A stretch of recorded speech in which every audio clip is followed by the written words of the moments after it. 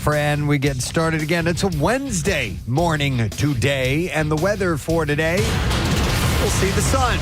Yes, we have it already rising as we speak and breaking through the clouds. It's going to be partly cloudy skies today. About 86 degrees. That's right in the zone. I don't mind that at all. No. Tomorrow, slight chance of a shower or two, high 83. That continues into Friday as well. We're going to be topping off at about 88 degrees. That is as warm as it will get in through the weekend. So none of that scorching stuff again, which is a nice break. We're going to get a look at traffic and see how things are shaping up there. Marissa, what's going on so far this morning? All the major roadways are clear. I see a disabled vehicle blocking the right lanes on Route 100 southbound at Pottstown Pike. Another accident in Sellersville. This is Ridge Road, both directions at Bethlehem Pike. And we'll keep an eye on those. This traffic report is brought to you by Positive Coaching Alliance. Questions about your youth or high school sports? Positive Coaching Alliance can help. PCA, a national nonprofit, develops better athletes and better people through sports. Info at positivecoach.org. And that's your traffic on 93.3 WMMR. And now, Preston and Steve's news update. Today is Wednesday, July 8th. Good morning. Federal authorities executed a search warrant at a Northeast Philadelphia home Tuesday where investigators found two children living in what sources described as squalid conditions alongside dead animals. The search took place in the 7100 block of Whitaker Avenue. Crews were later seen preparing to board up the property. Sources said the agents discovered two children living inside the home in unsanitary conditions with multiple dead cats and at least one dead dog.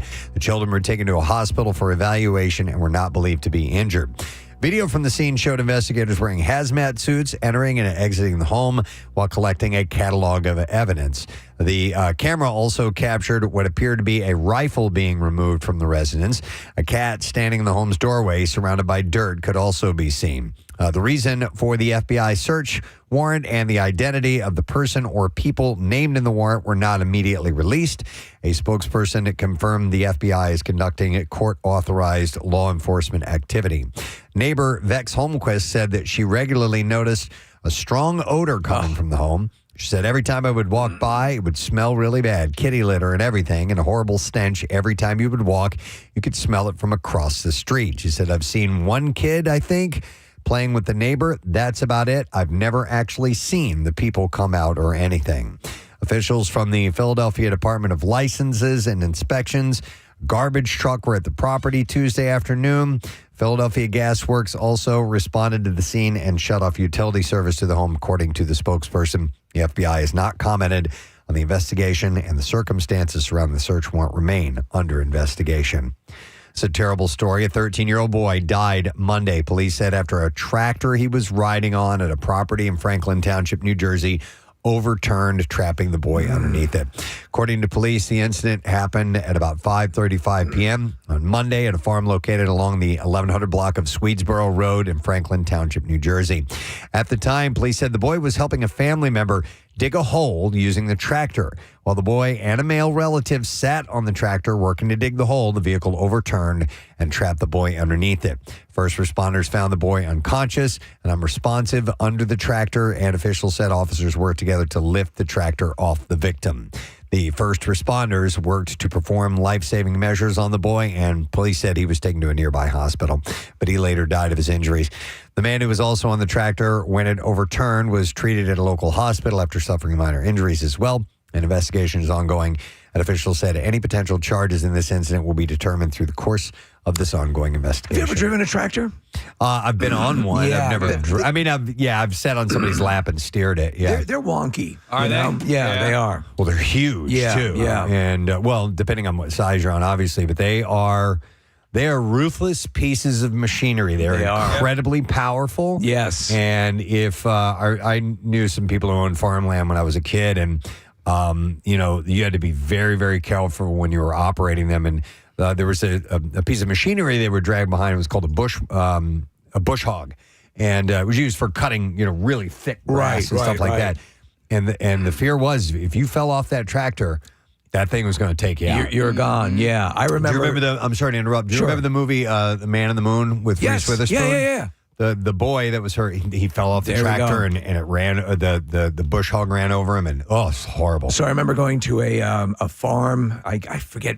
It was in school. I remember that they let us They let me drive the tractor. And I remember that it had a very, I could tell this thing can go over pretty quickly if you don't know what you're doing. Yeah, for sure. My dad, when he was a young boy, because he lived on a farm, a tractor ran over him. Oh, my God. But it was under freshly tilled ground. And he had huge, you know how those treads are gigantic? It's almost like a cartoon. He had the bruises across his chest. Oh, It ran my God. right across his chest. Easily could have killed him if that ground had not been soft. Jesus. But it can be, those farming accidents they can be, deadly for sure. All right, and one last story. Columns buckled and bricks tumbled into the street from an under-construction high-rise in Midtown Manhattan on Tuesday morning.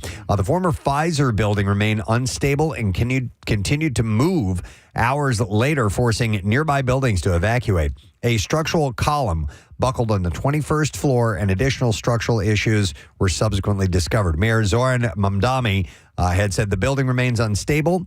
During a news conference, he said that there had been additional movement in one of the columns since the city officials arrived. He said it was an extremely serious situation. The high-rise at 235 East 42nd Street on the corner of East 42nd Street and 2nd Avenue is a 1970s-era office building being converted into luxury apartments. So around 8 a.m., construction workers noticed cracks inside the building. The FDNY said that workers spotted structural support columns beginning to buckle on the 21st and 22nd floor. Terrifying. And self-evacuated. Yeah, and it's crazy looking. These I-beams are just bent. Officials say that that caused the 21st to 26th floors of the 37-story building to start caving under the stress. Nearby streets are closed to people and vehicles. Structural engineers are monitoring the building's movement from the outside. The city is using highly sensitive equipment that can measure the smallest of movements, and the column's movement is a concern. Steel columns have begun to bend and deflect.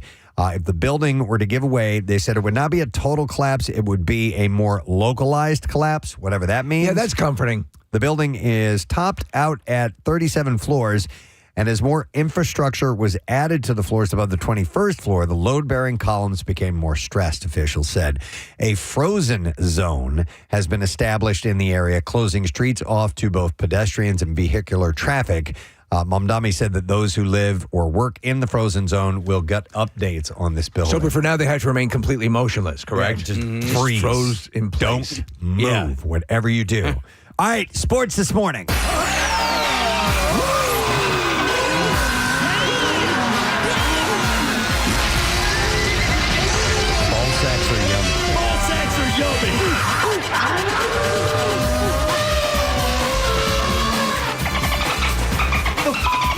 All right, Case, what you got for us this morning? Zach Wheeler struck out 14 batters, and Kyle Schwarber hit his 31st home run of the season as the Phillies beat the Reds 4-1 last night. The Phils will remain in Cincinnati tonight to face the Reds at 7:10. In the World Cup, Argentina scored 2 goals in 4 minutes to tie Egypt late in the second half and then scored the go-ahead goal in extra time to win 3-2. They will face Switzerland in the quarterfinals on Saturday night. Switzerland and Colombia battled to a 0-0 tie, or a 0-0 tie at the end of overtime, but it was the Swiss who outscored Colombia 4-3 in penalty kicks to thrust them into the quarterfinals. The quarterfinals will get underway tomorrow when France and Morocco face off against each other at 4 p.m. in Boston, and that is your sports on MMR. Alrighty then. Thank you very much, Case. And we got some stuff planned for you today, friends. Just a little reminder, though. We have a live broadcast next week, a week from today. Yeah, yes. Yeah, I know. Hershey Park. So listen up for your chance to win. I want to give away some passes today. Can I do that? Yeah. I know we're doing it mainly on the website, but I'm an old school radio guy. I like That's to give it, away and man. have you call in. So what I love about we're going to you. give some thanks, man. I appreciate that. So we will give some of those away and get set because we have 500 tickets to give away. It's a lot. I'm so glad we're bringing a nice group of people to Hershey. Yeah, you get free parking. You get into the park early. It's going to be a good time, so we're looking forward to that. Listen up for your chance to win those tickets. Word of the week prize is an overnight stay and dining for 2 at Bally's in Atlantic City. We'll give that away on Friday. You need today's letter. That's the end of the show. We have a few guests on the program today. We'll be checking in with our friends at Fox Good Day. It's our Wednesday thing to do. Alex and Thomas are going to be there today. We will also have, stopping by the studio, the vice president and head of live experiences at the Netflix house. they got a new thing opening up, and there's a little preview of it today. So Greg Lombardo is going to be here, and I'm excited about this one. So I'm definitely going to check it out today. So we have a vacation coming up, and I'm going to get over to the Netflix house. It's on the list to get over and finally see it because everyone I know who's gone has really had a great time. It's very cool. And we also have Chris Distefano joining us. He's going to be at Helium Comedy Club, on Friday and Saturday. So we'll do a little chat with him in the 9 o'clock hour and various other things through the course of your morning. So we have a nice sunny day to begin. So we'll take a break. We'll get back. I have a bunch of chit-chatty stuff from the world of entertainment to get to. Chit and chat like a mofo. And we'll do some giveaways, too. We got a lesson question. I'm sorry, we'll do a stupid question. Dave Matthews Band tickets, for this Friday. We'll be right back. Stay with us. I got this email. I would like to present this to you and those listening. I would like to have you maybe call in because, or you can text in as well. We have a phrase that we've used for years on the show just as a joke, which is the Preston and Steve show. You learn stuff, and it's kind of tongue in cheek. But I got this email from Vince. Vince Schiccietano. Hey! He checked in on Monday and said, "Hey guys, love your show. But as I was listening today, I thought of a segment for your show called Everything I Learned from the Preston and Steve show." Dear God. And then he points this out. He says, "Today I learned about EST and EDT, Eastern Standard Time and Eastern Daylight Time." Because we were talking about daylight savings time, and a caller called in with some information, and I never know whether we're in daylight time or we're in standard time. No. And Casey had pointed out we have this, our text message board has the time that people text in, and next to it, it says, 8:20 to 8 a.m. EDT. And Casey and I had never put together that means daylight time. So we learned on that day that this is something that we see every day and had no idea that, okay, now we can tell when it's daylight time or standard time. But Vince says, "I figured your audience can call you and comment on things that they learned or first heard on your show. The first time you heard about something and learned about it, you were today years old listening to the show. 610-660-9333 is the number." That's exactly what I was thinking. I was today years old when I realized this. We have espoused a lot of information over the 28 years. Some of it occasionally is accurate. So hopefully, And also, listen, a lot of times the stuff that you learned that day, we learned that day too. It's not like we are imparting this wisdom to you. It's being shared to us. Yeah. I've said this many times before when I used to listen to the broadcasters when I was a kid. I'm like, God, you must have to be really smart. And then, no, not a requirement at all. Years ago, Casey's wife was working with a dental organization, and you came in one day and said, after you brush your teeth, spit out the toothpaste and don't rinse because the fluoride stays on your... I haven't rinsed since then. Was that 3 or 4 years ago? I still have to rinse. There are things that I've learned, and I still So on this show, I learned that it's all of a sudden. Oh, that's right. Yeah. Yeah. I remember that day. Yeah. Because I don't know why, but I had brought it up, and you realized you're like, oh my God, that's what I say. Yeah. I say all of the sudden. Yeah. And I'm like, do you ever write all of the sudden? You're like, no. Yeah. But I still say sudden. I don't even know if I think I still just say all of a sudden, even though I know it's not all of a sudden. And I also, I learned on this show that it is a water heater and not a hot water heater. Though hot water heater is a commonly used phrase, Exactly. but it is redundant. What was the thing that you learned? Maybe it was not on the show, but did you learn barbed wire on the show? No. Okay. But I confessed. Okay, all right. That for the longest time. No, but I did dachshund. Yes. Oh, yes. The dog, and that was a long time. It was over 20 years ago. We had some dog specialist on, and I'm reading, and I go, okay, can you tell us about a Dachshund? And he goes, I don't think I've ever heard of that breed before. And you guys were like, wait, can I see that? And you're like, it's Dachshund. And I always thought it was spelled, I'd never seen it spelled. I always thought it was DOXEN or ON or something like that. That's what it's pronounced like. And a similar thing happened, Steve, live on a game show. Wink Martindale. Oh, boy. Had never seen the word orangutan spelled out. Oh. And the answer the person gave was orangutan. And he goes, No, it's orangutan. So he had found it as well. But yeah, for barbed wire, I thought it was bob wire, B-O-B. Bob wire for the longest time. Barbed. But at some point I found out, and I did learn that. So let me get some calls. We are going to go to, let me go to Eric. Hi, Eric. You are on the air. Good morning, buddy. Good morning. Sorry to bother you at work. How you doing, Preston? It's all good, bud. We're doing well. So something you learned listening to the Preston and Steve show. So this was just a recent one. It's pretty simple. My wife always has superstitions when you walk through the parking lot or going into a store and somebody's on one side and the other person's on the other side. She's like, oh, you got to go around. Well, now I know to say bread and butter. There you Bread go. and butter. Yes. Bread and butter will fix the curse. There is a Looking classic. forward to using it. So you just learned that. All right. Thank you, Eric. Appreciate it, buddy. You got it. There's Take a care. classic Looney Tunes cartoon, and I forget what character is doing it, but it's walking between things and it's going bread and butter, bread and butter, bread and butter. Yeah. Let me go to Mel. Mel's on the line. Hey, Mel. Good morning. Hi, guys. How are y'all? Great. What's up? Not much. So, I actually learned how to take shots on your show. Like injections? Years- Like, what do you mean shots? No, like shots of alcohol. Oh, wow. We taught So- you. Okay. So, years ago, when you still did the St. Patrick's Day broadcast, I was picked to play a game, Oh Jeopardy! I didn't really go out and drink. I didn't do shots. But I had gotten double Jeopardy and was handed a double shot. And before you guys could even tell me what I had to do, I took it. And I didn't really take shots before.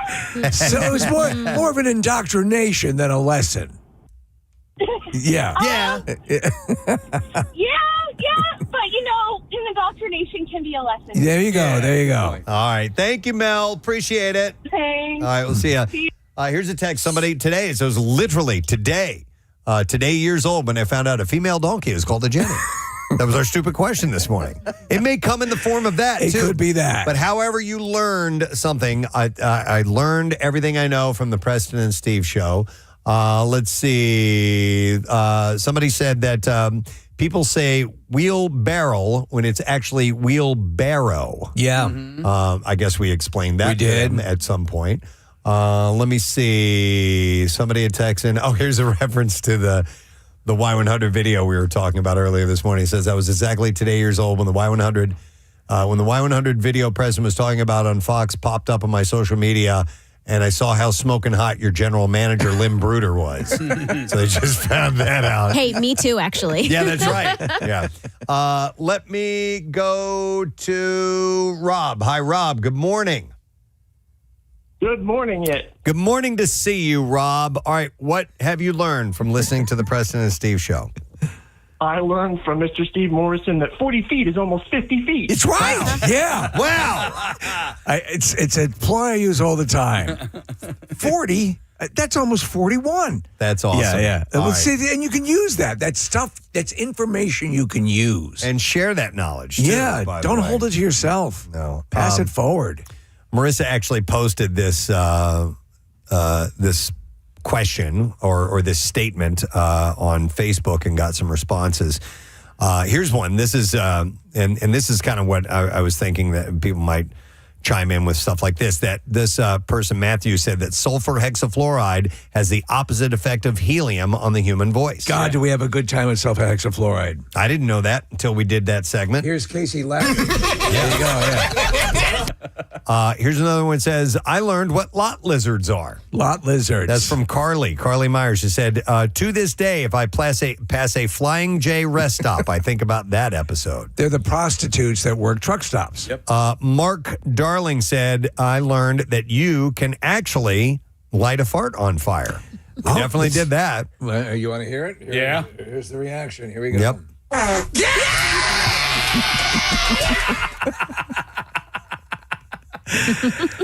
We tried so many times. We cut into a commercial break. That's right. It Yes. was like we're waiting for like a NASA launch.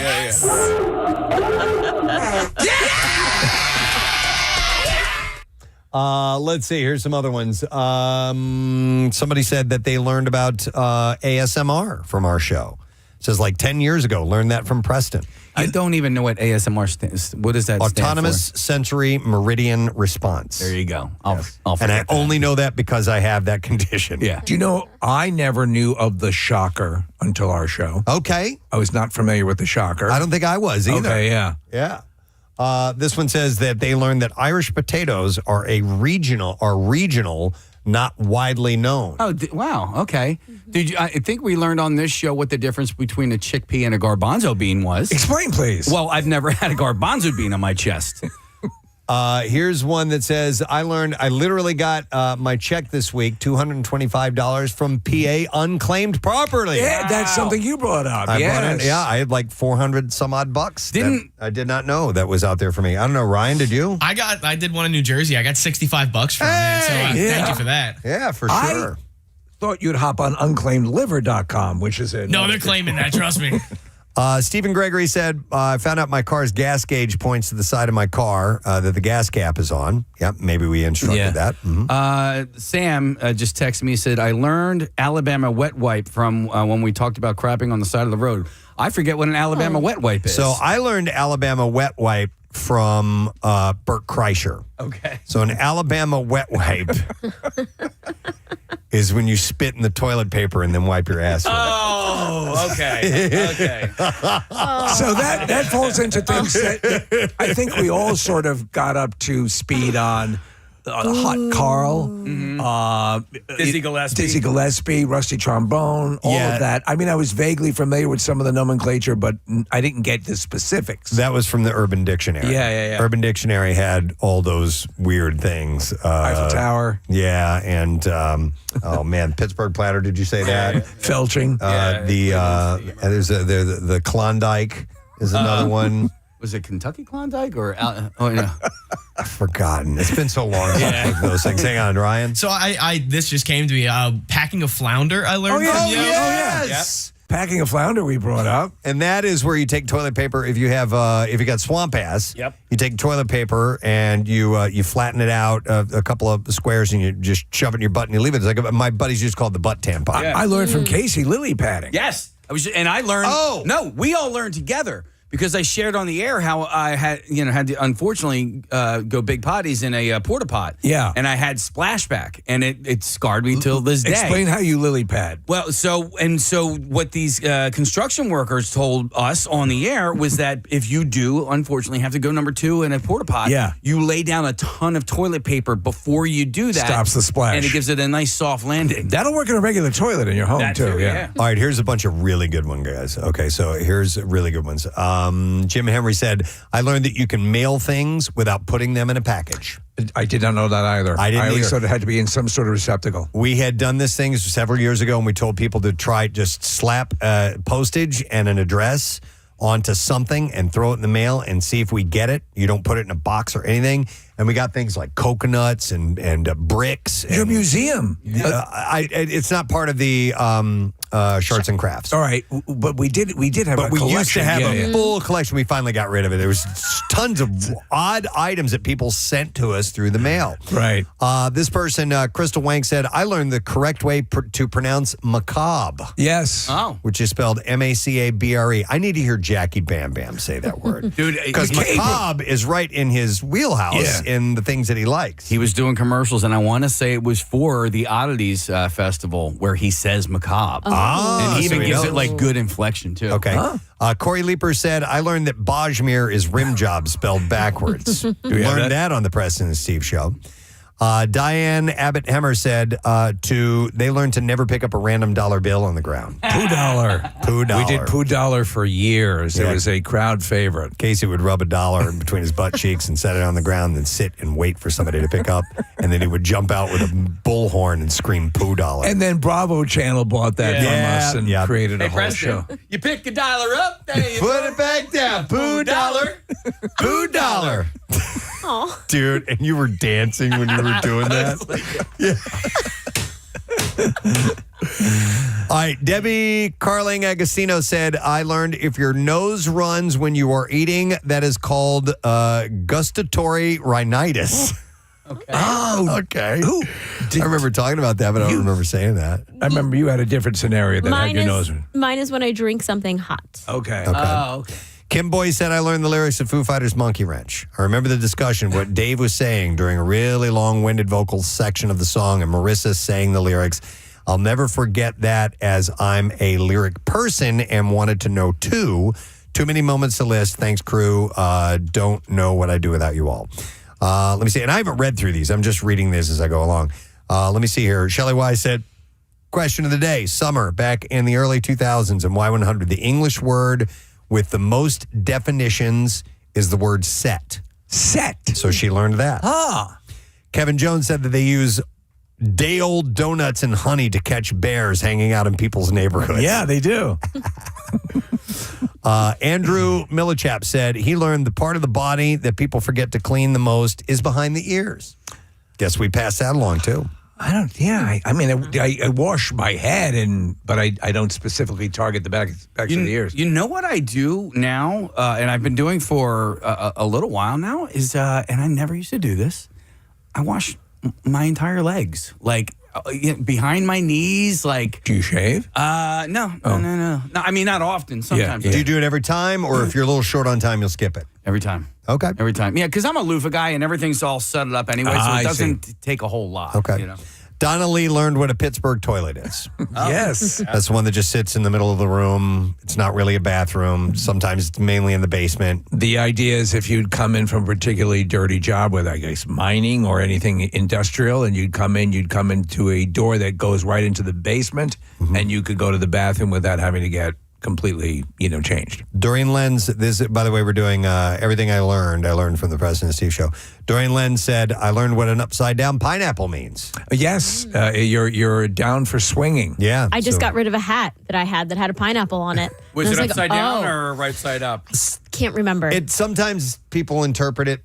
Yeah. Even if it's not upside down. Exactly. Have you ever seen anybody do that in a supermarket? No, but we do have some listeners. They were at our Christmas Miracle broadcast. And I can't remember if it was the husband or the wife, but they had a necklace with an upside down pineapple on it. And I was like, hang on a second. And they were like, yes, we are. What I did not know is that it is in that community, it is fairly common to put an upside down pineapple plate on your front door. That's what I've been seeing. Oh, yeah. Yes, okay, yeah. I've been seeing that more and more, noticing it more and more. On somebody's front door? Yes. Basically say, as for this house, we worship the Lord and we swing.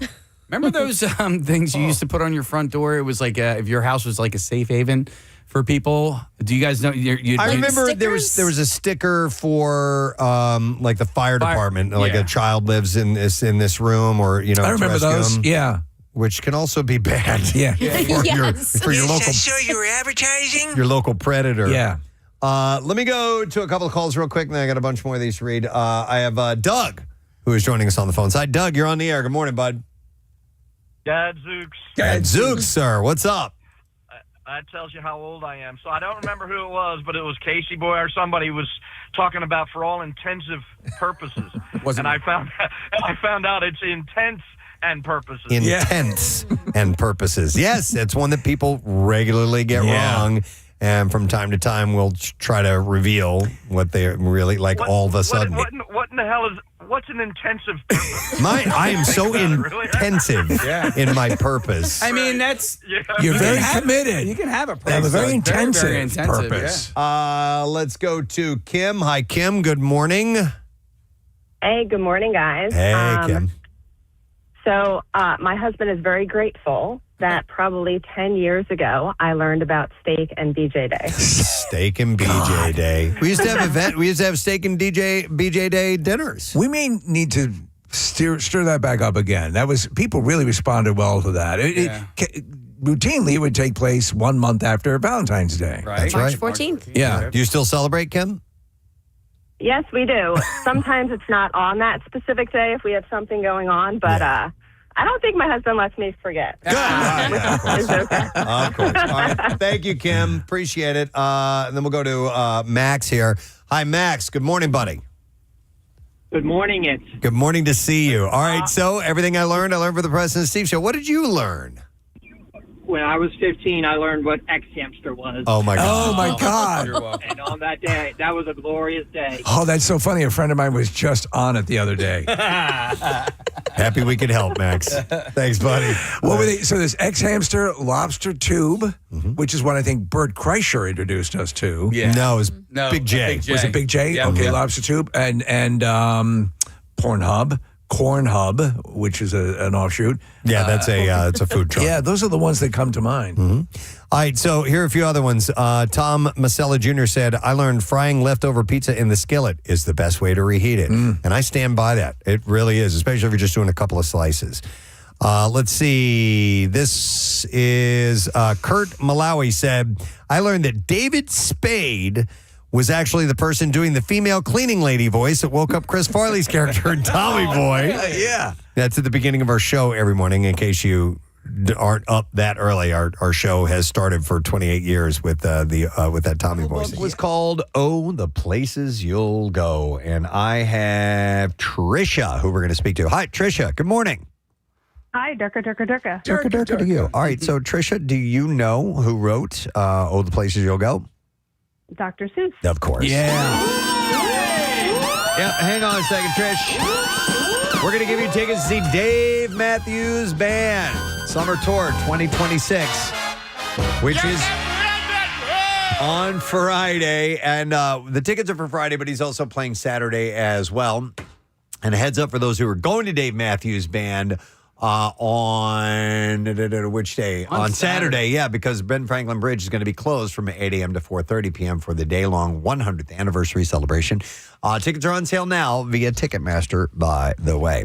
All right, so let's begin. We'll talk about Margaret Qualley in the entertainment news. Love her. She skipped out on Taylor Swift and Travis Kelce's wedding, despite her husband, Jack Antonoff, attending. Now, the internet being the internet, rumors quickly spread online that Margaret and Jack may have called it quits. Rumors only grew louder after Dumois shared in the comments of a post that a source told them that Margaret was spotted in upstate New York during the wedding weekend instead of at the celebration. Neither Margaret nor Jack have addressed the speculation. She was apparently bear hunting? Oh, yeah. Okay. But other fans have urged calm online, pointing out that a more likely reason she was not bear hunting. She was filming the horror movie King Snake. Oh, where did I get bear hunting then? Taylor and Margaret have remained close over the years, with Taylor attending Margaret and Jack's wedding back in 2023. So he's pretty responsible for a lot of her biggest hits. So they, Yeah, he's her writing partner. Yeah, main writing partner. So don't know why she wasn't there, but maybe it was because her schedule was full.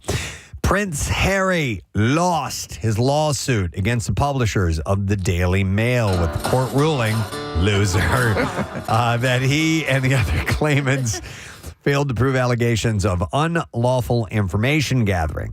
After an 11-week trial, Judge Nicklin said that the claimants were open to criticism for how parts of their case were presented, adding that serious allegations should not be advanced in that way. While the judge accepted Harry's testimony overall, he noted the prince sometimes went beyond factual evidence when advancing arguments. The publisher, you friggin' liar, Associated Newspapers, called the ruling a magnificent vindication of the Daily Mail's journalism and said that its reporters had been exonerated. Prince Harry criticized court's decision to dismiss his lawsuit, calling the ruling a complete and obvious whitewash. In a joint statement with Baroness Doreen Lawrence, he argued the court ignored key evidence and applied one rule for the newspapers and another for the claimants. The Daily Mail is super tabloid. Yeah. I'll use it as an aggregator because it'll collect a whole bunch of stories that, it siphons them out pretty well. But there are times when you'll read the headline of a story in the Daily Mail and nothing about the headline is actually in the story. Yeah, agreed. It's just crazy. Yep, 100%. Clickbait. Yeah. Yep, the whole thing. All right, Kim Kardashian is seeking a 5-year extension of her restraining order against Nicholas Costanza. Engines to full stop. How you doing, baby? This is Daddy talking to you from the universe. Or Mommy, whatever your preference. The reality star argues that his alleged behavior remains concerning years after the original order was granted. In new court filings, Kardashian claims that Costanza's delusional beliefs Anger and obsession have not improved and allege that he has continued contacting her despite the existing court order that was issued in 2021. Would it hurt her to go out on one date or something, Try it out? Yeah. Has she really? Maybe the forces of the universe are conspiring to let her know this is the one. Yeah. Has she really given my it God, a he's try? amazing. It's funny because Wouldn't that totally encourage every stalker? Oh my God! I'm always thinking of like movie plots or the limited series plots, and one of the ones in my brain is a celebrity who just to fight this stalker off decides to. All right, I'm going to go out on a date with this person, and what I'm going to do is I'm going to be like the most badass crazy person, right? And then they'll finally go, oh, maybe this isn't the one for me. Yeah, it's too much, and then they end up falling in love with the stalker. In human history, somewhere, it's had to have happened where the psycho ends up bringing that person around. You know what I mean? Yeah, and I hate to even say that out loud. Thank you for the encouragement, man. Because here I am. I feel like I'm an island unto myself. But Preston says that if you just stick with it. Of the billions of people. Of course. Yes. In fact, I've heard stories. I don't know if we're talking like, I'm going to lay it out on the train tracks until you... that kind of level, but there have been people who have been stalkerish, who have sort of worn people down. But either that but technically and almost always it's the wrong way to go. Either that or they were so stealthy and they're stalkerish that it just made it look like everything was a coincidence. Sure, you know what I mean? Yeah. Right. Like countless rom-coms where that happened. This isn't the same thing, but in the movie I Love You to Death, where it's Kevin Kline, right? Yeah, right. And so he cheats on his wife, and she attempts to kill him, and it's a failed attempt. But as he's recovering, he's like, "Oh my God, she loves me so much that she wanted to kill me rather than me be with someone else." And he comes around. There are stories like that. There are stories like that. You hate to say them because it's fuel for the lunatics out there, but yes.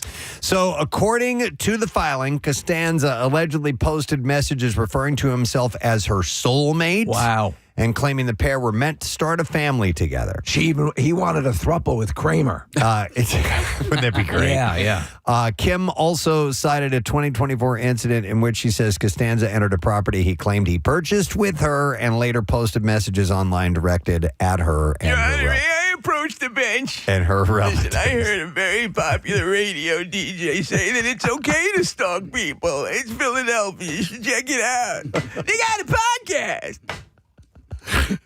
One alleged social media post from 2024 included a sickening statement referring to Kim's sisters and mother, which Kim included as evidence in her request for protections to be extended to her family as well. He's a big Stranger Things fan. Oh, God. The filing noted that Costanza was arrested on charges that reportedly included stalking, burglary, and possession of methamphetamine after making the explicit post. When you think about the depths of a stalkerish mentality, you think of like John Hinckley, who was traveling to kill Jodie Foster, the object of his desire. Yeah. Right? Because he was so, he had seen the movie Taxi Driver and thought that's what she really is. Mm-hmm. I'm going to intercede on her behalf and Travis Bickle her so that she'll be, saved. On the way to it, he's going to go kill her. This isn't working out. I'll go try to kill President Reagan. Right. Yeah. I mean, the mind is functioning in such erratic levels. Yeah, it's mental illness for sure. There is something needs to be corrected. But Preston says it's all right. You do you. All right, so Robert Pattinson jokingly regretting more than just missing Taylor Swift and Travis Kelce's star-studded wedding. He's also disappointed about missing the free stuff that was handed out. The actor was unable to attend the wedding of the century due to work obligations, explaining, "I was working and said I was shooting Batman this morning. Very busy." Yeah. You're effing right. While Pattinson stayed in London, balancing promotional duties for The Odyssey and filming commitments, his fiancée Suki Waterhouse was among the guests who attended the highly anticipated event and brought King Princess as her date. Okay, King Preston, it's an artist, queer artist. I saw them I don't know if it's them, her, whatever, but musician. I saw Okay. them open up for Casey Musgraves. Okay. Tuba player? I did not see a tuba on the stage. When told about reports that attendees received luxury prizes and gifts, Pattinson reacted with surprise, saying they were giving away a lot of stuff. And he said, "What did I get?" His lighthearted response has since drawn attention as fans continue to discuss the lavish celebration raffle that gave away memorable prizes, including Cartier watches, designer handbags, and a 1970s Chevrolet Chevelle. That's awesome. Yeah. I don't know of the policy of giving away prizes at a wedding. I've never heard of that before. No. Like, would you have to pay taxes if you win the car? Yeah, I think Like, so. It's a good Yeah. question. Yeah. Well, yeah. Everybody walked out with these boxes that are about the size of like, if there was like a nice bottle of wine or something in Okay. there. And really, there's no reports on what was in the boxes. Okay. Well, this stuff is slowly going to trickle Trickling out. out. So we'll find Rob out. Pattinson will tell us. All right. So the boarding school, hang on a second. I got to change the page here, where Paris Hilton maintained she was abused as a teenager, is having its license revoked. The Provo Canyon School campus in Springville, Utah, faced the action after the state alleged it failed to provide applicable health and safety services for clients. After the news broke, Paris said in a statement, for more than 50 years, children came forward with stories of abuse, neglect, and trauma. Today, the state confirmed what survivors have known all along. Provo Canyon School failed the children in its care. This whole thing blows my mind because you had some of the world's wealthiest, or at least the nation's wealthiest people sending their quote-unquote troubled kids to this facility. Yeah. And, and they were being... Well, they didn't believe their kids. Yeah. Remember, I guess they felt they were troubled, and also they wanted tough love on them, I guess. Right, yeah. Because they couldn't give it themselves. So Hilton spent almost a year at the school. You'll eat regular caviar and you'll like it. No, you don't get a duvet. She spent a year at the school in the late 1990s. She alleges... It says champagne, but it's not from the Champagne region of France. Drink it! She alleges staff members beat her, watched her shower, fed her unknown pills, and locked her in solitary confinement without clothing. The school has 15 days to request a hearing before the Department of Health and Human Services. So no Grey Poupon for you. As soon as it's completely official, that's a huge victory. Yeah, for that's her. she spoke in front of the Senate and gave a very convincing depiction of what was going wrong. Yeah. The star of Mary Hartman has passed away. Louise Lasser, who was Woody Allen's second wife and whose career covered both movie and television roles, died. The actor passed Monday of natural causes at her home in Manhattan on the Upper East Side. Her best friend, Susan Charlotte, told The Hollywood Reporter that she had died of natural causes. Lasser and Allen were married from 1966 to 1970, and in that time and after, she appeared in several of his movies. On the show Mary Hartman, I didn't know this. I knew it was 2 seasons long. They did 325 episodes. What? They were doing it's unbelievable. Unless they were doing it like every night, right? Yeah, I guess so. I really love that show, and that show actually was there's a spinoff from that show called Fernwood Tonight with Martin Mull and Fred Willard, which was a late night talk show parody. But Mary Hartman had these sort of young SNL writers, Michael O'Donoghue sort of mentality to it. And it was the anti-sitcom, but it was really... But it was also, it had some heavy topics rolling on it, too, besides the humor. I mean, there was a lot of satire. Oh, yeah. But I was a little young for it when it came out, but I just remember it being on. I'm like, this is a weird-ass show. If you didn't get it, you didn't get it. Was it a variety show or No. a sitcom? So Fernwood Tonight was a parody of a sitcom, late shows. Okay. Mary Hartman was a parody of soap operas. Yes. Oh, okay. Yep. In later years, she appeared in such films as Requiem for a Dream and Mystery Men, and had a recurring role in HBO's Girls. She is hilarious, or was hilarious, in a couple of the Woody Allen films, Bananas being one of them. But, she moved in that crowd. But towards the end of Mary Hartman, she had a really bad coke addiction, which she eventually beat. But to be honest, I thought she'd already passed. She was 87 years old. The Britney Spears biopic is one step closer to reality. Universal has tapped New Girl creator Liz Merriweather to write the upcoming movie. Wicked director John M. Chu is already attached to direct. Well, there you go. The movie will adapt Spears' 2023 memoir, The Woman in Me, which chronicled her rise to fame, relationships, and the conservatorship that she fought to end. So maybe it's like Mystery Men or the Men in Black with the little woman riding. The memoir has sold millions of copies worldwide, while its audiobook narrated by Michelle Williams became the fastest selling in publisher Simon & Schuster's history, by the way. Well, you're looking at the success of Michael, in these movies that are really, and they're now, everyone's kind of jumping on the bandwagon. I'd be curious to see her story. Me too. Sacha Baron Cohen has reportedly finished filming a new Ali G movie, making the character's return to theaters for the first time since 2002's Ali G in the House. So it's been a while. The project was made in secret following the same approach Cohen used for the Borat films.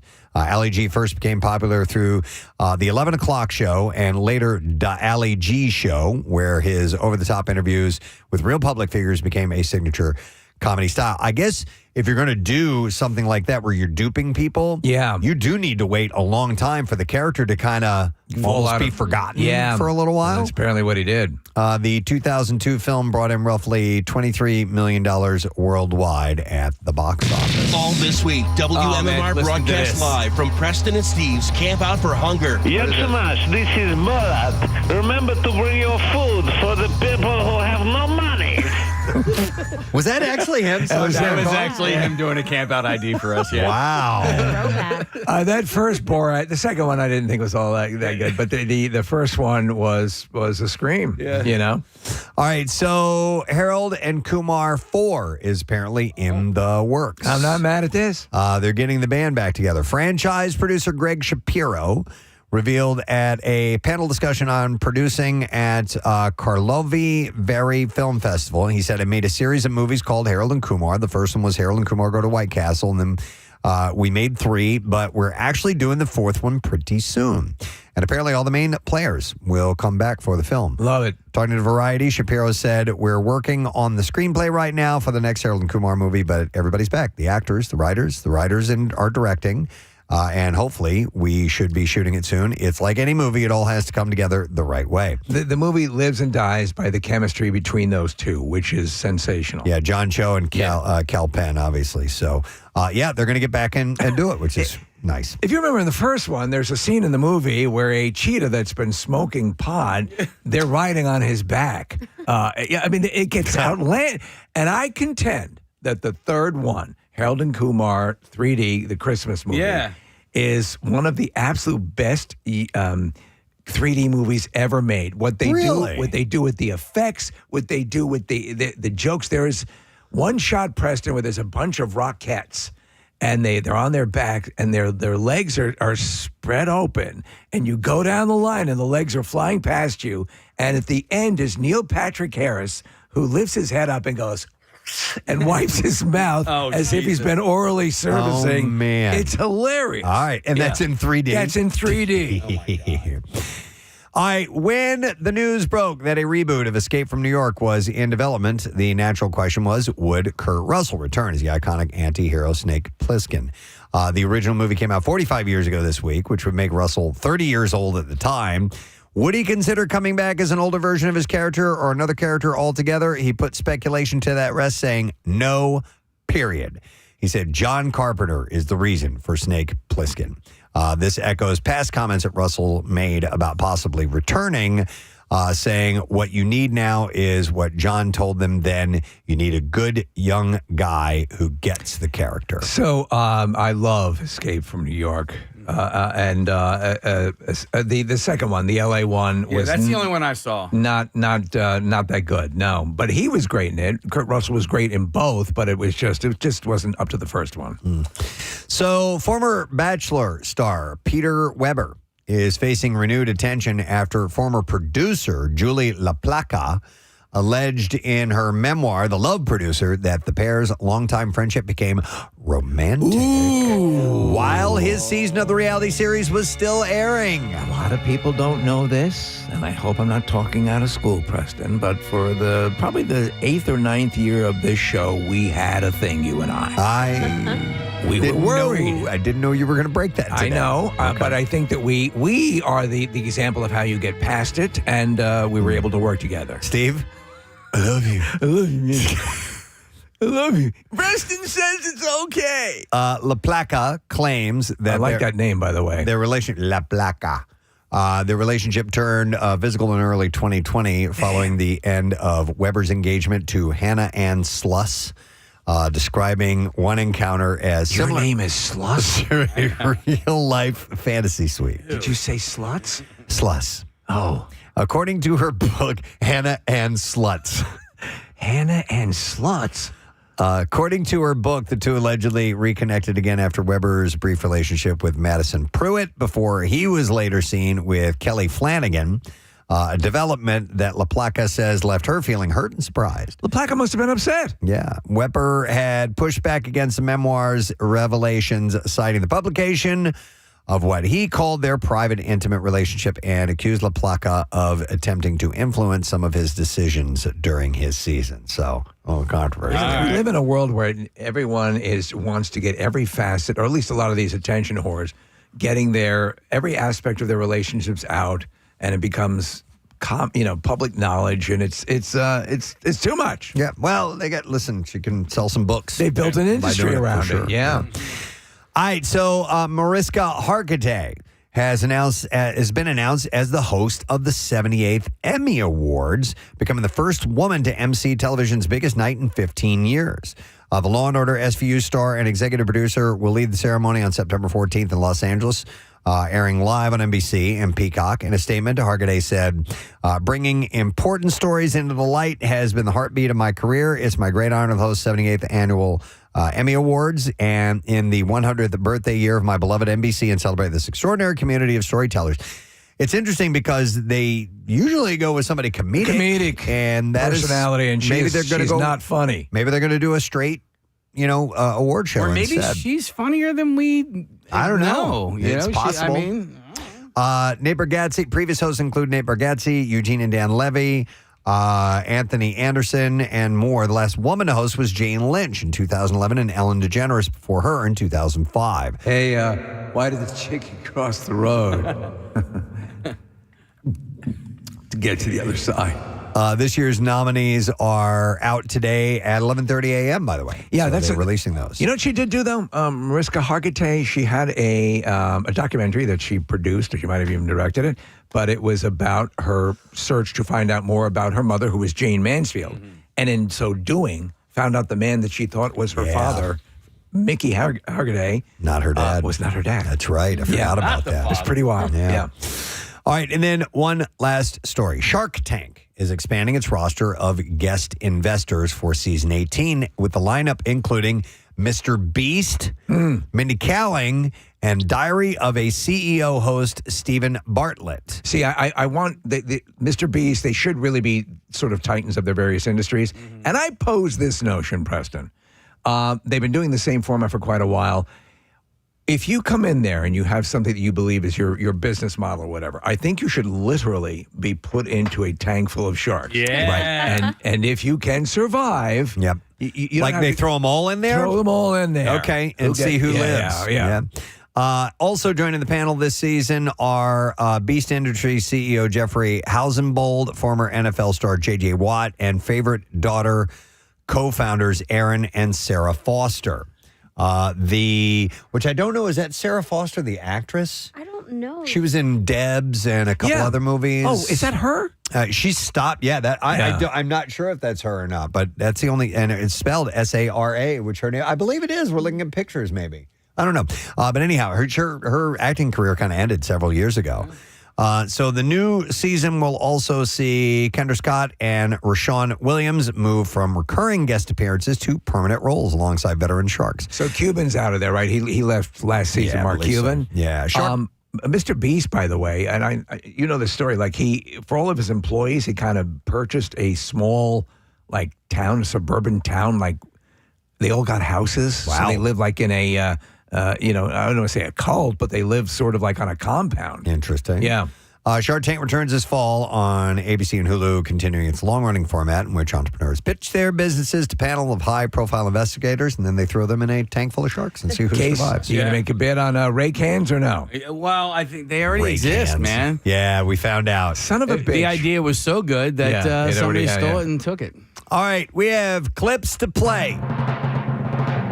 Comics Unleashed features a rotating panel of comedians talking about the topics of today. And here the show's creator, Byron Allen, tells us what the show is all about, as well as the history of the program. I created the show 20 years ago. And we're about to have our 20th anniversary of Comics Unleashed, 20 years of laughter. We've had on 1,000 comedians, every shape, size, you name it. It's not funny! New episode of Comics Unleashed airs tonight, 11:35. That's on CBS. Here's our next clip. War Driver follows a hacker that gets caught up in a deadly game of cat and mouse where every line of code could be his last. And here the movie's editor, Christy Shimek, talks about how she used her creativity when editing the show. War Driver was really interesting because it's a thriller, and structurally it was really flexible. So we really tried to have these like high octane scenes and then like give our audiences a breath and a break with certain scenes. And so it was a real balance of that pace and that tone. Back off, War Child, seriously. War Driver is available now on Prime Video. All right, and there you go. That's your report. The title's cool, right? Yeah. War Driver. All right, so we got a few things taking place today. We got some guests on the program. Chris Distefano, the comedian, is going to be checking in with us. He's going to be performing at Helium Comedy Club this weekend. And we have a gentleman by the name of Greg Lombardo. He is the vice president and head of live experiences at the Netflix House. They got a new thing that's opening. Very exciting. Yeah, so we're stoked. And he's going to be stopping by today as well as a few other things. Get into it. We're going to take a quick break. Come back in just a moment on this beautiful Wednesday morning. Stay with us. How many times do you hear from people who will hear a clip that we play on the show and finally see it in the movie that we got it from? Dude, okay, so just so randomly, I heard something on my TV go, yeah, where are the strippers? Yeah. And it was like, it's Hungry Time or whatever that, oh God, what's Hungry the Time. Oh, Is it a cartoon? It's a cartoon, and it's got like a milkshake that talks. Bob's Burgers? I don't know. No. I don't know that. Wait. Not that Blow one. the lid off the joint. Yeah. Hold on. Go back to that other clip, the one that you hit. You remember that one? I do. And the reason I wanted to hear is I had somebody email me not that long ago looking for that woman. Oh my God. They wanted that whole, it was a woman who called up, she needed help with her computer and she was leaving a voicemail for her son. And it starts off very calm. She's like, she starts off very calm, and then by the end of it, she's screaming her head off. It was so funny. I did it for you. I used to love playing that. Casey, I have no idea where to find it. Aqua Teen Hunger Force. Aqua Teen Hunger Force, yeah. yeah. Where are the strippers? So that's from Aqua Teen Hunger Force. Never knew that. All right, so here's one that says, Brian Butch Cole said, I think I learned that ranch dressing is good on pizza. Maybe they really like it on there. I don't even like it like that anymore. I don't even know what you're talking about. Jessica Leet Schneck said, I learned to create shortcuts in my phone keyboard app for stuff like my address. Thank you, Casey Boy. You're welcome. Lauren Peltzer learned the word taint from us. In fact, Casey has a tattoo on his taint. Yeah. So does Joe. Me and Joe. Yep. In fact, we have audio of Joe getting said tattoo, which is... At the very moment the needle touched his taint. You can hear the tattoo gun in the background. Yeah, listen closely. What I learned is when you're super hard on somebody for tapping out on something like that, maybe you should just go easy on them because it actually does hurt quite a bit. I've never heard a shriek. It's just the best. No.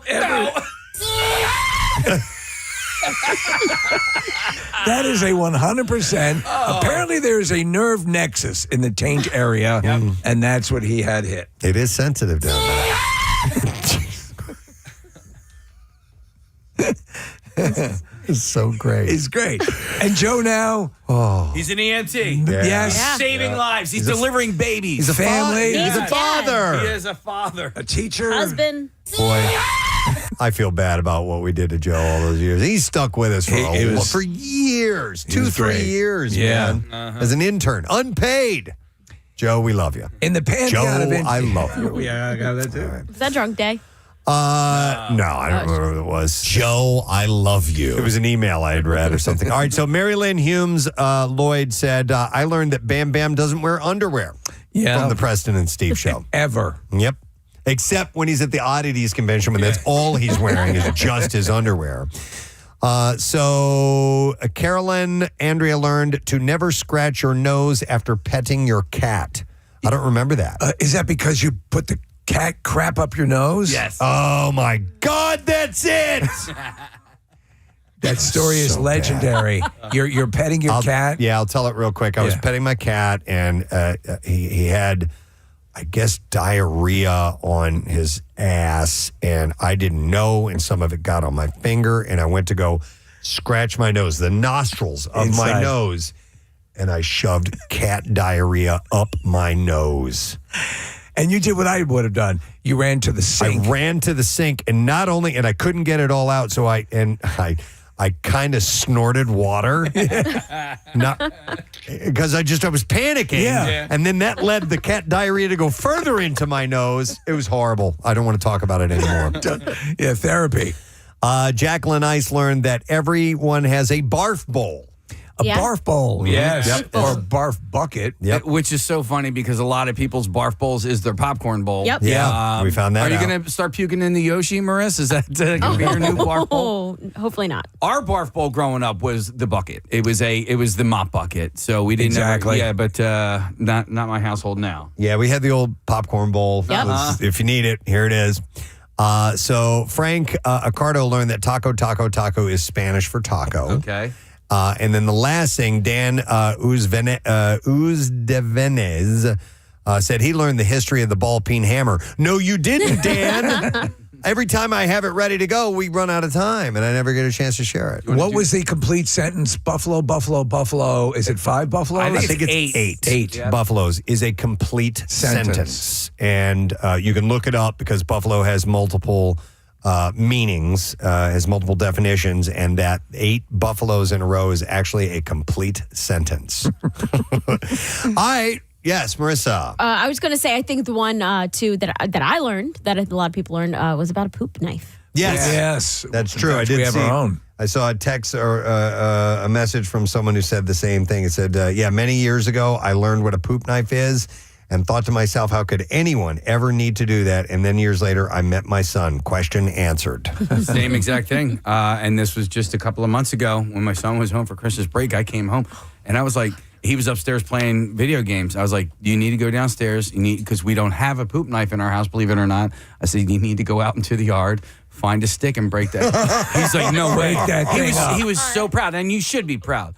But I was like, I don't understand how that could come out of a human being. Like, have you seen the novelty? They sell them now. Yes. They are like 4 or 5 foot, Preston, 4 or 5 foot plastic turds. Okay. That you put in the toilet, and they're hilarious. Hang on a second. You just said something that I need to check on here. You said you don't know how that could come out of a human being. I, sir, have seen what comes out of your body. Yeah.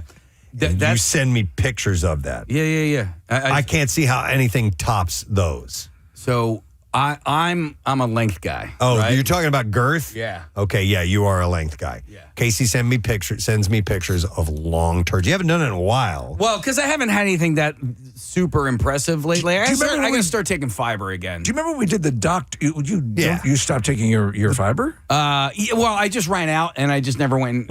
We had Dr. Duty. Was that the guy's name? Something like that. Yeah. And you'd try it, and you and I tried. Did you try it as well? I Preston? didn't try it. No, 5 foot bowel movement. It was insane. Yeah. I got to tell you guys, like, I have started collecting. I literally have crapped letters of the alphabet. I have. He has. You would send them to me. I have a heart. I have a heart. Yeah, you sent it to me and said, I love you with the heart. But you know why I stopped taking pictures of mine and returning them to you? Yeah. When the auto flush feature was introduced here at the building, as soon as you get up, it's gone. Your masterpiece is gone. Did Da Vinci have to contend with that? No. All right, anyhow, we have to wrap this segment up. But thank you again to Vince. Vince Schicciantano, or whatever your name is. Thank you for the suggestion, and you learn stuff. Knowledge is good. On the Preston Steve Show, and knowledge is good. I saw this article this morning. Dictionary.com added more than 1,500 new entries. So I don't know how they come up with... I mean, they started adding years ago...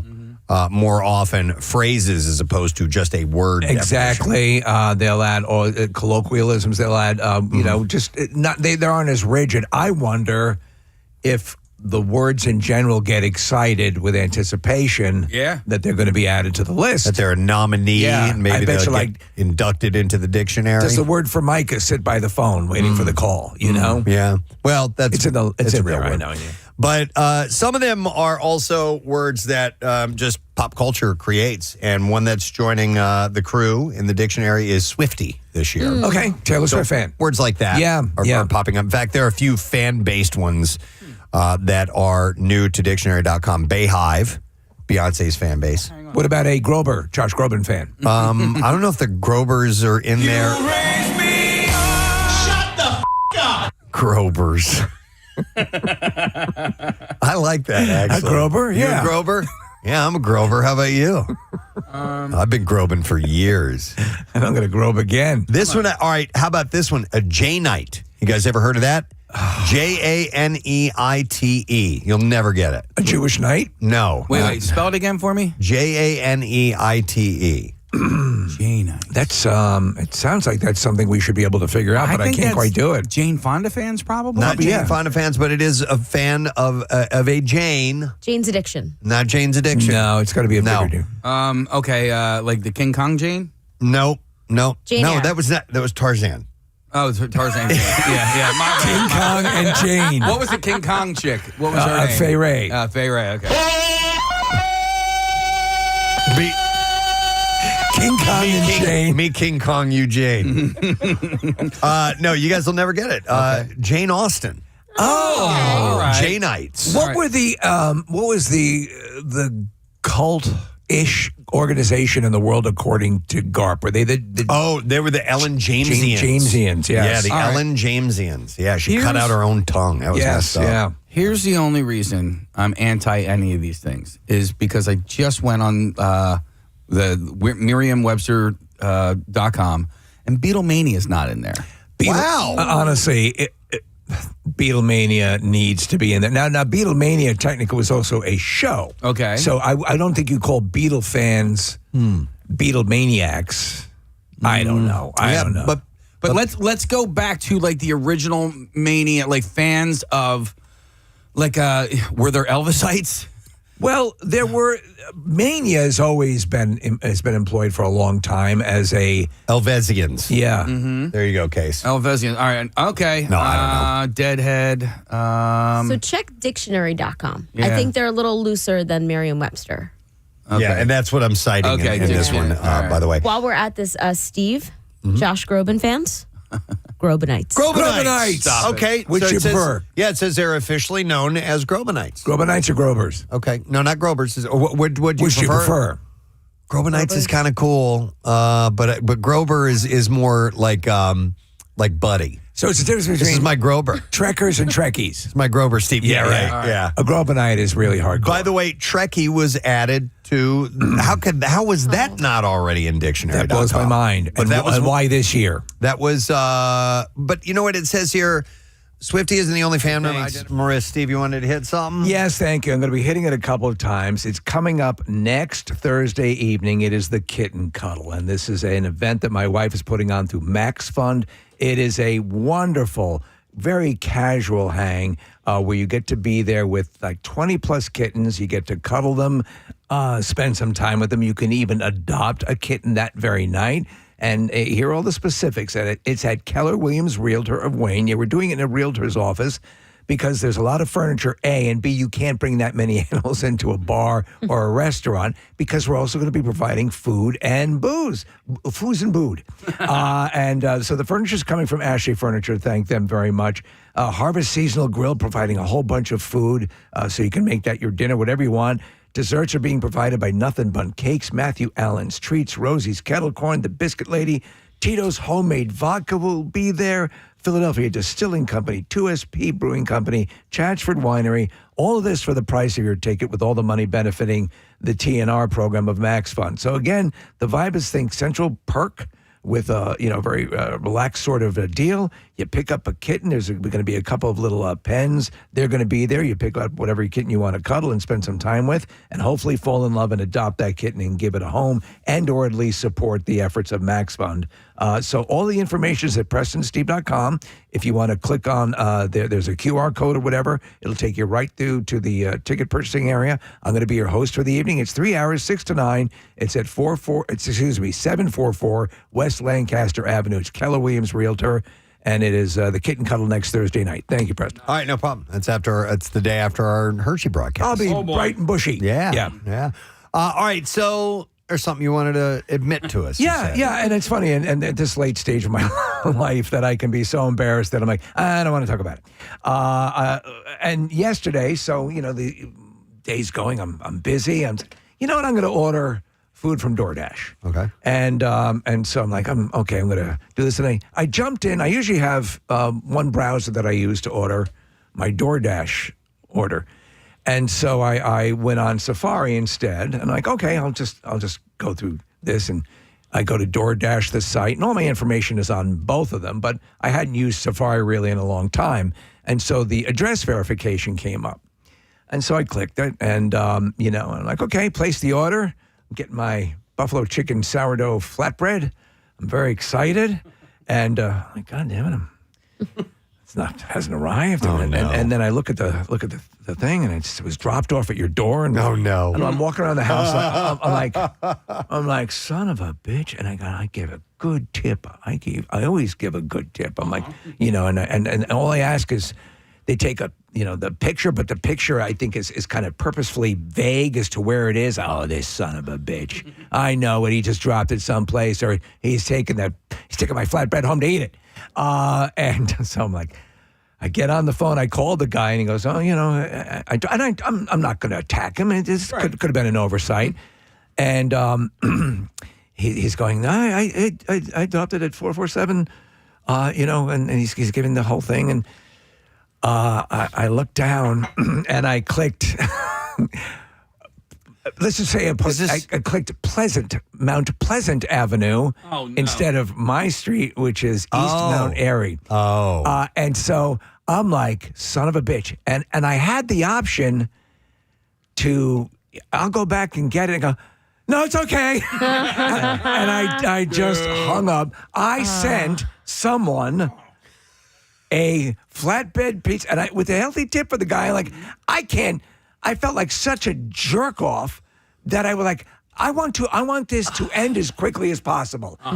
Hey, you got a free flatbread from a stranger. Hey, I tipped you because you actually did what you were supposed to do. Right. Hey, I'm a jerk off. Oh, man. And I immediately ordered another pie. Did you really? I did, yes. Okay. All right. So long story short, ended up for two medium-sized flatbreads, running me about $65. Oh, my God. All right, so a couple things here. Number one, a mystery food was sent to someone you don't know. If your house number, and without giving away addresses, but if your house number is 447 and you miraculously came across a buffalo chicken flatbread pizza on your front door, you're welcome. Well, so if you came home and you found a pizza sitting there, you're not going to touch it. I don't think you would. Right? Who knows what your situation is in life at that moment? That's true. Had you been, what would you say? I would not eat strange food on my door. No. But that's just me. And also, I don't use these delivery services. But do you have the option of them actually knocking on the door and delivering to you? Mine just says drop it at the door. Yours says drop it at because the door. if they knock at the door or ring the doorbell, the dog's gonna go crazy. Yeah. Okay. So, I was curious about that. So All right. rather than avoid that and have them get scared, so the guy did exactly what he was supposed to do. Right. He But dropped off the food. But not that I was getting pissy with it, but I'm like, no. Yeah. I order all the time from you guys. I don't understand what's going on. But this is your fault, and you decided to eat the money because you were too embarrassed to say. I was too embarrassed. Yeah, let's rectify Because I this. got 5 or 6 levels into the process. Who do I talk to? How do I get there? Yeah. And again, I want to speak to your manager. yeah, and I'm starting to get there. And then I'm like, oh man, I'm a total dick. Oh, I made the mistake. I totally screwed up. Yeah, it's And not I'm looking at the map and I'm saying, this is ridiculous. How would you go here? Yeah. This is nowhere near where I am. Yeah. And then I look at the address that's clicked, and it's exactly the right address. The guy delivered it to the wrong address, but to him, though, was the right address. Right address. Yeah. Correctly so. Yeah, I have made the same mistake twice, and it was my mistake. And I'm mad at myself, but I've ordered for pickup. You order on the app, and I thought I've ordered it to one restaurant, and I ordered it to a different one. Oh, so yeah. Have you been so? I did that too. And I don't know until I show up to the restaurant. So let's say I'm trying to order to the Newtown Square restaurant, and I've ordered it to the to one time I thought I was ordering to Newtown Square, and I ordered it to the Ardmore location. And then the other time, I thought I was ordering it to the Granite Run location, and I actually ordered it to the Newtown Square location. The one time I just ate it, and I'm like, well, I guess, it's just going to sit there on the rack in Ardmore. And the other time when I ordered it, when I thought I was ordering it to Granite Run, I'm like, okay, Newtown Square is not that far away. I can go get that, but you feel like I'm a moron. So somewhere right now at a Dunkin' that I inaccurately selected are 4 rather meticulous lattes that. And I'm just going to sit there. No, I feel like an idiot. Well, so I'll say this all the time there's a group called Philly Queens on Facebook, or sometimes By Nothing. Someone will be like, I ordered it to the wrong place. Oh, Enjoy.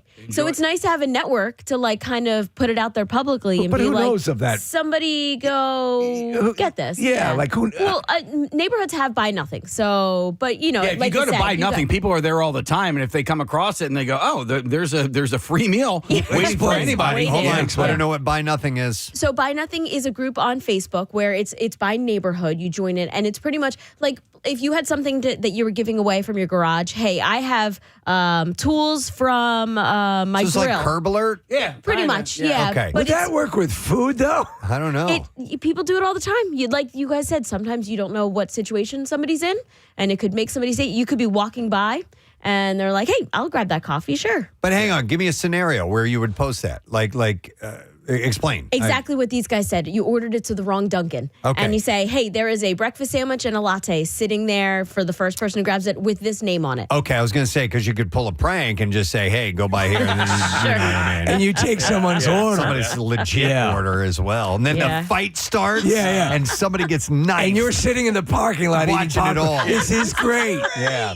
Son of a bitch. By the way, a number of texts coming in with similar things, Steve. Somebody had said, in fact, they're coming in so fast I can't keep an eye on this. Says, I did something like that as well. I booked a hotel for one day, didn't check the address. And when we got to the hotel to check in, they said, we don't have your reservation. I looked on the confirmation, and lo and behold, it was in another state. Oh, dude. Same hotel, same city, and everything. Luckily, they still had room and made it work. It's like when Pierre booked a month in advance, or actually post the Super Bowl parade. Yep. One of my favorite stories. It was just the best. Pierre shows up. God bless him. We miss him dearly. He shows up and he says, hey, I got a hotel. This is during the Eagles victory parade, right off the parade route. So many hotel rooms available. It was unbelievable. I had no problem. He booked it a month after. Here's another. It said, I did the same thing with a Christmas gift for my wife and drove to the person's house and awkwardly tried to have a conversation with that person. Another person says, I once ordered drive-through Taco Bell at a drive-through in Muncie, Indiana, instead of Springfield. What? How did you F that one up? And I feel so stupid and embarrassed that I'm like, forget it. I'm eating it.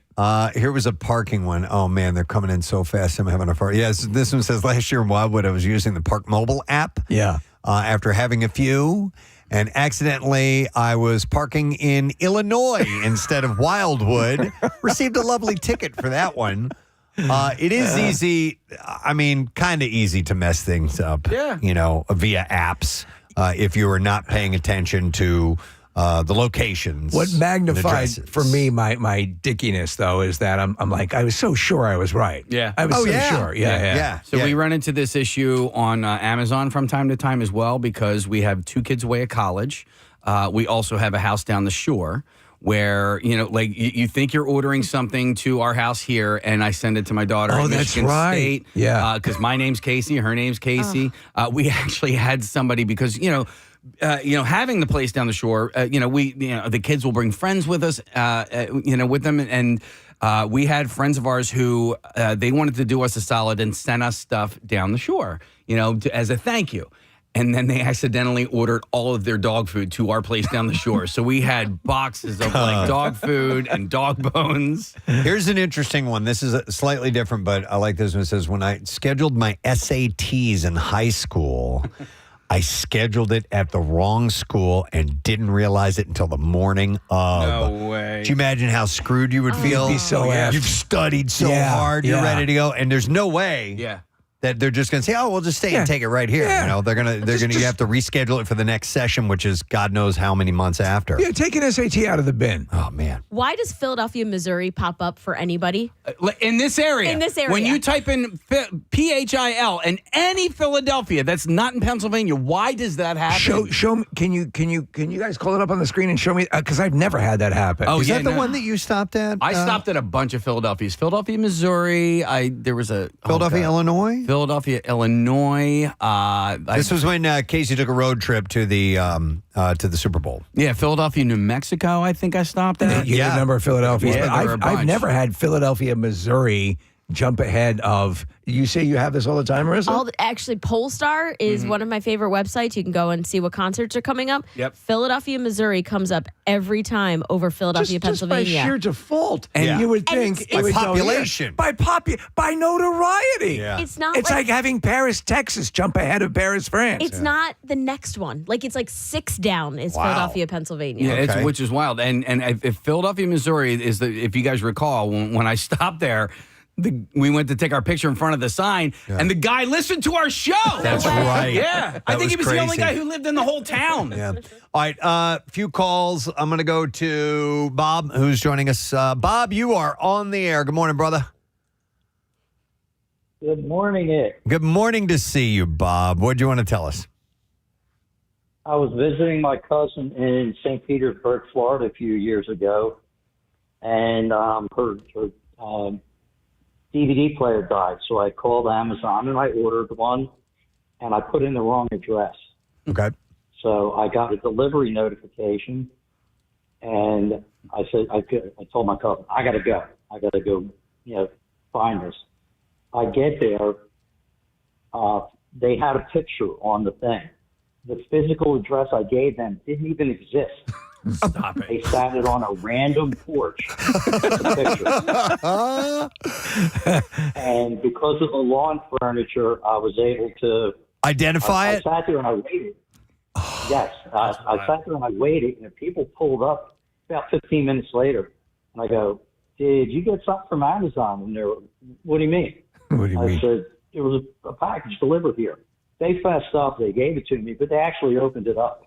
They didn't even wait to see if anybody would claim it or anything. Right. Yeah, that's so we'll get stuff incorrectly delivered to our home, and we'll make every effort to contact the people. And really, what you're supposed to do, protocol would dictate, you contact Amazon or the courier, and you say, "Hey, this went to the wrong address." Yeah. But sometimes you got to take the law into your own hands. Yeah, that was in Florida, so Yeah. Christmas is dirty. All right, thank you, Bob. Appreciate it. This one sounds interesting. Going to go to Scott. Scott, good morning to you, sir.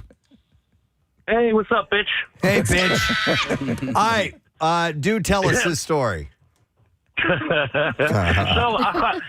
I'm a truck driver and I'm not very smart. Okay, we'll just go with the cliche.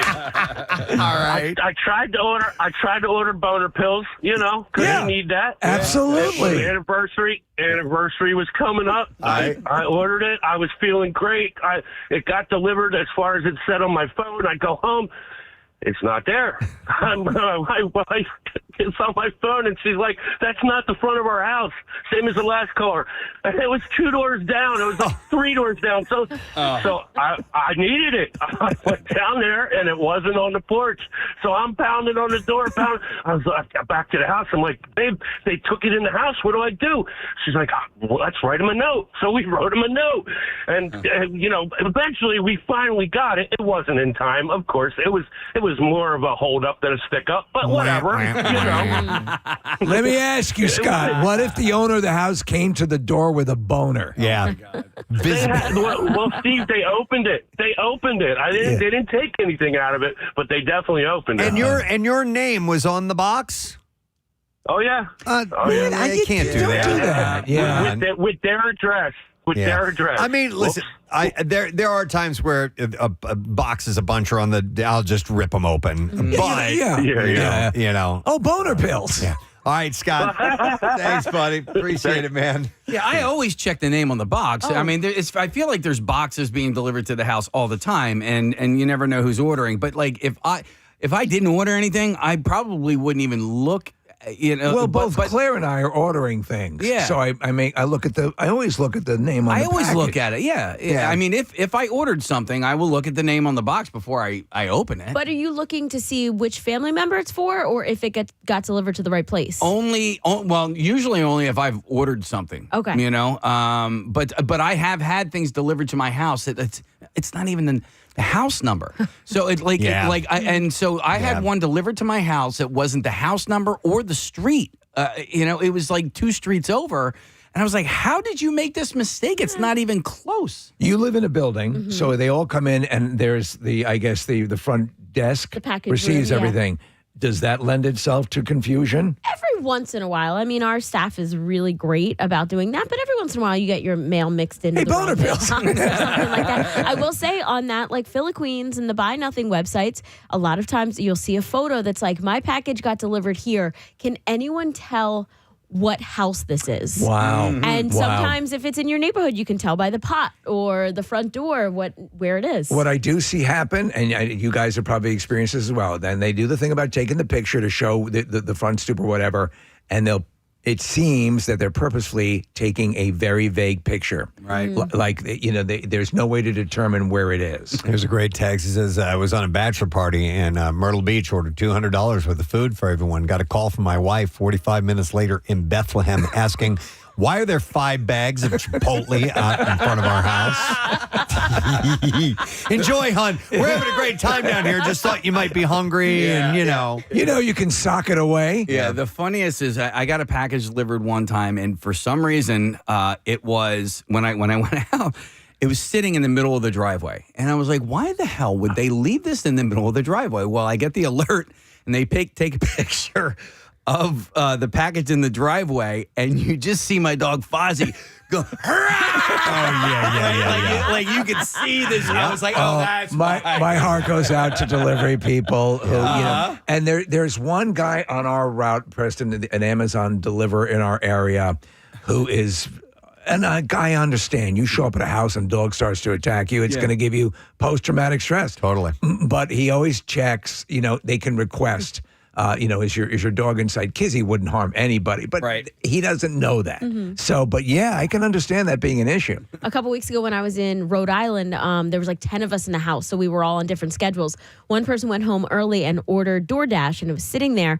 I happened to walk up moments after it got delivered, and these college kids walked by and picked up the bag and were about to steal it. Shut up. And I just, my Philly came out. I was like, don't you dare. Yeah. And I ended up going back out, and when I left the house, there was a note written on a napkin, smeared up with gum. It was stuck to the door with gum, apologizing for taking the DoorDash. Really? And then I saw the kid at the bar that we went to.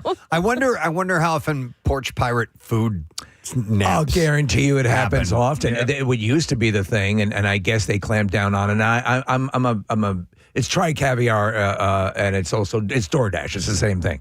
So, but there was a whole series of videos that people have gotten, actually on their Ring cams and stuff like that, of people coming up and taking a sip on the drink, grabbing a few fries out of the bag. Now, every bag I get is stapled shut. Yeah. Hang on. This is not food related, but I do want to go to this one. Hi, Dan. You are on the air. Good morning. Good morning, guys. Morning, Second time, last time. All right. Promise. All right. What's up, bud? So it was unfortunate, but I got a phone call that a friend of mine, her father died. Very influential in my life. So I'm like, I got to get dressed. I got to go to this funeral. But unfortunately, I had been to a lot of funerals, so I just said, oh, here it is. Let me just walk in. I signed the book. I'm looking around. I'm like, I don't recognize anybody. So I'm in line. I'm walking up to the casket, and I'm like, oh, no. Oh, I don't even know who it is. Oh, no.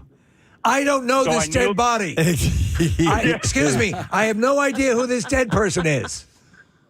I kneeled down. I crossed myself. I kneeled down. I hug myself through the line, and then I go to the right funeral. What you should have done is you should have stayed on your knees and you go, he just died too young. Yeah. Put on a big show. Yeah. Oh, that sucks. Matt and I did that for Thanks, a wedding. Dan. You went to the wrong wedding. Yeah, it was We went- great. Yeah. It was like at a golf course and we weren't really familiar with it. We were like, oh, look, that golf course over there is having a party. Completely wrong place. Completely wrong party. It wasn't even the wedding. How long did you last? Well, because we took an Uber out there, then we had to wait for another car to come and get us. So we're just kind of like sitting there twiddling our thumbs. We had a call from the guy one time. Remember, he went to he sat through the whole ceremony thing. because it was a smaller ceremony. Yeah. And he is in a picture with the wedding party and everything. He was like, I'm in for a penny, in for a pound. Oh, my God. That was the best. But again, to go to the point where you can be like, I'm so embarrassed, I can't. I'm just going to eat it. I want to get out of this situation as fast as I can. This isn't the exact same thing, but I've told this story before. My uncle was flying into Palm Springs, California, to visit family members, and he's on the flight, falls asleep, wakes up, and their approach. Ladies and gentlemen, hope you enjoyed your flight. We're about to be landing in the Sunshine State. He booked his flight to Palm Beach, not Palm Springs. Yeah. Other end of the country. Yeah. And was flying from Missouri, the middle of the country, just going the wrong direction. And he panicked. I don't remember how the story unfolded after that, but he flew to the wrong coast. Yeah. And it was just a booking thing. He just picked the wrong city. I think it's a myth, but I hope that it is true that there is a desk for anybody who lands in Austria who was trying to go to Australia. Right? Yeah. But Steve, when you're on the phone with customer service and you have that realization that you are actually the one who made the mistake. Oh, yeah. Because I was, I had season tickets for the Sixers. And so I was selling on StubHub. And I didn't realize that when I was putting my 2 tickets up on StubHub that I had given the option of just only purchasing one. And so people were buying 1 ticket and I was sending them 2. And I didn't realize this. And I had been doing this basically all season long, you know? And so I didn't realize that I was putting up that option of 1, giving them 2, and I'm on the phone like I'm ready to raise hell. So with these they were people. paying for 1 and getting 2? Yeah, so let's say I was expecting $100 in return and I was only getting $50 in return because I was only selling 1 ticket.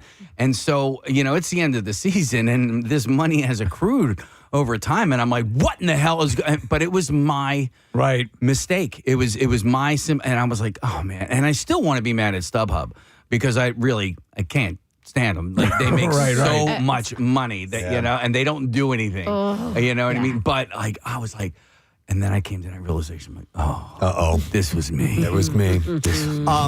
Question. I had time, Nick, take another call. We're going on Fox Good Day here in a little bit. Let me just see here real quick. Yeah. Yeah. All right, let me do a quickie here. I love this one. We're going to go to Lauren. Good morning, Lauren. Good morning. How's everybody doing today? Great. And it looks like you got a great story to tell. I do. So my friend, I'm not going to share her name, was going through a bit of a dry spell. Girls being girls were like, let's send you a dildo, a fairly large dildo from Amazon. Well, we got the notification. It was delivered. Fantastic. We're like, great, go get it. It's not there. We look at the picture. We're like, that's not your house? She said, no, that's not my house. It ended up, it was maybe like 3 or 4 houses down. The owner of the home had opened it and blamed it on his children. Oh, and man.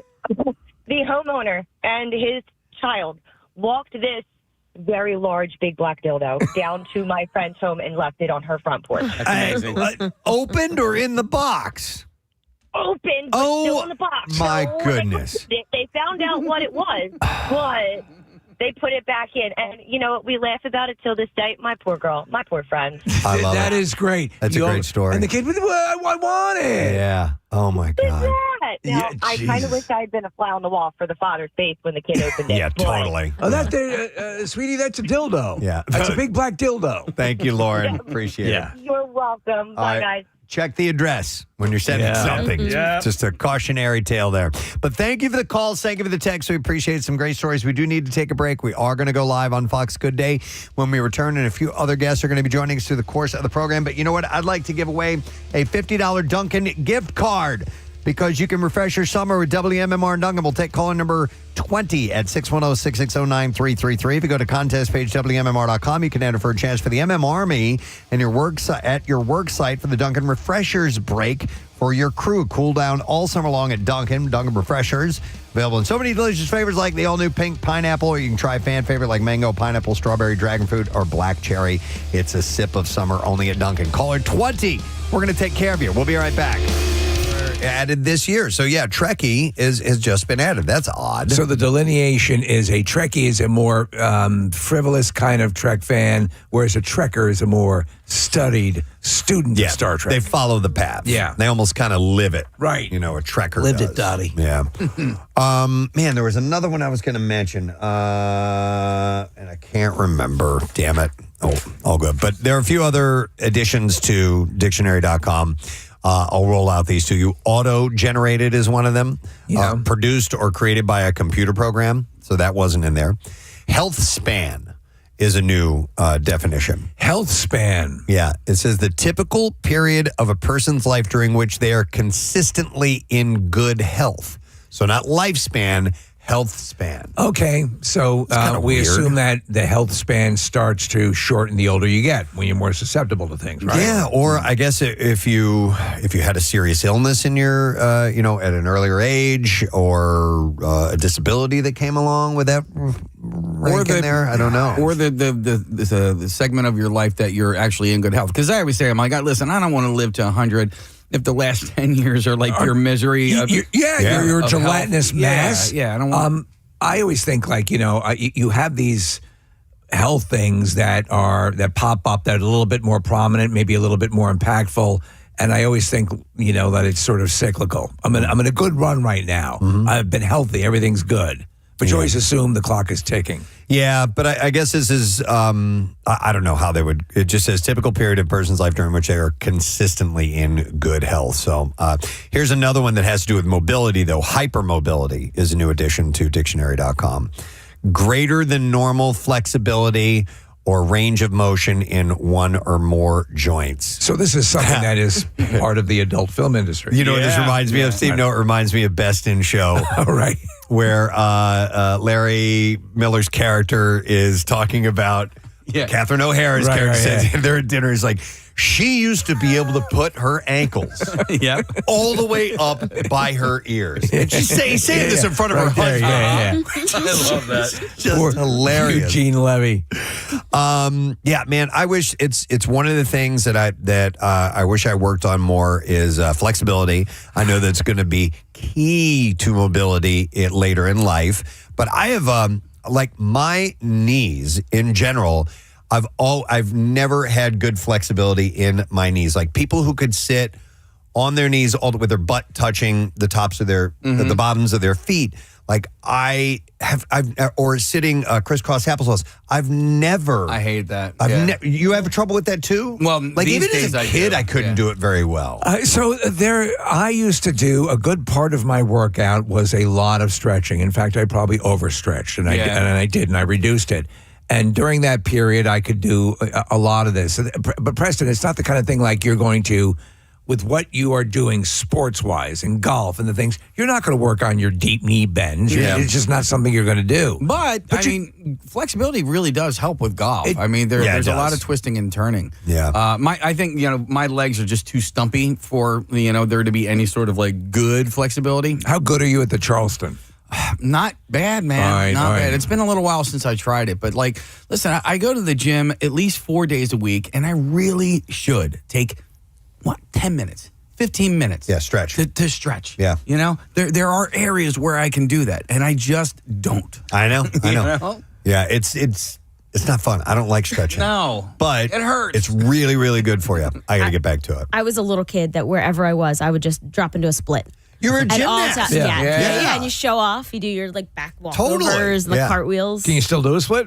I don't think I can do it anymore. I was wondering if I could still put my leg behind my head. You used to be able to do that? Like standing up? Oh my God. Close. Yeah. That's close, Maris. Yeah. Yeah. I haven't done that in a while. Do you stretch at all? No. Okay. I should, though. I was watching this video of this influencer model, Rachel Pizzolatto. She's also part of the Mythbusters crew. And she takes her leg, Preston. She's in a seated position, raises her leg up so the lower part of her leg is like a shelf. And she's putting her by her chin. Wow. I'm like, that would kill me. Yeah. I still sit on my foot when the chair's not high enough. Like this chair's not high enough for me to see Preston. Yeah. So I have to sit on my foot, my ankle, just to reach over the counter. Wow. All right. So hypermobility is in there. Here's another word I've heard before. This one, glamazon. Yep. A woman who is beautiful and glamorous as well as being tall, strong, or powerful. I think the first time I heard that was in Devil Wears Prada. That was mentioned in that movie. Glamazon. Side quest has also been entered. I like side quest, and I'm not even a gamer, but I love the idea of a side quest. Yeah. Occasionally I do. Yeah. A game that throws too many side quests at you, so many where you don't know if you're still playing the main campaign. Right. I don't like that. But in the world of real life, when you're going to the supermarket and then you get, I'm going to just do a side quest real quick and head over to Crumble and get some cookies. Yeah. I would like to use side quest more in my vernacular because you're it makes right. it more mythical. Yeah. Larger than life. Yeah. As I'm opposed, going for cookies. Yeah. As opposed to a detour. Yeah. It's a side quest. Or a distraction. No, I'm simply on a side quest. Did you guys watch Mythic Quest? The I Rob did. McElhenney show? Yeah. Did you watch Side Quest? No. So there was a whole spin-off series, and it was really cute. One was in a comic book store, and one was somewhere else. And they were cute little spin-off shows. I like that. Yeah. Side quest has been added. All right, these two, tell me if you guys know this. Black pill, you ever heard of that? No. That's been added. So it says something that makes a person believe there is no hope for resolving a major problem or changing society for the better. So you take the black pill, I guess, Okay, which like is kind of like the red pill, blue pill from the Matrix. I guess.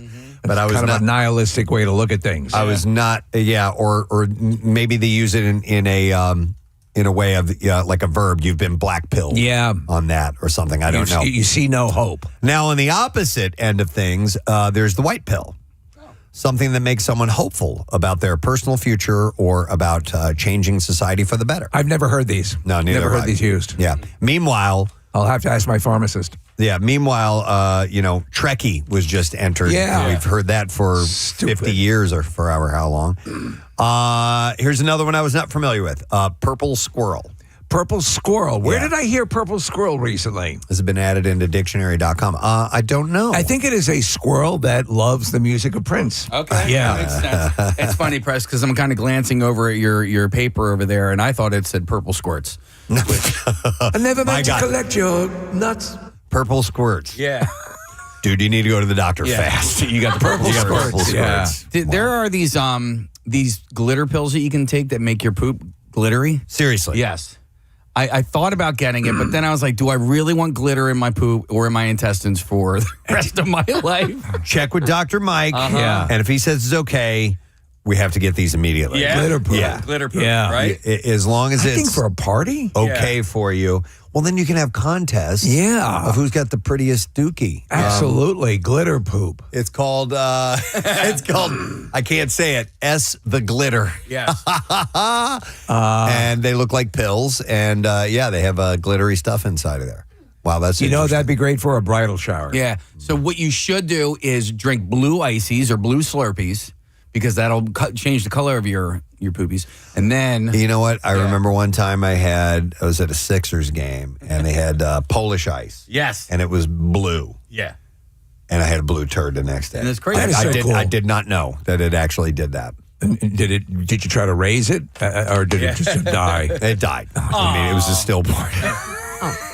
A blue turd. I'd tell you this. One time, I forget what I was eating. It might have been beets, and it was reddish looking. Sure. Yeah. And I nearly had a seizure. Well, and I have to remind myself because I do love beets. Yeah. That after I have them for dinner or whatever, like tomorrow, Get ready. when you take a leak. Yeah. Don't freak out because and it's not that it comes out like solid red. No, but it's a enough. darker color, and you're like, What? What happened? What am I okay? Yeah. And beets can definitely do that. Okay, back to purple squirrel. Purple squirrels. Yeah, not purple squirrel. A hypothetical person sought by an employer with the ideal combination of temperament, experience, and education for a particular job. So it's a unicorn. A unicorn. Hypothetical person. Yeah. Yeah, okay.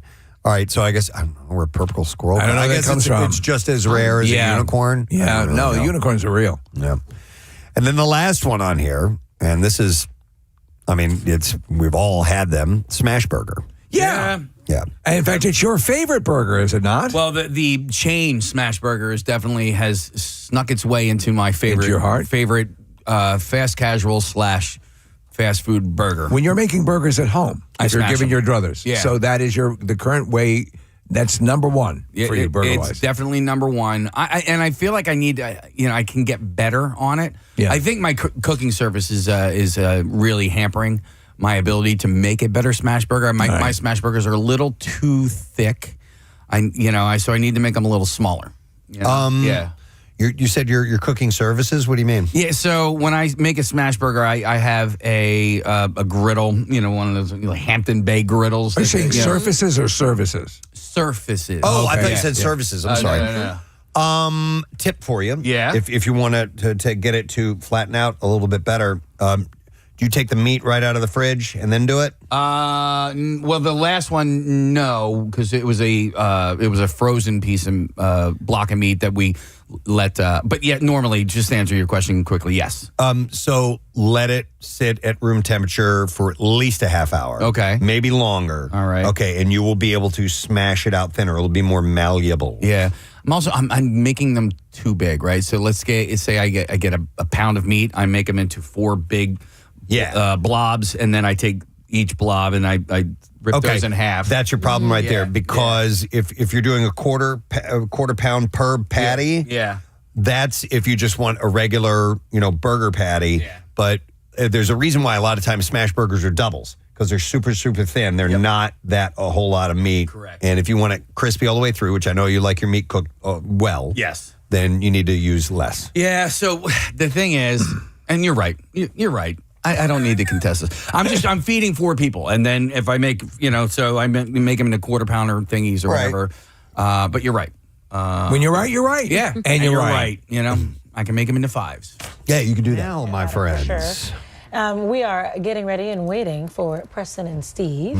And do you find yourself scrolling a lot on your phone? I like right before I go to bed, I'll be scrolling, and then I realize an hour and later, Preston and Steve, I'm still on the phone watching videos. What kind of videos? What kind of videos, Thomas? Enough to put me to sleep. Then you're watching the wrong kind of video. It's not keeping me up. Listen, it can get away from you if you're sitting there caught with idle time, and I have tried to break myself of it, and I think I've done a pretty decent job of it.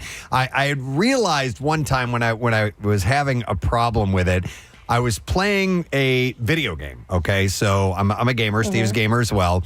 and I needed to restart my game unit, and it only takes like 30 seconds to restart. So I go and I restart it, and as it's restarting, I pick up my phone and I start scrolling. 30 seconds! And I'm like, I can't wait 30 seconds without hitting the feeder bar here to keep this drug going in my head. And I was like, I got to stop this scrolling thing. It's depressing. It's sad. You feel like an addict, and it's by design meant to make you an addict. Yeah. And I swore years ago, no, that's not going to be me. That's not going to be me. But when you're at the DMV or something, and I'll just keep scrolling, and then you carry that home, and you're sitting on the couch, and time evaporates, and you actually feel angry at yourself. Yeah. It's horrifying. Yeah. But have you ever been on vacation? You're sitting on the beach, beautiful scene in front of you, and you're on the phone. Yeah. I was watching and you realize videos I need to put this thing down. about tropical locations while you're in the Caribbean. Yeah, exactly. What's it like in Tahiti? Yeah. Oh, and look, this squirrel is wearing a wingsuit. Yeah. And it's all that algorithm is a deadly narcotic. Yep. What do you? And especially because it's like listening to you. So you just discuss something, or you happen to search one thing, and now all of a sudden you're just fed with it constantly. So you can just keep going. Yeah. What ends up coming up in your algorithm, Alex? What do you end up? What catches your attention and locks you in? I think I know. It's a lot of Chippendale stuff. Oh yeah. Well then let me hear what you think it is. Chippendale stuff. That's what it is. How did you know? I looked over this morning. There was a few on Well, the I will screen. say, since the World Cup has started, I've learned a lot about a lot of different soccer players. I'll just leave it at that. Doing her research. Yeah. Oh yeah. Yeah. Spent a lot of time on the pitch. They're really in shape. You know? Yeah. That's for sure. Yeah. What's in your algorithm?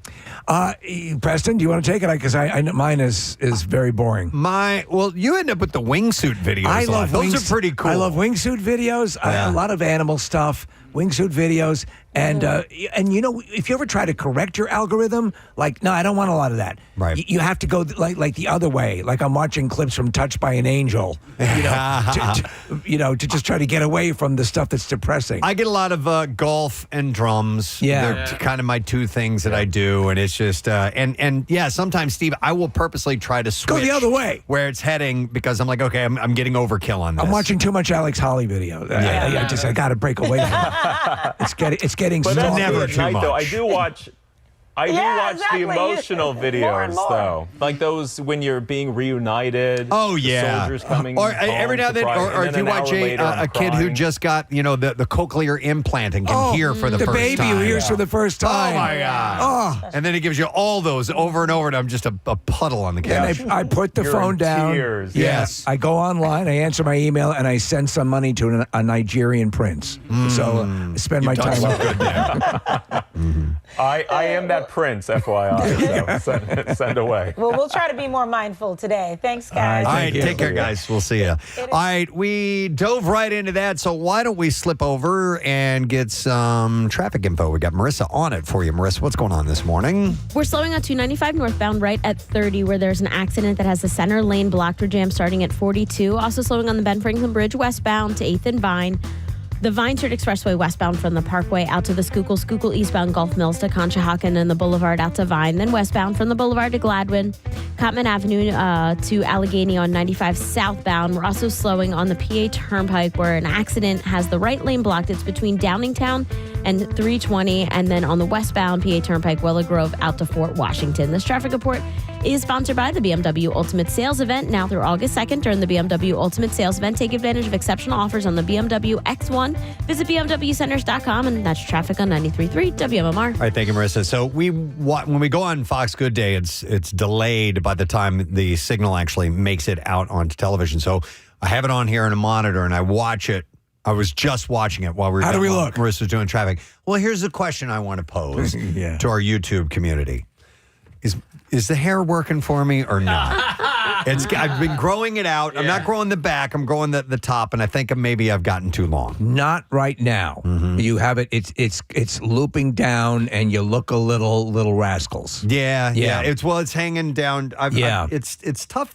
My hair sucks, man. It's it's not manageable. That's the I will thing. tell you this. Its length is good. I've got plenty of body. Or I don't have enough body, but I mean, it's tough to get it to lay just right, and I'm having an existential crisis with this. Your part relocation has worked well. What you need to have is more of a swoop on the comb over. Do we need to have somebody come in here? You want to get Angela? I want to get Angela. I saw her mom and dad at the blood drive, and I'm like, I need to talk to her. Yeah. I'm having styling problems, man. I think I got to talk. It's tough, man. It's tough. Saying. Yeah. Let's have her come in here. Let's have her style your hair. You don't need a cut or anything like that, right? Yeah. Well, no, I need a little bit of trim. I need a cleanup. She'll work magic on you. Yeah, she's the best. Because she's going to dye my hair for me. Oh, she is? Yeah. Well, not dye it, but.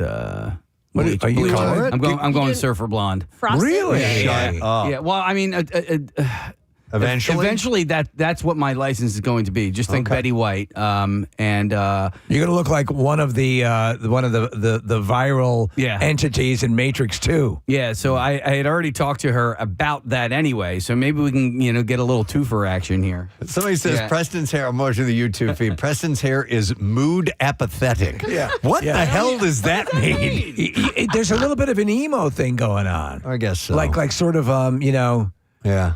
You could be a little depressed. I like when you had the little Superman twirl. The curly Q? The little curl, on the yeah. front. Okay. We'll monitor that, Marissa. We'll put a pin in that. We'll come back to that. YouTube community, you can also be nice. Yeah. When you're dropping a comment, No, everyone's it's okay. very blunt. I mean, you don't have to beat me up, but you can just give me your honest opinion, but you don't have to be mean about it. I don't see anybody being mean right now. That's what I was trying to say. Yeah. They're just having some fun. All right, real quick, before we do the beef out, a couple of shout outs, and I got a big one here. This is from Ann Rossell.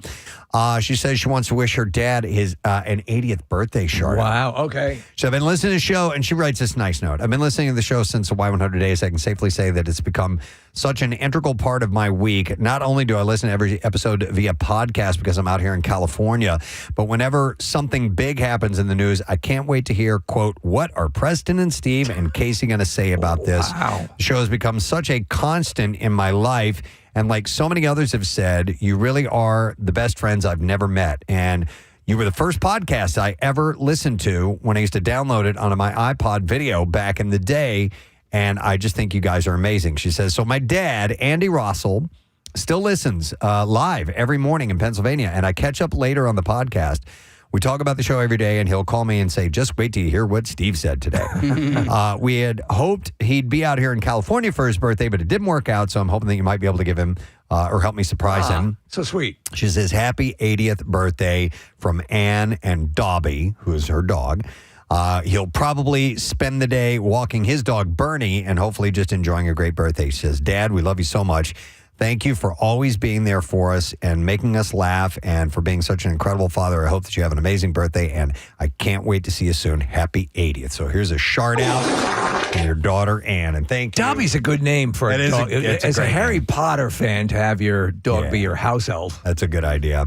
Here's another one that says, this is from our Wisco girl, YouTuber, Gloria Jane Travers. Says, I'd like to give myself a shout out. Well, I did something new. Along with being an author, I took a gig of recording and producing my very first audiobook for a fellow indie author.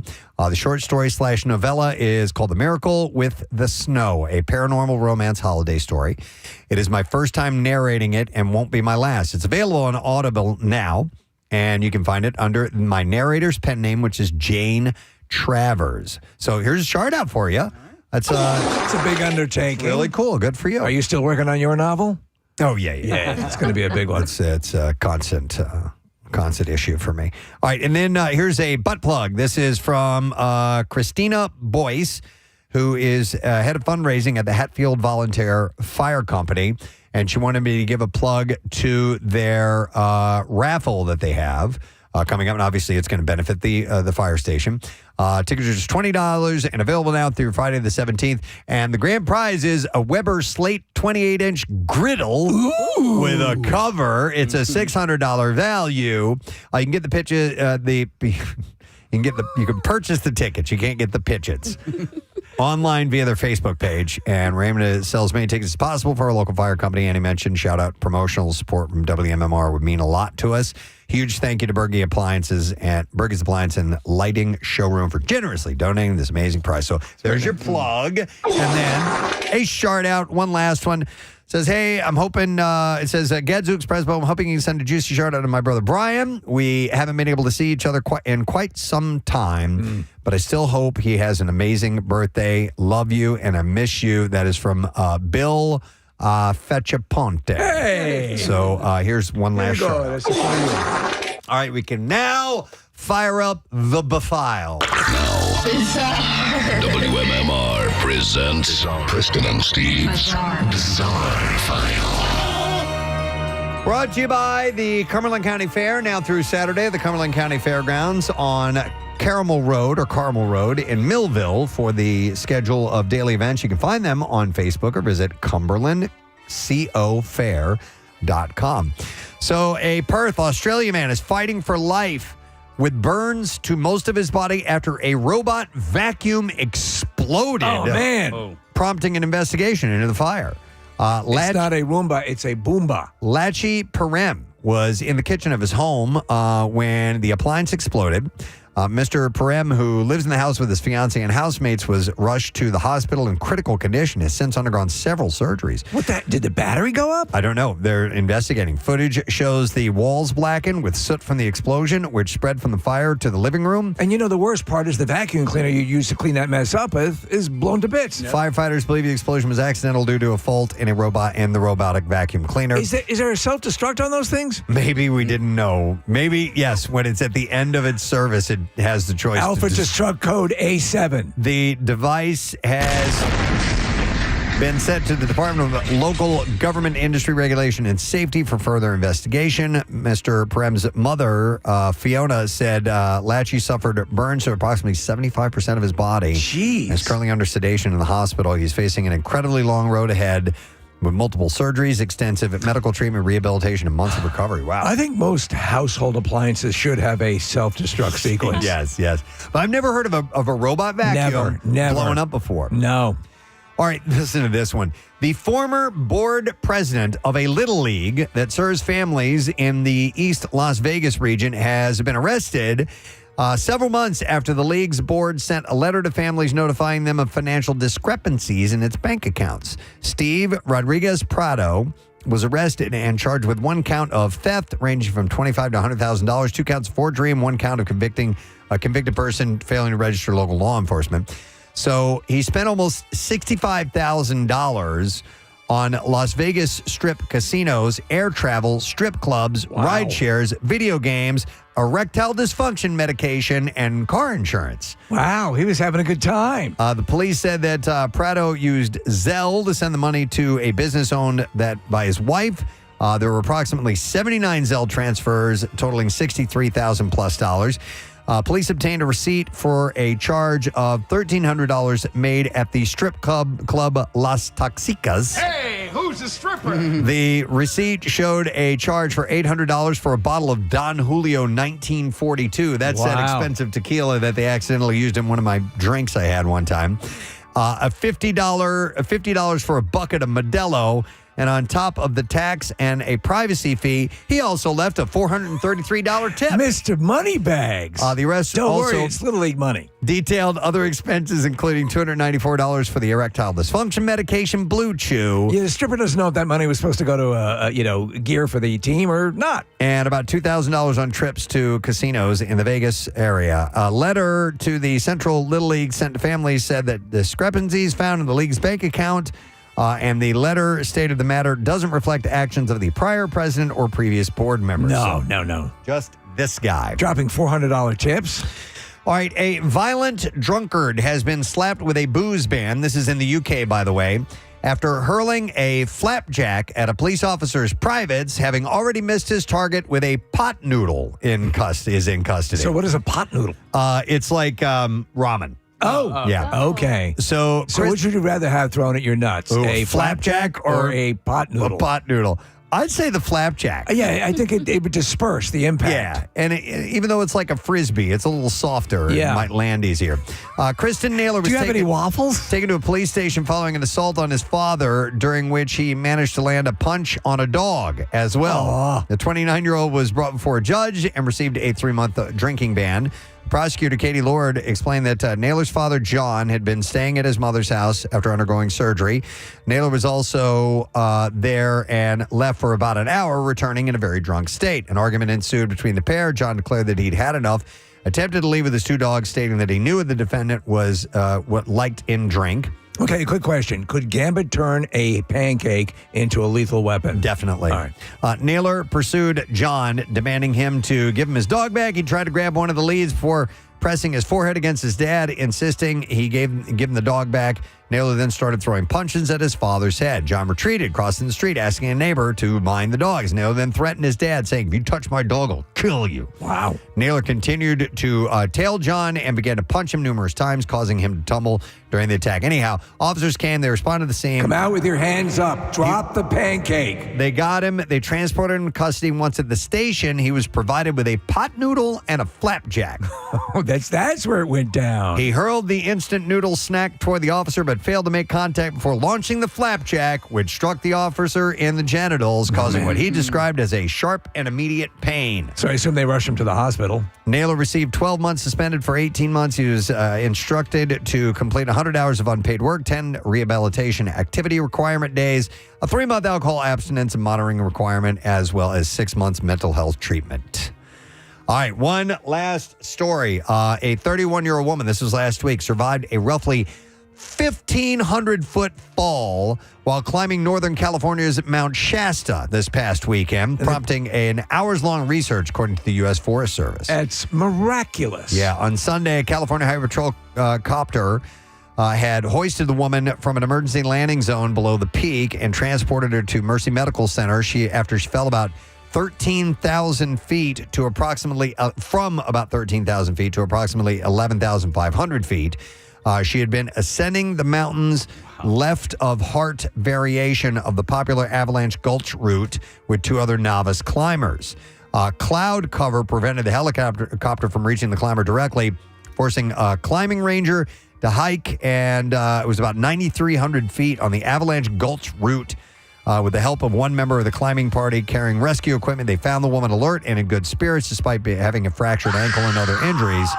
Stabilized her and lowered her by sked litter, a cocoon-like structure designed for confined spaces and technical rescues, to the emergency landing zone. And they got her out of there. How the hell does one survive that? Yeah, they, well, it wasn't like a cliff, so she tumbled and fell. Oh, so good for her. But yeah, I mean, it's, listen, you remember Nick fell on the trail to get to the climb, and hurt himself, so I don't know. So given my preference, I'd rather tumble than fall off a straight cliff. But the rescuers said it's a reminder that Mount Shasta is a high-altitude mountaineering environment, not a hike, urging climbers to assess their now you tell me. experience, monitor conditions, carry proper equipment, and prepare for emergencies as well. And that's where we will wrap it up in the Bizarre File for you, my friend. All right. Who wants to be Hershey Park happy? Yeah. Be caller number 25, and you will be able to join us. I'll give you a 4-pack of tickets for our live broadcast. It's Preston and Steve Day at Hershey Park, Wednesday, July 15th. You get early admission to watch the live broadcast inside Hershey Park, access some of the rides and attractions before the general public. So if this sounds good to you, you get free parking. If I didn't mention that, let's set you up. 610-660-9333, caller 25. We'll take care of you. And don't forget, you can click contest at WMMR.com. It's another chance to win. From Hershey Park, they have over 70 attractions, including 15 epic coasters, over 40 family rides, an entire water park, and so much more. And we're broadcasting live from there next week. We're going to take a quick break, and we'll come back in just a moment, so make sure you stay put. Smash burger, I'll read you the actual definition here. A hamburger with a patty that is cooked by pressing it very thin onto a hot griddle or cooking surface. The preferred food of the purple squirrel. Yeah. But I'm telling you, man, like, honestly, anybody listening right now, my top 2 burgers, it used to be Five Guys was number 1. Right. Five Guys is now number 2. There's nothing wrong with Five Guys. I just think a plain regular cheese smash burger from that franchise is so freaking tasty. You don't need to put. You're in anything- love? I am. Yeah. I got need it. to go there soon. It depends on how you like things, because there are sometimes a thicker burger, and you can that way get it rare or medium rare. For people who like it that way, it's pretty damn tasty. I agree with and that. it's a different experience. But the thinner smash out burger, like I grew up on Steak and Shake, and that's the way they made them. Yeah. They had these little things, they called them pucks, and they would flatten them out. That was the hamburger. But they would flatten them out, then you always get a double. Because they were, that's how it added up. Somebody had texted in a suggestion, says, Casey, grab your ground beef, roll it into a meatball, should be 2 ounces. Okay. That's pretty small. I do roll them into meatballs. I definitely do that. It says 2 ounces makes the perfect smash burger. Use a metal flat spatula and then use the back of a wooden spoon to press down. Yeah. Sometimes, you'll see people doing that over the grill. Yeah, so the other issue that I have is, like I said, I'm making them on a Hampton Bay griddle, and I can't smash as hard as I want because I don't want to. You don't break it? Do you have enough room for a steamroller? No, I don't. All right. I don't. You think that would work? Yeah, I think it would it would. probably work. Yeah. I actually have a steamroller story coming up in the Bizarre Yay! File, believe it or not, in a little while. So I got something I'm going to share with you guys. Oh, yeah? Yes. Casey, do me a favor. Just have a big fanfare, like crazy, over the top, because I'm going to make an announcement. Oh, wow. Yeah, about something that's, I'll give you a second to get it together. Okay. Yeah, but it's got to be, the horns and blah, blah, blah, everything. So I didn't tell Casey any of this ahead of time. He has no idea what's going on. But there's an announcement I want to make, and it's an anniversary of sorts that you need to be made aware of. Ladies and gentlemen, 10 years ago today, our own Casey boy went on his ranch dressing rant. Yes! His ranch dressing rant happened 10 years ago on this state. And to celebrate, we have a drum line in the studio.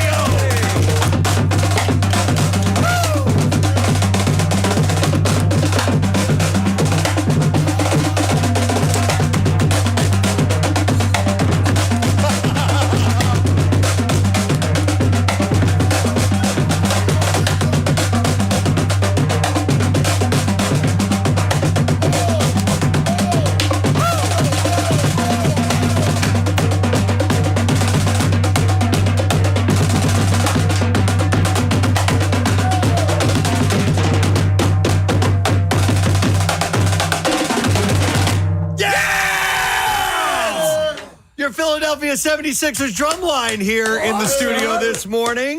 And Casey had no idea. It's the West Powelton Steppers and Drum Squad that we thank for being here. We're going to talk to them in just a moment. Casey, you had no idea. We were celebrating a decade of your ranch dressing rant. This is oh my God. I don't even know what to say right now. This was absolutely unexpected. I had zero clue. The rant that the gift that just keeps on giving. Yep. Because it's not even like I don't even love ranch on my pizza. Can we play? Do we have a bit of it to play? We're going to do that. We're going to play the whole thing, actually, in just a moment. We're going to play the whole thing. But just to set the stage, behind you, Casey, is a ranch dressing fountain that we have set up. And that's going to be turned on here in just a moment. We'll get that rigged up. But joining us this morning from N-Swell, we have Chef Andrew Farley. Hey. Joining us. How you doing, Chef? I'm all right. How are you? Doing wonderful. Nice to see you, and thanks for being here on this very special anniversary. We figured it'd be a great way to commemorate this would be to have the chef whip up some special accoutrement. I mean, honestly, if the pizza's good enough on its own, it doesn't need ranch dressing, but I'm willing to give it a go. I am willing to give it a go. Prior to you and talking about that, I was unaware of the ranch dressing pizza thing. Yeah. I did not know.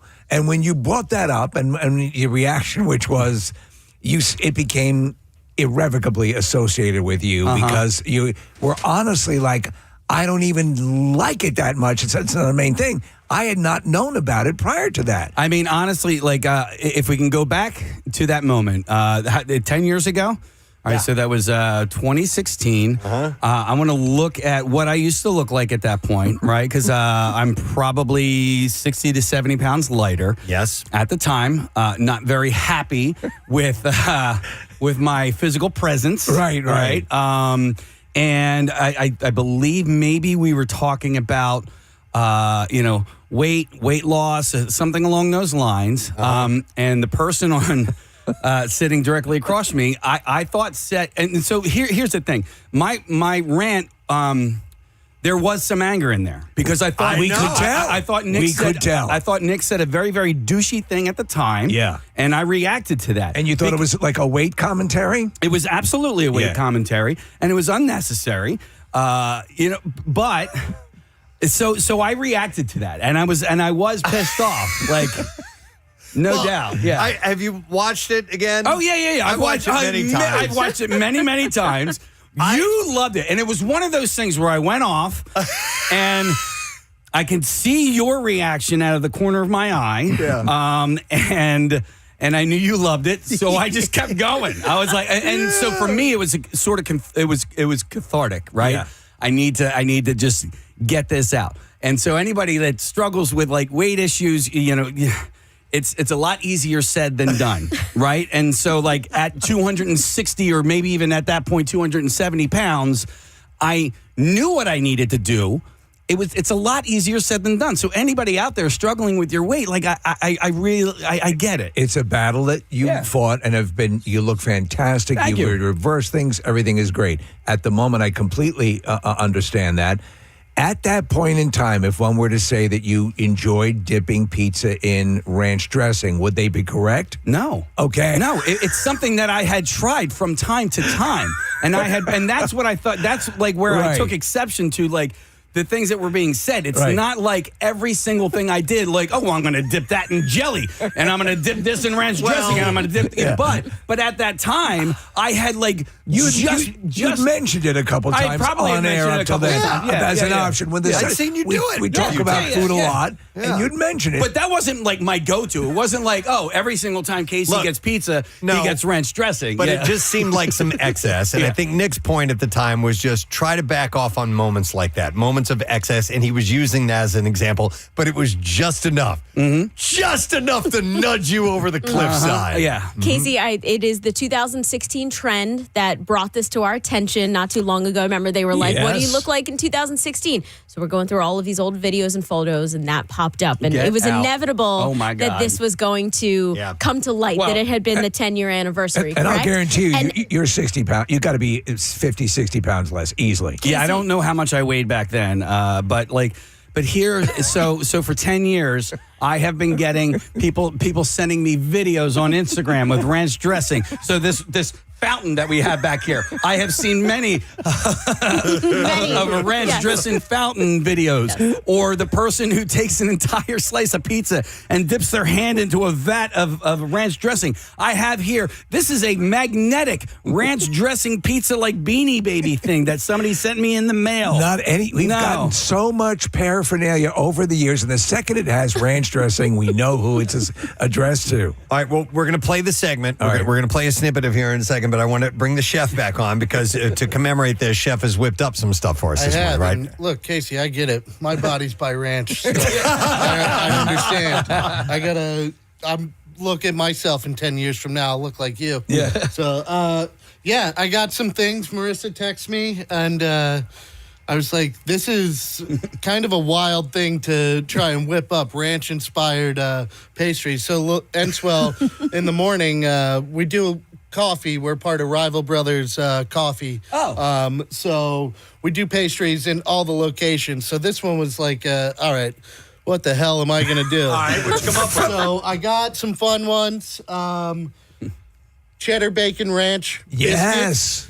Cheddar bacon ranch biscuits. Yes. I love that. We've got these little pastries that it's first of the season, spring onions and young garlics and stuff. So some spring onion and ranch little tarts.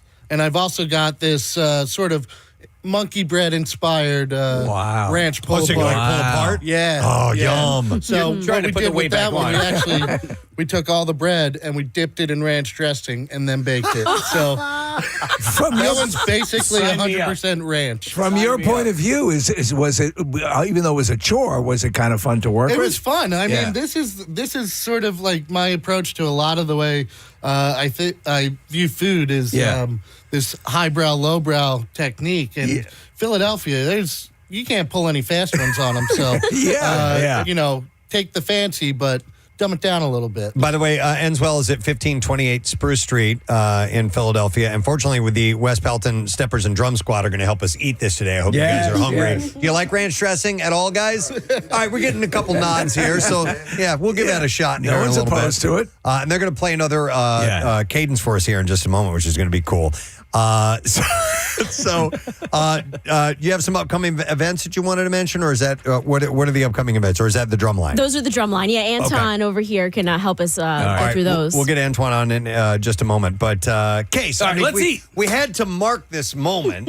Because it was just. I'm good. Do you remember years ago for our Daily Rush videos, our YouTube videos that we have, we did a bracket style breakdown of the Preston Steve Show listeners' favorites. Yeah. And that won. Did it win? Yes, dude. You don't remember that? You were very proud of that. Yeah, I guess maybe I don't. But that one is our all-time favorite Daily Rush video, and so people love it. It's one of the best. All right, so should I dig in here right now?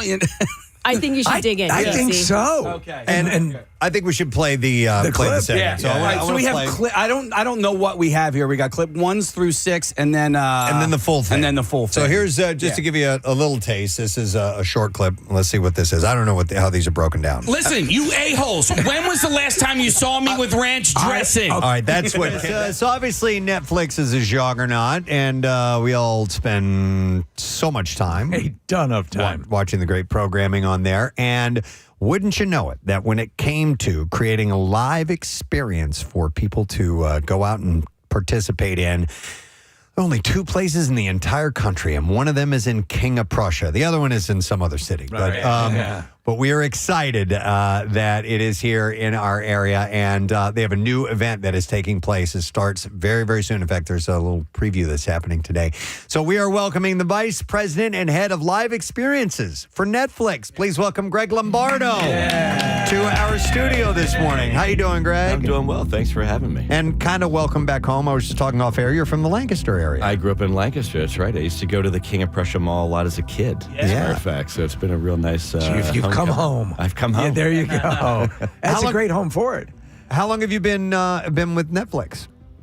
A little over 7 years now. Okay, all right. Yeah. So you've watched it really blossom in the past few years. Yeah. And so much so that when a streaming platform wants to create a venue where you can go and essentially feel like you're living part of the shows that you love, that's pretty huge, man. Yeah, it's kind of what we obsess over on my team every day is how do we bring fans closer to the stories they love? How do you give them a hero moment? How do you let them feel like they're in an episode? So, Netflix House really is the culmination of a lot of things we've been doing over the years around a lot of our titles with these immersive experiences. You've done a lot of promotions and interactive things leading up to this, and this is the culmination, the fruition of all that, which makes sense. And I love this idea. And for the longest time, as long as we've been doing the show, bring up the band like Kiss, and then people say, oh, they capitalize on everything and so on and so forth. Listen, for the fan base, you're giving them exactly what they want. If you're a Stranger Things fan, and they are legion, you can give something that, allows you to interact and become part of the story you love. That's great. So to feed into the lived fan experience is, I think, where theaters and where these kind of entertainment complexes will really start to jump ahead. And so there's only 2, and there's another one planned, you were saying off air, for Vegas? That's right. We opened the King of Prussia location first last November. That was our very first one. Then we fast followed with Dallas in December. And now Las Vegas will go online and open next year. and that's under construction right now. Well, let's talk about this new experience, because this is the one I've been waiting for. Do tell. So, I understand you're a fan as well of Stranger Things. I am a big fan. And this is, I have to say, of all the experiences we've launched over the years, it is one that's very close to my heart because it, more than anything, brings you into an episode. Awesome. You are going to go into the Hawkins lab. You're invited under the auspices of a sleep study. Okay. Spoiler alert, it isn't what you think, but that's okay because you're going to find that you and the folks along with you have unique powers that you're going to unlock. Ooh. And so you're going to get to feel like 11. Okay. You're going to get to influence the environment, work together with a group of people to help Dustin, Mike, the gang save Max from the Upside Down. So is there sort of an escape roomish type vibe? A little bit. Yeah. We try to play around with formats and try to meld, the formats to make it really fit the show. And in this case, it's very theatrical. The experience is very theatrical. It's very interactive. And it has a lot of fantastic technology that sort of sits around you that feels invisible, but is really plussing up the story. That's and awesome. Really plussing up that sense of like you having power. How many people at a time can experience it? We pulse about 30 people at a time. Oh, that's good. The experience is about a little over an hour. And during that time, you're going to go deep into the Hawkins lab and then all the way into the Upside Down. Ooh. That's the deal. That's very cool. And, listen, our inner kids come out, and our fanboying eagerness is well represented. How do you test this? Do you have a panel of like a Preston's of Uber Stranger Things fans beta test? Yeah, it's a great question. So I mean, look, we follow the fans. The fans are going to tell us what they want. The shows that we're bringing to life are really giant fan favorites with big audiences. And then you really try to think of, you put yourself in a fan's shoes. I mean, I'm a huge fan of Stranger Things. So when we start doing this, you really want to kind of work in service of that and do wish fulfillment, right? You're kind of like the genie in the bottle at that point for a fan to say, what do you really want to do? And in this case, we knew that people really identify with 11. The kind of wish fulfillment there is, I want to be that person. I want to have that power. That hero. And that's like really important for us. So reading the press release for the opening of this event or this experience, it was very clear in that this is scary. Okay, like it was like just there was ample warning that it's not just a come and enjoy the fanness of this. Egos. I mean, it's not like haunted house scary, but still, you need to be made aware that there are going to be some interesting things that one might encounter. Yeah, look, there are intense moments, and we're bringing to life, demogorgons, demodogs. Like you're bringing a lot of the characters from the show to life, and so what we recommend. The show itself is 14 and up. Is the recommendation. Oh, okay. Service. So what we usually say is to parents, use your discretion and your best judgment. But anyone 13 or under, we ask to be accompanied by an adult. Okay. But it's the show is wildly popular with a huge audience. So we're trying to create something that's going to be exciting for everyone. Yeah. With how great the experiences you can find at theme parks are these days, and we've all been to Disney and Universal and these things, and they've the technology with what they can do now has really been one-upping over the past several years. Are you using those types of interactions? We are. Okay. Yeah, it's technology now. The great thing is there's so much great tech out there, and I think when you're in this experience, there's a couple of wow moments. There is a moment where I'm not going to give it away, but whenever I'm in a pulse with an audience, I always take a step back because I know someone's going to step on my toes. That's great to be able to do that. It's like clockwork. And so the technology we use, there's so much that brings to life a demogorgon that's literally like in your face. Wow. And feeling like you're right in the midst of the Upside Down. And that was the biggest challenge, but I think we got it. So is there another experience that's being replaced because this one's moving in? Yeah, King so of Prussia. Netflix House, by its nature, was designed to be ever changing. Okay. Because we have to keep up with the content and stories that our fans are watching. And you So have legacy show like One Piece and stuff like that that are huge fan favorites. They cut based on biggest anime in the world that we turned into a live action. So One Piece and Wednesday were two experiences that opened in KOP. One Piece is now setting sail. It'll go to other locations, but Stranger Things has come in place of One Piece. And then later this year, we've announced that we're going to be bringing a K-pop Demon Hunters experience. Ooh. I saw the cutouts or the pictures that you could take pictures of and that was before I had actually seen K-pop Demon Hunters. And I'm like, so whatever. And then Steve was like, you should watch the movie. I watched it. I'm like, this is a really good movie. Really good, so now when I go back there today, I'm going to get pictures taken with K-pop Demon Hunters. yeah. And so Wednesday is going to stick around for a little while? Wednesday will be there for a little while, and then when K-pop comes in later this year, Wednesday will move out, and they'll start to cycle into the other houses, and then they'll go on the road. So. Okay. And so how about the Wednesday and so there's also VR experiences. Are they different than this, the Wednesday and the Stranger Things? They are, yeah. We have a nice assortment of entertainment available to a fan when they come in because, Netflix House is free to enter. And then once you're inside, it's sort of like a pick your own adventure and pay as you go. So we have these two main stage experiences, Wednesday and now Stranger Things. But we also have a VR studio where we offer a slate of titles that you can go into a 30-minute long immersive VR experience with 5 other people.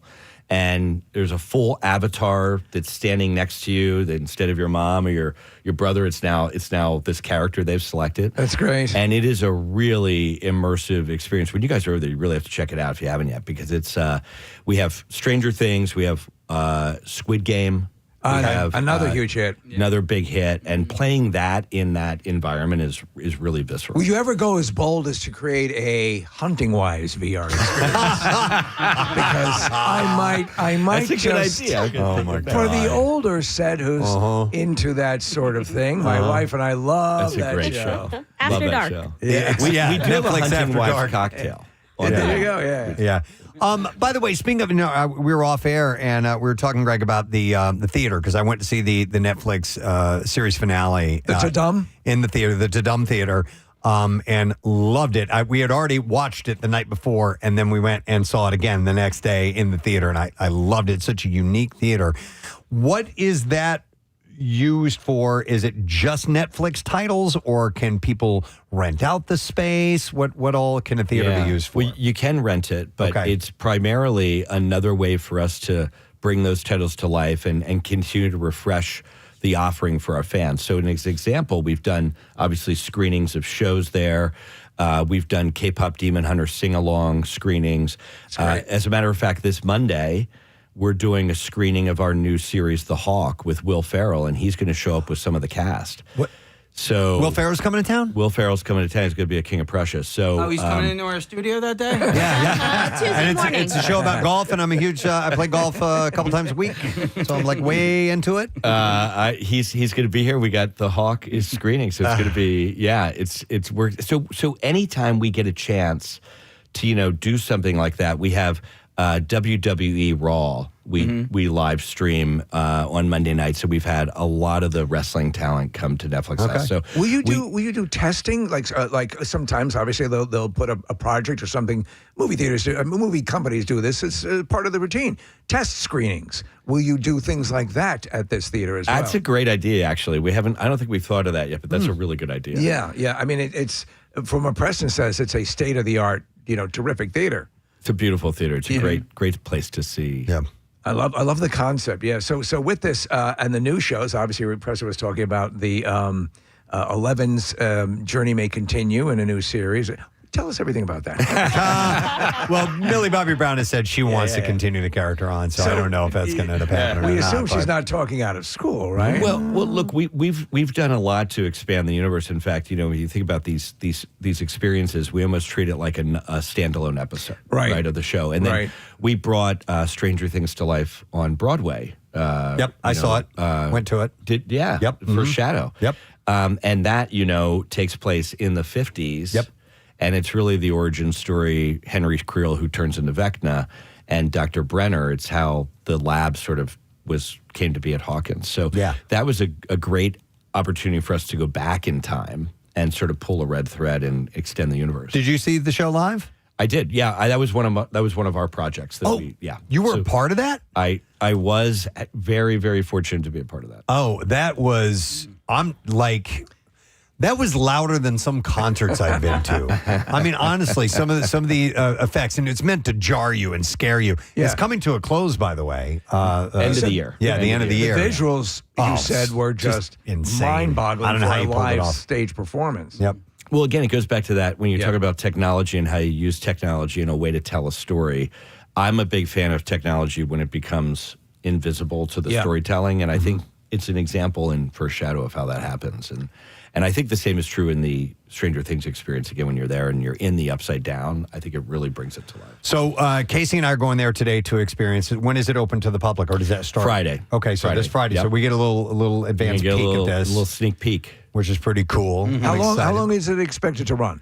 Well, we expect to be there for a little while, obviously. Okay, but, and we do recommend, go to netflixhouse.com and get tickets in advance because it's a timed entry. So the nice thing is exactly when you need to be there to get in, and then you can kind of plan your day around it. Excellent. And Steve, you haven't been there yet in the Netflix house. If you want to get your little tchotchkes, and I do for all the shows, I do. They kind of have taken a page out of the amusement park where you get off the ride and it dumps you into a store that has anything and everything that you wanted. I've never been mad Exit at that. through the It's just like that. Yeah, totally, exactly. Yeah. And the food as well is show related too. That's right. We have you mentioned we have a retail shop there. We have the VR. We have a mini golf experience that's our unique take on a 9-hole golf course where every hole is a different story from Netflix. Oh, I didn't know that. Yeah, Okay. that's another fun one to do. Again, another easy way to kind of spend some time.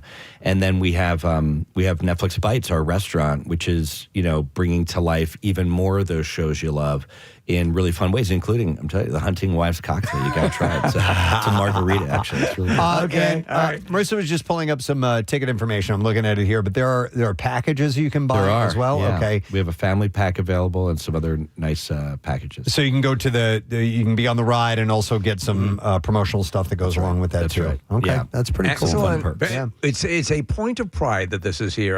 Yes. It's very cool too, because again, it's KOP is obviously a well-respected mall, but I think for mall culture too, it helps revitalize that. And we've been bemoaning some of the malls around the area closing down. KOP is going strong. And it returns, that thrill of going to something like this and being a part of it. It's in line with season 3 of Stranger Things. Right. And they get to Absolutely. the Starcourt Mall. Yeah, and it was a big thing for us to be where our members are with Netflix House, right? You want to be easy to get to. It's one of the reasons why it's free to enter, but it's also one of the reasons why we picked an incredible mall like King of Prussia, because, you want to be close to home and be a place where people can come again and again and again throughout the year after year, and that's one of the reasons why we keep changing the experiences out as well. Right. So you're still working on the Tiger King? You can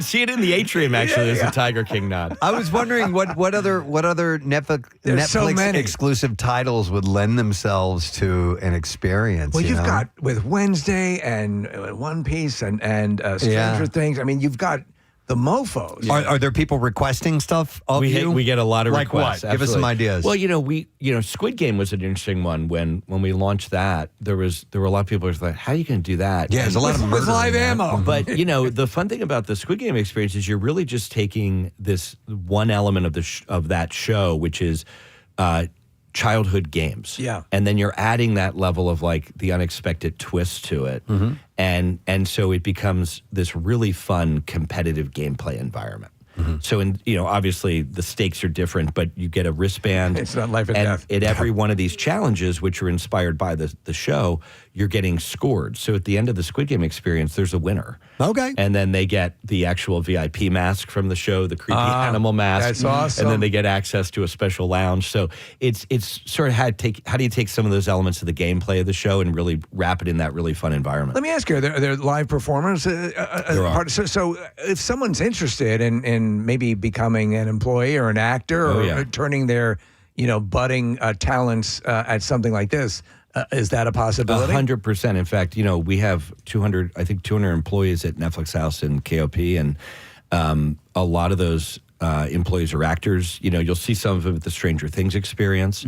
If you go into Wednesday, you'll see that you want to kind of pull every punch you can to make sure that the audience is getting that really visceral in-world experience. So actors are a big part of that. And I got to tell you, the town and the staff at Netflix House are really phenomenal, and I'm really proud of what they pulled off. Excellent. All right, so it opens on Friday, and you can get tickets. You can go to netflixhouse.com/Philadelphia. You can pre-order your tickets if you want to be one of the first people that's in and gets to experience this for yourself. But it's immersive. It's you get into the world of Hawkins, and I'm so excited to go do this today.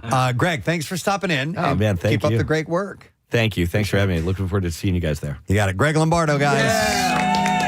And with that, we will take a break and come back in a moment because we're going to have Chris Distefano joining us. He's going to be at Helium Comedy Club this weekend, so set the spell, and we'll be right back, my friend. Finally it started. It broke down. So there's like a crescendo here. Right? Yeah, here's the next one. I don't always eat pizza with ranch dressing. I didn't invent it. He didn't invent it. I'll bet that's next. Hold on a second here. Let's see a clip there. I didn't invent it. Yes. It is something that I tried like within the last year. You were so mad. Yeah. I want to play the whole thing. All right. I know Ryan broke it down, but let's play the whole thing. All right. I think it starts with Nick telling you to try pizza without ranch dressing. Here we go. Can I make a suggestion without being insulting? Try pizza without ranch dressing. Listen, you a-holes. When was the last time you saw me with ranch dressing? Okay, can I jump? And by the way, I don't always eat pizza with ranch dressing. I didn't invent it. It is something that I tried like within the last year. All right? Okay. Drop the friggin' ranch dressing. Drop it. I will say this. I have seen you eat pizza the last 6 or 7 times without dressing. Did you say 6 or 7 times? I have not seen him have dressing on his pizza in quite a while. And it's not something I invented. It was like I tried it because I saw a girl with a nice frame. As a matter of fact, trying to like ranch dressing on your pizza. All right, I'll try it. And then he did it like 6 times. And next thing you know, I'm making ranch dressing pizza sandwiches or something. Shut up! Nick, that was a good suggestion. Thanks. Oh, I love you. Well, my God. At least cut back on the drinking cheese. Okay. It's so good, though. I don't know that my morning can get any better. I don't think it can. Okay. All right. And it's only 7 a.m. Thank you for filling out the entertainment portion of the. It was an epic meltdown, and that was in the 7 o'clock hour. That was the start of the day. It was the start of the day. Entertainment news. Okay. Oh, is that what it was? Oh my God! Yeah, that's the story in the 6:30. was Rob Kardashian was going to lose 50 pounds in 6 weeks. Okay. And we were doing the math, and we were like, how do you lose 5 pounds a week? That is just crazy. That's where it kicked off. Okay. Yeah. And you had been trying different things. And honestly, Yeah. when you say something like, can I say something without being insulting? Like, shut up, man. Yeah. Like, I swear to God, Well, I'm an adult. I know what freaking calories are. Yeah. All right, no. Like, it was absolutely insulting. And at that time, I was at a low. Mentally? No, I mean, self-esteem moment, right? Yeah. And so, like, it was kind of like we used to have that nutritionist at Dr. Mike's, and okay, can you name me some fruits? Like apple? That's great. Like, like eat an apple instead of candy. I'm very sensitive to food shaming. It's been part of my life, my family around me, people around me. I'm very sensitive to it when anybody talks about it. I showed this video to my husband, Casey. He was cracking up laughing so much. And he was just like, this is what makes your show great. It is those moments, right? We're characters of ourselves at points. Like we have to...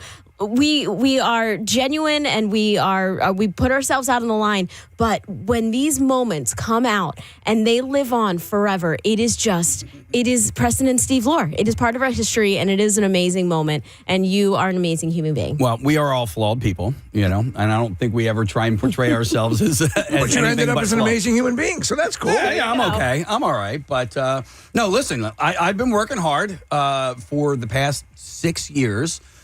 I don't eat great all the time, but I do make sure that I get out and I exercise, on a pretty consistent basis. And I think that's key. And You've also, done well. I ran into, this gentleman who ended up winning The Biggest Loser. And that was the beginning of my journey. At that time, I weighed 279 pounds, and, I'm stepping in at like, I got down to 180 and I put a couple of pounds back on, but, I'm 200 pounds right now. And you look great. You work and out. And I still love junk food. But you know that's what? The problem. What you did spur on is a whole bunch of people coming out of the woodwork talking about the love of ranch dressing and its application to so many. That's why you provided a nexus of people to savor their ranch dressing pairings in public and come out of the shadows. And I can't believe you guys got the Sixer Sticksers here, man. This is, I love you. I love you guys. Yeah, you guys are. Yeah. And by the way, they don't have you out there enough. I think you guys should be out there all the time. Get rid of the dancers and just have you guys come out. Yes. Well, all right, maybe not. That guy's like, no, don't get rid of the dancers. By the way, real quick, so we're sampling some of Chef Farley's wares here, and I had this monkey bread version, which is really, really good. Is it? I'm going to try it right now. Yeah, try it. Right. What did you have so far? Well, I just a little bit of the cheese of this of the biscuit. No, the cheese of the biscuit. No. The, whatever it looks like a cinnamon roll. Yeah, those tarts. It's kind of it's new. It's invented. It hasn't been invented. It doesn't have a name yet. Do we call it Casey? The Casey. It's the Casey. Call it the Casey roll. The Casey roll. I love that. Ooh. These are really good, by the way. These are really good. I love it. Well, that one's actually kind of, it's on our menu, a different version. I don't dip it in ranch, but. Okay. Have you dipped it in ranch? Oh, yeah, go over there. We got to go over to the fountain. Casey is now going over to the ranch fountain, and he's going to dive in. Is this just a chocolate fountain that we put ranch? Yeah, it seems like it. Yeah. All right, so go ahead. Yeah, do whatever you want to do, man. It's your fountain, bro. Go crazy. All right, come on. I'm going to get, All right. Get it all covered in there? Oh, that yummy ranch dressing. What do you think? Well, I don't always dip my monkey bread in ranch dressing. Yeah, but oh my when God, you do. it's amazing. Yeah, all right. But this is better without the ranch dressing. I'm telling you, this is better just plain by itself. Let me ask you, on your salad, do you ever use ranch dressing? That's not my go-to. Yeah. What is your go-to? I mean, honestly, I think probably like Thousand Island's my favorite. All right. But usually I just go, oh, you know what? I do like a good blue cheese. All right. Yeah. All right. Yeah. Like a wedge. So, but the let me ask you this question. Uh-huh. After that discussion that day, and that legendary video now, and your rant, did you ever have ranch dressing on your pizza again after that? Or did that kill it for you? Probably, but like I haven't had it in a long time. It's not really my go-to. Okay. Yeah. Never was. As he It never really said was, yeah. from the get-go, it's not your go-to. The thing is, you were fighting that uphill battle. It was locked. No one was going to believe that it was not what you were eating all the time around the clock. My favorite was, I didn't invent it. You said it a couple of times. There's a lady with a nice frame, by the way. Like, what the hell is that? See, you were being kind. You didn't want to be like, I saw this hot girl eating. Or a fat woman doing it, you know? Yeah. Oh, my God. So we thought we couldn't let this date go unmarked. It's been a decade. It was legendary. Can we retire it? Like, nobody send Casey any more ranch dressing DMs. Yeah, good luck with that. Yeah, this is officially the word. Casey's over it. He's over ranch dressing. He doesn't love it as much as you think as he did, so you don't need to ranch dressing him anymore. But I tell you what we do have, and Rochelle wanted me to take a picture of it, is my youngest, who was really into art at the time, started painting switch plates for our light switches at home. And so I have a few different ones that they did up, and one of them is a ranch dressing bottle, and it's in our kitchen. And that has now been there for almost 10 years because it was right after this. They painted that, made it for it. So it's been hanging in my house for 10 years right there in our main living space. So my daughter has a friend who she went to high school with. She's now a freshman at Boston University. And one of the first things and her parents are huge fans of the show. And one of the first things she ever said to me as this little 14-year-old little brat, and I love her, but she was like, hey, maybe you shouldn't eat pizza with ranch. I was like, oh, you little bitch. You little bitch. Wow. Well, listen, we would like to welcome from West Palatine Steppers and Drum Squad. This is Antoine, who is joining us this morning. How you doing, Antoine? First of all, Listen, I'm a huge fan of you guys, but listen to it for a long time. Thank you. Casey, I know it sounds crazy, but I'll be using Caesar dressing. I promise you, I'll use Caesar dressing. On pizza?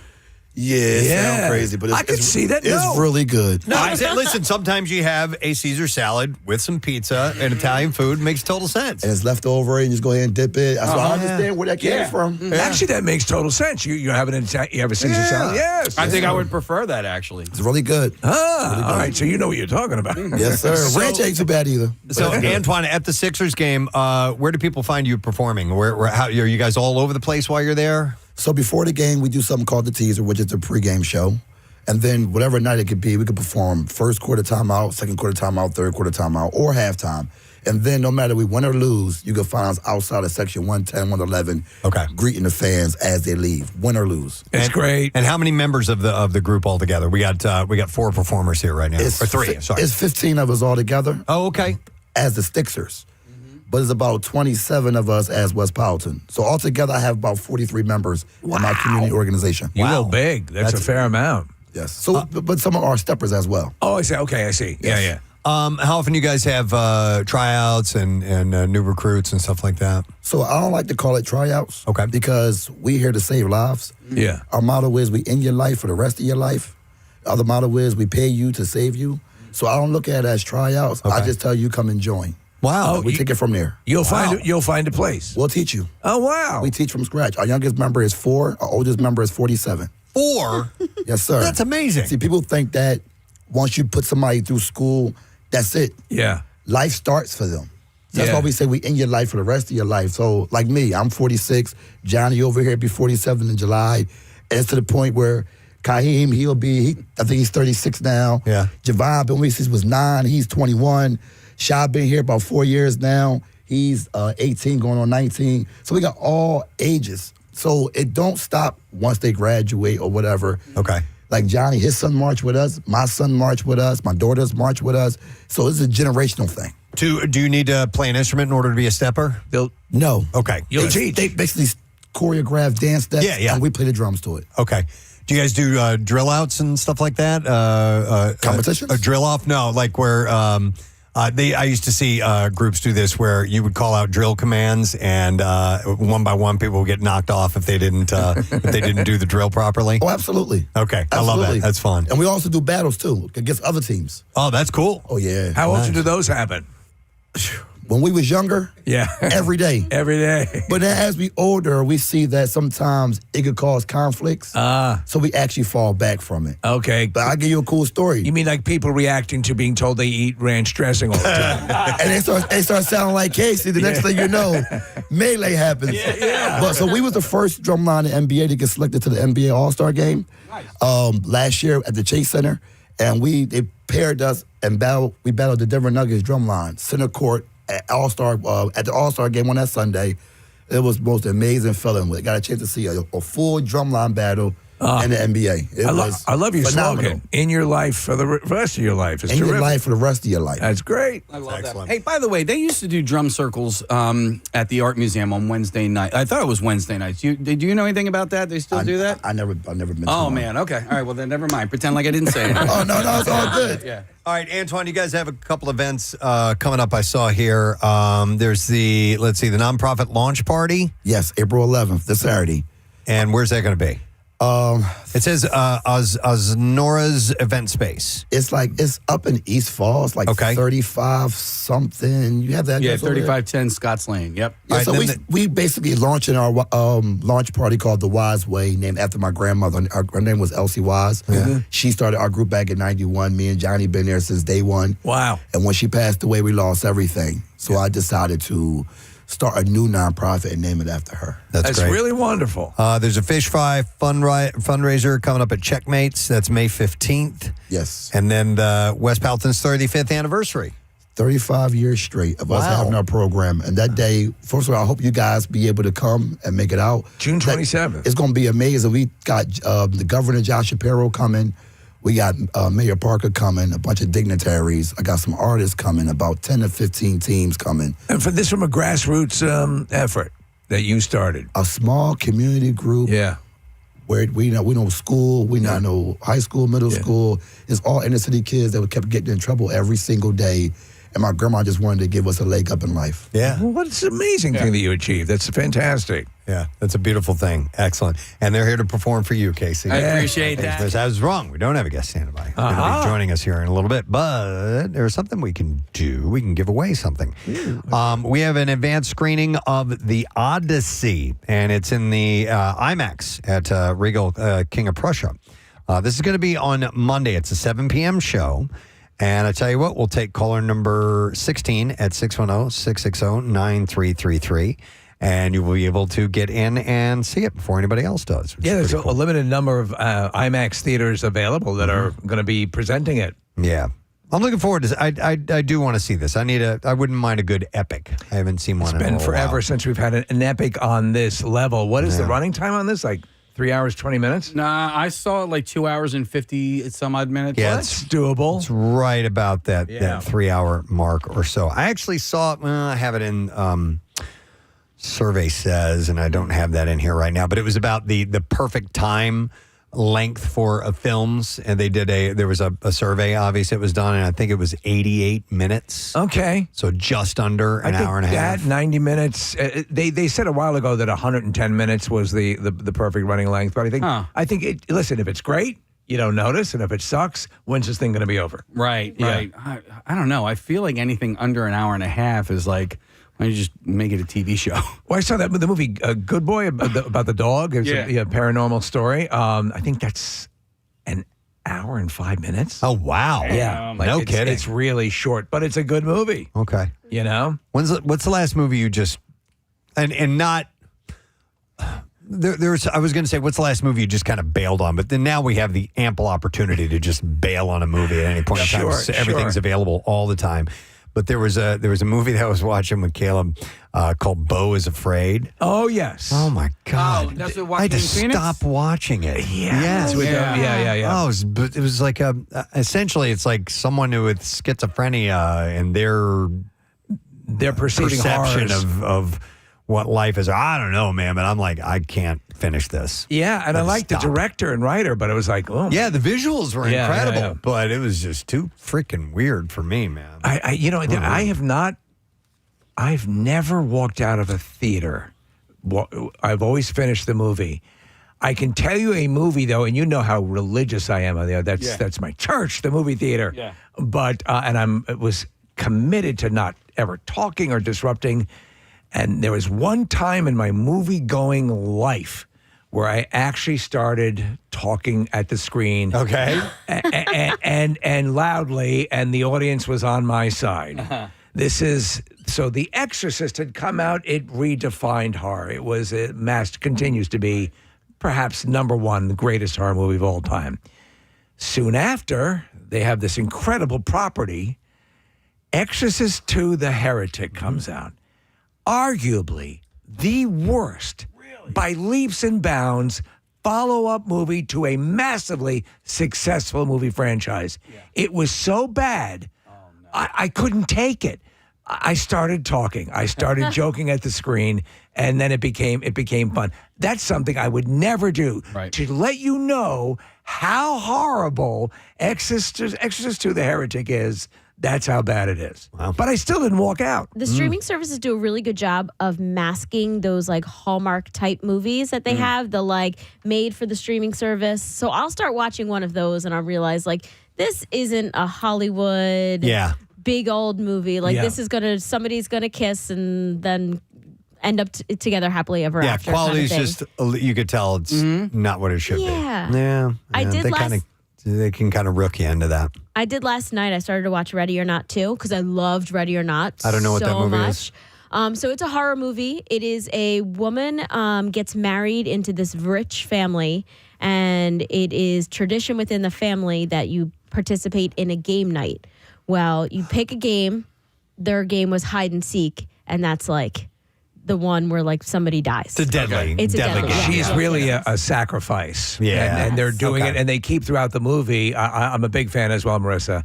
And they keep saying, if you're not slaughtered, this entity, something bad will happen, and she's like, yeah. And you watch it to the end, and it's like, oh my God. Yeah. Oh my God. Wow. It was really good, but last night when I started watching Ready or Not 2, it's a continuation of the story, and I was like, I was ready for a whole new story.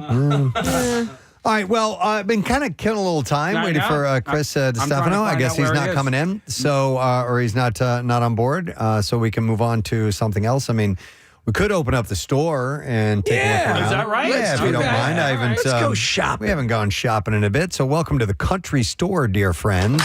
Come on in. Visit the general store. It's what happens when guests don't show up. That's right. We're going to start. We have this. The store is gigantic, obviously. We've likened it to the TARDIS in the series Doctor Who. On the outside, it looks to be a simple, modest establishment, but you go inside, and it defies time and space. Yeah, so we're going into the dictionary section. As most department stores will have a dictionary section. An entire dictionary. Yeah. This is an analysis of Google search data for this year, and it reveals the most searched word definitions across the country. And they have the most searched word definitions via the United States, and it's also broken down per state. Interesting. Yeah. So I'll give you the top 10 of America, and then I'll tell you what our our tri-state area has searched for. One of my favorite parts of the store. Sure, yeah. The number 10 is bias. Okay. So people wanted to know the definition of that. Number 9 is democracy. Wow. So people needed to These know are exactly. very simple terms. Yeah. Culture. Wow. Right? Ooh, it's That's depressing. one I don't think you need to look up. Narcissist. I could see that if you wanted to know more specifically about narcissism. I wouldn't look up that word. I know all the words. What's a narcissist? No, I remember we've talked about that before, and Casey had asked out loud, okay, what exactly how do you qualify as a narcissist? I wonder I how, could see that. On a side note, I wonder how often a legitimate clinical narcissist is aware of their narcissism. Yeah, I don't know. In other words, does it operate the same way a sociopath would? But I just hear people throw out the term narcissist, and I don't know if they really, it's I not do. Like I know all the. I don't know if they, actually know clinically what a narcissist is, Yeah. and then I often I'm like, well, am I a narcissist? Well, it can be a catch-all for somebody who's full of themselves, which may not necessarily be narcissism. They may just be, I don't know, self-centered or whatever, as opposed to like literally not believing that anyone else can be as correct as they are. It's the difference between thinking you're the center of the universe and knowing you're the center of the universe. All right, number 6 is metaphor. What's a metaphor? What is a metaphor? A metaphor is actually, you know what people do mess up is the difference, and it's a minor difference. Is a metaphor and a simile. Yeah. So a metaphor is when you say something directly is this, like truth is knowledge or something along those lines. Truth is like knowledge. Yeah, that would be a simile. Right. When you use like, it's like a dick for. Right. Yeah. Yeah. What's a dick for? like or as? To be with. What's that? Like or as? Like or as is a simile. Yeah. But a metaphor is when you like her ass. Equate something. I like her ass. What's the metaphor for? I like it's her when you ass. like her ass. All right. I don't think that's right. Number 5 is integrity. Right. You don't know integrity? Wow. Yeah. I would think most people would know what integrity is. I would have thought a level up, but it's okay. Yeah. Number 4 is empathy. Yes. Okay. I feel your pain. So number 4th most searched word in definitions. Number 3 is fascism. Okay. It's a word that's been used a lot over the past 20 years or so. Number 2, shut up. No. Love. What is love? Oh, Jesus.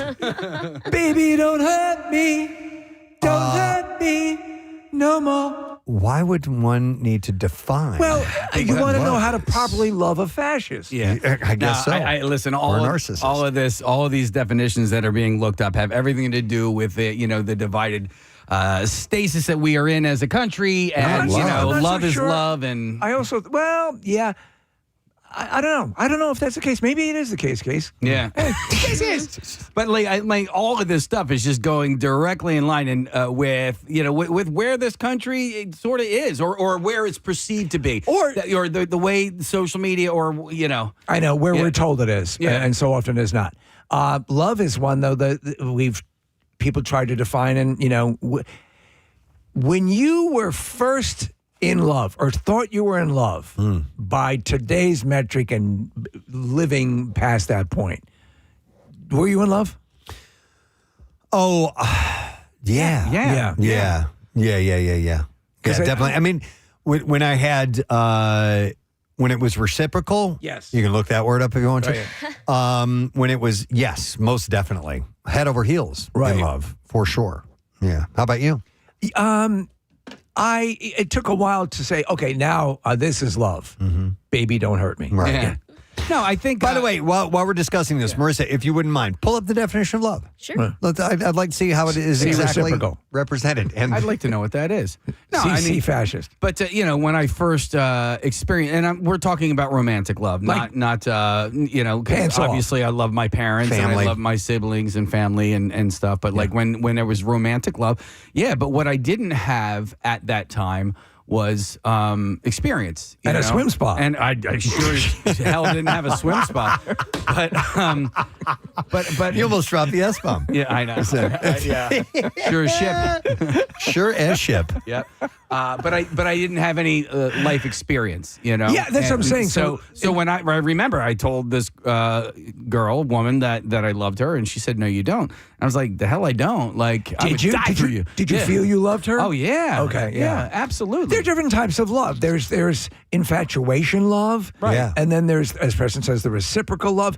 And I mean, not to get too, but the love of Clara, my wife, of being proud and being, wanting her joy. Those things that you assume you want when you're connected to someone that way. But the only thing is, we didn't have a whole lot of shared experience together. We were only together for 6 to 9 months or something along those lines. But we didn't have. You were a stable hand, and she was a princess. That's right. But we didn't have the shared experiences. Like tough times, or like like growing a family together. All these other things that sort of bond that love.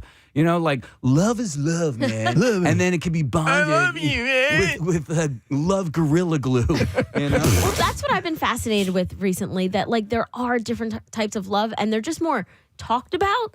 And it's Pamela Anderson documentary really opened up this new idea for me, where it's like you can be in love with somebody, you can have children with them, you can have a relationship, and then you just move on to something else. And like Kate Hudson seems to be like that. And I'm just talking about like these celebrity people. I know, but like I know what you're those are the saying. I people in our completely world. hear what you're saying. And I want to make sure that I say, babe, I love you so much. I'm not moving on to anything else. But like there are these different types of love that have become more talked about and more accepted. Well, you can fall out of love. Sure. As too. You definitely can. But man, new love.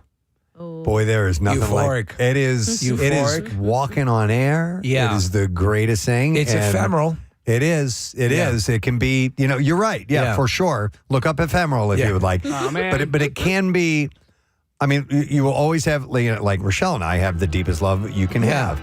But when we were, I saw the video. I know. It's between us.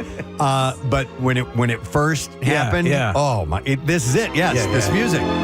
It's like you're walking on air. It's just the most amazing, wonderful feeling. Things start to get dinged up and pitted, and so pitted, and then so pitted, and then what happens is I think it goes to another level. That there are, like, I love the notion of there's. Like, I always say this. I would walk into a room, and if Claire was there with a bloody axe in her hand and there was a chopped butt, I'd say, "Hun, pack a bag. We have to leave." like there's nothing you would not do because she has your back, I have her back, and it morphs into other versions of that love. Yeah. That halo effect. So maybe the first time you lose your, the first time you rip a real. The bloom is off the rose. Yeah. The love has gone in a different direction. It's still there, but I love that you had the audacity to do that. In fact, hang on a second, Steve. Can you give me a nasty one? Sure. Yeah. All right. Sweet mystery of life, at last I found thee. I know at last the secret of it all. All the longing, seeking, striving, waiting, yearning, the burning hopes, the joy and vital tears that fall. You got to figure love. with a voice like that, he had to be. Oh yeah, he was digging sharding. deep. Yeah. He was definitely using all. I'm going bowels deep. I'm going bowels deep. It's Mario Lanza, right? Isn't that the guy who was saying that? Yeah, I believe so. All right, so number 2 on this list of America's most searched word definitions is love. Did you want to look up the definition? I'm sorry. Yeah, so love. Do we still have that clip? Being in love. I'm sorry to make you keep digging these obscure clips up, Casey, but love. Love is a strong affection for another arising out of kinship or personal ties. It gives examples: maternal love for a child, share their love and support for one another. Then number 2, based under that, is attraction based on sexual desire. Ooh, naughty. Affection and tenderness felt by lovers. Often used before another noun. Oh, and it gives you how to use these things. Number 3 on this is hand job. I love hand job. You know what I love? I love, honestly, Owen Wilson's description of your soulmate in The Wedding Crashers. Yeah, it's your recognition of the counterpart. Right. Yeah. I forget exactly how it's phrased, but I thought it was a very lucid description of that connection. Yeah. Is a recognition of your soul's counterpart or something along those lines. It was well done. Now Marissa's going to look that up for us. Thank you, Marissa. Here you go. Scroll up. There we go. It is true love is your soul's recognition of its counterpoint in another. Yeah. I have to stop and analyze that to make sense out of it.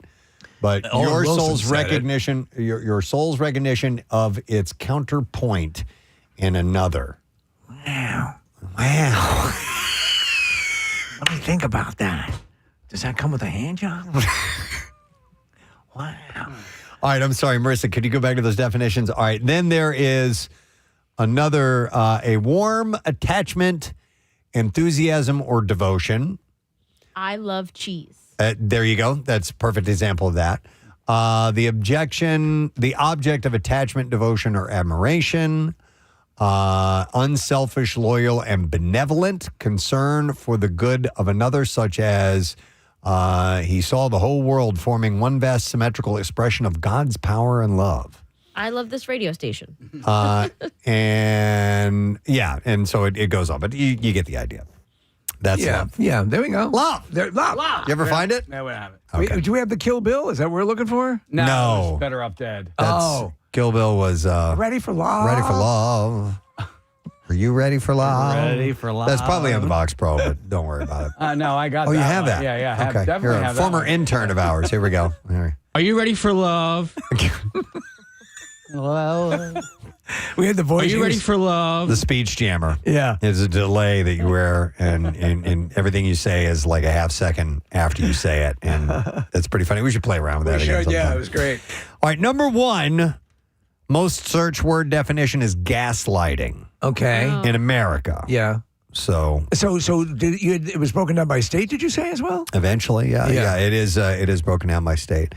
Delaware, the most searched word definition is sepsis. Wow, man, sepsis, that's going to be deadly. Yeah, and mass transit here in Philadelphia? SEPTA. No, it's septa. Sepsis. We're taking sepsis today. And then actually New Jersey and Pennsylvania have the same word. That's right. Metaphor. What's a metaphor? People have had to look that up. That blows my mind. Yeah. Why sepsis in Delaware? I don't know. That is completely fascinating. Yeah. That out of the blue, if you were to pick all potential medical conditions, sepsis. Yeah. Any other states you guys curious about? Does it What's matter? Vegas thinking about? What's Nevada thinking about these days? Philosophy. Wow. Actually, wow. They have to look that up. All right, I got two. Well, one, Maryland, because it's pretty close, and we got listeners in Elkton. Proxy. Proxy? Is the word that they look up. And what was the other state? I want to go Michigan because that's where my daughter goes to school. Evidence. Really? Yeah. I don't get these. No, and I'm curious if they probably don't go as deep as to explain, why they believe that is. They do. And analyze. Okay. They used Google Trends to discover the most searched word definitions and Ahrefs, Ahrefs, to find the number of searches. America's most searched word definitions can be discovered in Google Trends by searching for definition, define, definition of, etc. And Ahrefs show many variations of word definition searches like what is the definition of empathy or define love. So why can they explain why sepsis ended up being that's that they don't tell you. Right. They don't say why people were searching for those words, but just that they were. In 2018, it was the leading cause of death in Delaware. Okay. There we go. Eight years ago. 2018. Did you say 18 or 13? 18. Jesus. So here's the They can't let it go. A lot of times when I try to spell a word, There's a new Arif in town. You're right. it actually just shows me the definition, but I don't erase the word definition. I just say, sure, give me the definition too, but I'm just trying to figure out how to spell If you it. start to spell out a word and then it will, a lot of times definition is what comes up next. So I could see how that by default, you look that word up if you want to, is what it goes to. Interesting. Scares me, though, that love is number 2. Yeah, right? By the way, because the Phillies are playing the Reds right now in Cincinnati, can you spell Cincinnati? Because I had the hardest time, and I think I got it now. I think so. No. I want you guys to do it, and I'll tell you if you're right. Cincinati. No. Don't even look at me. Okay. There's multiple Cincinnati. N's. Cincinnati. No, CINNI. Oh. Wait. CINNCINATTI. Okay. Did I get so that right? Two N's on the first N. And 2 T's on the end. 2 T's. One N in the middle. That's kind of weird. Yeah, So I know. there's only 7 N's in it. There's only how many N's? There's It took me forever. 3 N's and 2 T's and It took me forever to remember how to spell connoisseur. okay. Yeah. Go ahead. CONNOISEUR. Right. Yeah. Because I can actually, Vacuum. I never get vacuum right. I know there's 2 U's. yes. But I always mess it up. The one that was we all have our trip words, and mine is really common. Was restaurant. Oh, yeah. Restaurant. For sure. Necessary and necessity, I always mix up. Yeah. Necessary and necessity. I'll throw an I in case. Unfortunately, there's only one T. Yeah. Oh, it's only one. CIN, CINN, This is pissing me off. Oh, so and the first N is singular, Casey. No, you're right. I did it wrong. CINCINNATI. See, I spelled it right in my sports, but I will go through it again tonight because they're playing in Cincinnati tomorrow. So CINCINNAITTII. Okay. ATI. Try again. Dumbass. All right. I've been handed a note. Our guest is here if we want to talk to him. Oh, Really? Do we give him a tardy slip?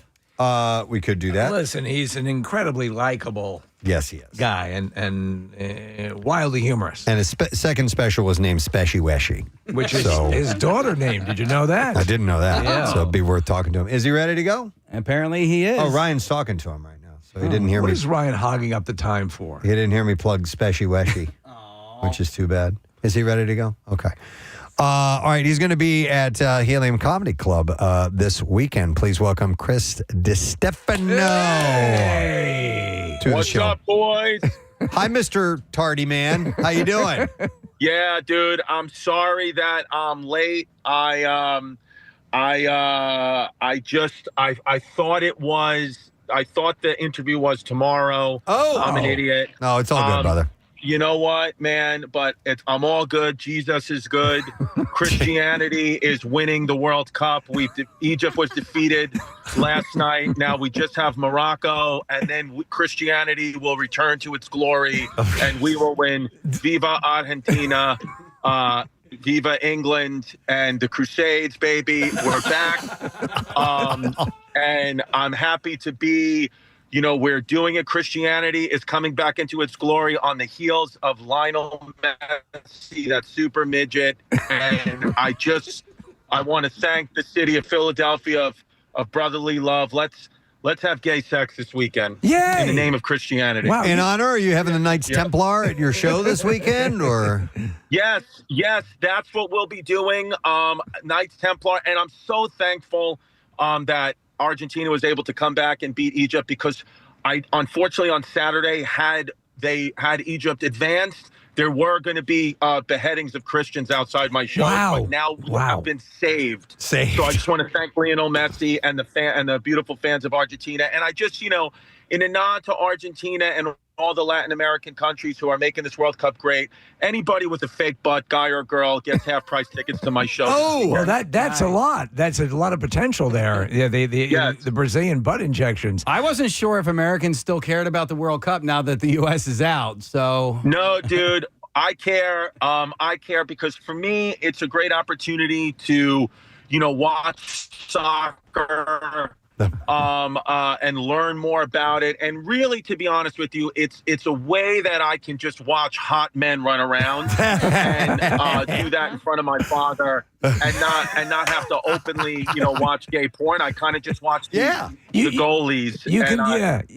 And it's nice. You're sending subtle messages that you don't have to be overt about it. You are an athlete, though, and I was surprised to read this. In college, you were the high scorer on your basketball team, were you not? That's right. Now, listen, quick caveat. I played, Division III basketball. Still? There were multiple handicapped people. Yes, there were multiple handicapped people on my team. There were girls on my team. And I'm not talking about Leah Thomas girls. I'm talking about real biological women. Yeah. So yes, I am proud of it. But I just want to caveat that, multiple people on my team had peanut allergies. But I was the best player out of them. Well, so you are. Let me ask you. I found watching the World Cup, and we have our own team here in Philly, the Union, and going to see the matches and the games. It's really great. But to me, it didn't quite pour it over to television until the World Cup, and I found myself like, wow, okay. And I suddenly got it. Was that kind of the epiphany you went through, or have you always been a moderate soccer fan? No, the World Cup, this one, this World Cup, I guess because it's in the United States, I just feel like a more connection to it. Last World Cup, shout out to the lovely people of Qatar, but I wasn't as connected to it. The great people of Qatar, and so I wasn't as connected, but now I am. And I got to be honest with you, after the United States team unfortunately took a loss, and it was a bad loss. I support our country, our brave men and women, but that loss did not look good. But I am going for Team Norway now. I went to Norway versus Brazil at MetLife Stadium last week, where Norway pulled out a great defeat. Erling Haaland, their best player, who's got a butterface, really great body, but does have that one of those butterfaces, unfortunately. But I really am going for Team Norway. I want to see them go all the way, and it is not because they are the white team. That is not the reason why I'm rooting for Norway. Yes, they are the last white team left in the tournament, but that is not the reason I'm rooting for Norway. I'm rooting for them because I just like the way they play. I think they play good fundamental soccer. Sure. We get the preamble. You're clear of that. I'll tell you what I love is the way their fans react. That rowing thing is really, I like to see an entire stadium doing that. I got to be honest with you, man. I was there when they did it because, they won and Erling Haaland was hitting that drum and we were all going, ooh, and it was fun and it gave you the chills and it kind of gave you I did find myself, though, because I'm a big fan of history, saying to myself, this is fun and I'm laughing, I'm drunk, we're having a good time. But, hundreds of years ago, that was the last thing people saw before they got pillaged. Yeah. That's a good point. It's changed in complexion, hasn't it? Yeah. Yeah, so I just want to take a moment of silence and remembrance for those souls who were pillaged for the Norwegian soccer team's victory. It's less jubilant when there's mass raping following. Yes. Yeah, absolutely. You know what? And so, Listen, I jumped around. I did the row. I did take a moment to acknowledge that, there were people who were beheaded in front of their families the last time they heard that row. Well, it's like instead of the land acknowledgement, they should have a pillaging acknowledgement. Prior. Yeah. Why not? Yeah. Why not? I wanted to ask you. I was watching you. I forget where I was watching you, but you were talking about the most protracted series of house hunting, apartment moving. You've moved into like 7 different homes in like the past year. Like you've had like a crazy journey. Yeah. And at one point, and tell me if this is true, your wife actually had a quasi paranormal event that made you leave a house. Could you explain that? Oh yeah. Well, so you're talking about, so first of all, yeah, I do move. I move a lot. I don't know what I'm running away from. I mean, I think we all do know here the answer is my sexuality, but I haven't got, right now I'm just putting that into mortgages, but I am running away from something, and I do move absolutely too much. But yeah, so I think the one you're referring to, because here's the thing with my wife is she's Puerto Rican. Right. So I'm going to have to ask you which paranormal experience, because she's had 3 or 4 in the past 12 years of reasons. She apparently sat up in bed and said Oh, this one. Okay, so this is the one. Okay, so we were living in a house, right? And we were renting a home, and it was owned by this older lady who was like in her late 90s, and the daughter was the one renting the house to us. It was, she's like, my mother used to live in this house. I grew up in this house, and the daughter was very nice. And she was like, she's, living, this is her house, but we'd love to rent it to you for your family. Great. And she was dying, as I said. So was this house in Forest Hills? This is the house in Forest Hills. Yeah. This is the house. Yep. So all of a sudden, Jasmine, my lovely Puerto Rican wife, who's very connected to the spiritual world and Santeria and all that Spanish stuff, she sits up in bed and she goes, it's 2, 3 in the morning, and she goes, I think the old lady is dead. And I said, what do you mean? She was like, I have a feeling and I don't like it. And I think she's dead. Now, we were living in this house for 1.5 years already, so this is the one and only time she did this. And then we hadn't spoken to the lady's daughter in months.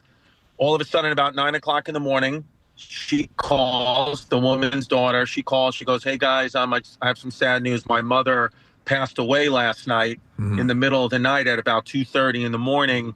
We're going to want to put this house up for sale relatively quick, because we are Jewish people and we got to sell this thing right now. So I said okay, and they were like, there were people there. They're like, we're selling this puppy, we're getting the inheritance, we're getting out of here. And I said, I understand, shalom, I get it, we're out of here. But Jasmine said, she was like, at what time did she die? And she said 2:30 in the morning, and that was the exact time that Jasmine woke up. And she said, Jasmine told me, she said, this woman wants us out of the house. Whoa. She was like, she said that Jasmine told me, she was clear. She was like, the presence is, I'm feeling it. This woman wants, Jasmine said, this is the scary part, and I believe her. She said she heard like a low growling for like an hour. Jazz said, I heard like a low growling. That's freaky. That's freaky, yeah. And I was like, yeah. And I was like, that was probably, their real estate agents telling us to get out because they need to sell. They need to sell. It was their campaign. But you said she'd had other incidences like this, but you also say she's not. Oh, dude, she's not prone to flights of fancy though. So you put stock in these things. Yes, I put stock in these things. I mean, she won.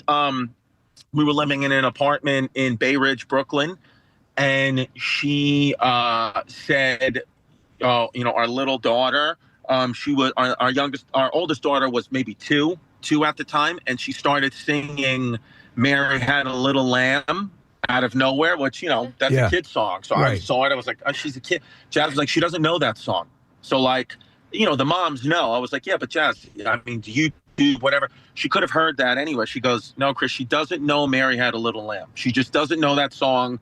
And, she's singing it. So she would say, hey, stop singing it, whatever. And then my daughter one day turned around. I wasn't home. And she was like, Jasmine was like, why do you keep singing that song? And she was like, well, my friend is teaching me "Mary Had a Little Lamb." And so I'm saying, so Jazz saying, who? There's nobody there. He's like, no. And my daughter's describing this person, whatever. Oh. And so Jazz says, I don't like this at all. So she talked to a neighbor who lived upstairs, who had been living there for like 30 years.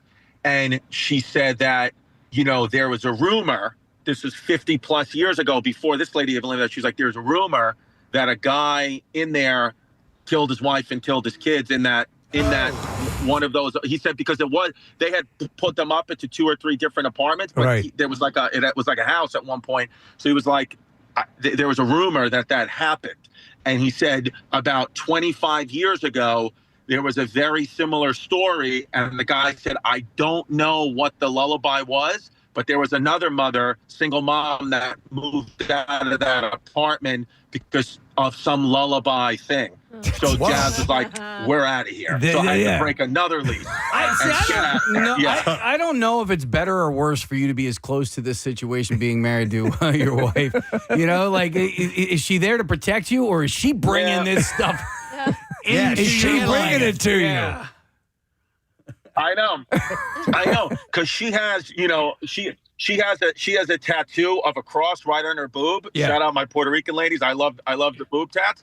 And I always say, I was like, I think that's a beacon for spirits. I want to see what happens if we get that tattoo removed. If all of a sudden there's no more ghosts in the house. That'd be wild if that's the case. I have to tell you, Chris, some of the funniest stuff, and your material's great. You've loved you for a long time. But the stuff about your father, and I have to ask this. So your dad is well known as a tough guy. I have to ask, with all the stories you've told, was he a member of the mob or classically mob adjacent? He was classically mob adjacent. Never was a member of the mob. Much like Henry Hill, my dad is half. Henry Hill is half Irish. My dad is half German, so was never in the mob. Classically mob adjacent. And is not the guy that he was in the 70s and 80s.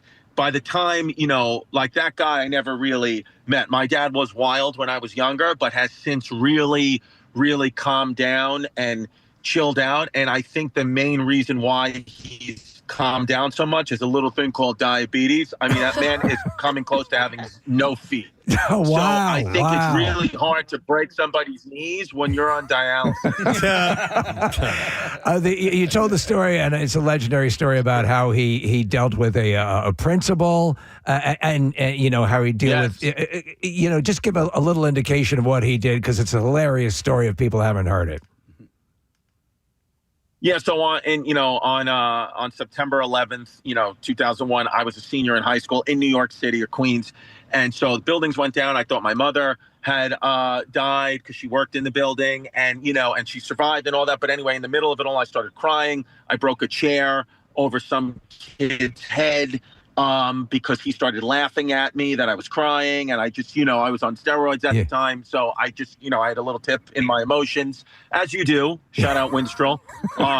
And so I got thrown out of the school. And I called my father, and my father came down to the principal's office. And it's a whole story. If you Google Chris Distefano 9/11 story, it's up there on YouTube. But basically, he came down to the principal's office and, threatened the principal's life if he didn't get me back into the school.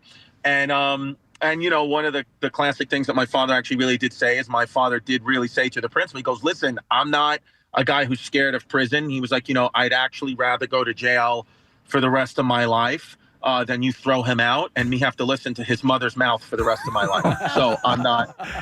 He was like, either way, I'll be in prison. How did you avoid? I mean, did you?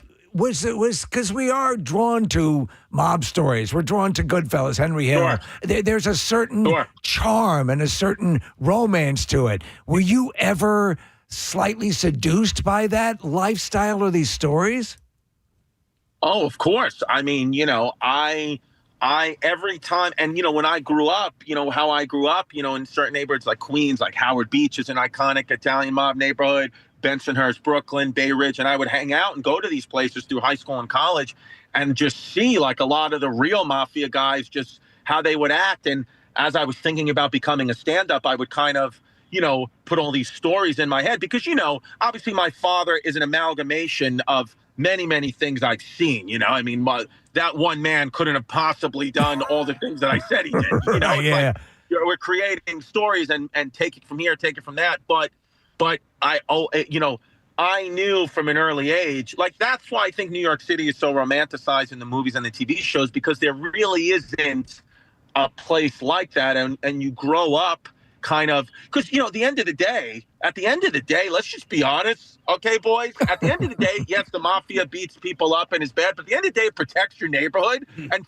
life's just a little bit easier. Streets are a little bit cleaner when the mob is there. Okay, yeah, I know you got to pay money, and I know they beat a lot, but you know what I mean? Things are a little safer with the mob around. My dad told me this story. He was going, and he's traveling for work, going to Vegas when it was under mob control. Unless, you're right, there are many horrendous things, and small business owners are extorted out of money and so on and so forth.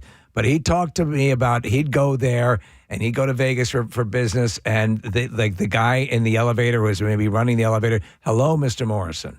Like they knew he was there. Ran like spun like a top. It was on his game, and that's part of the deal. People who used to live in Gotti's neighborhood, when Gotti was a thing, would talk be on the news about.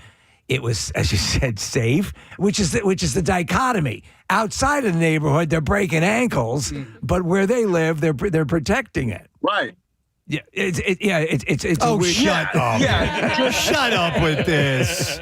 Come on. But we are drawn to it. It's just part of the here we have Joey Merlino, formerly, and you're drawn to it. Yeah, the Irishman is the Scorsese film about the Philadelphia mob. So yeah, listen. You watch The Godfather, The Goodfellas, Donnie Brasco, all of this stuff. It's we're seduced by it. Seduced by it. Yeah. It's just a human thing. So look, what are you going to do, right? I mean, you got me to move to chicken parm now, baby. Let me ask you another thing, because you mentioned your dad threatening to kill a principal over you staying in school. You got a couple degrees. You're a physical therapist, right? You what else did you get? A doctorate in physical therapy. I got a bachelor's degree. I got a bachelor's degree in psychology. I got a doctorate degree in physical therapy. So when you go to your dad, you go to your dad and you say, after he's threatened to kill a principal over your education, you say, "I want to do comedy." Yeah. I mean, how is that received? I mean, first of all, my father was all for it. My mother is the one who's highly educated. My mother's a very educated woman, and got with my dad. I've told the story before, but they met at a walkathon. My mom was like 21 years old, beautiful young woman, and my dad was doing community service on the side of the walkathon, and that's just how they met. And she wanted to have a fling with a bad boy, and then they had me. And my mom, again being a very intelligent woman, quickly realized she made a huge mistake and divorced my father abruptly.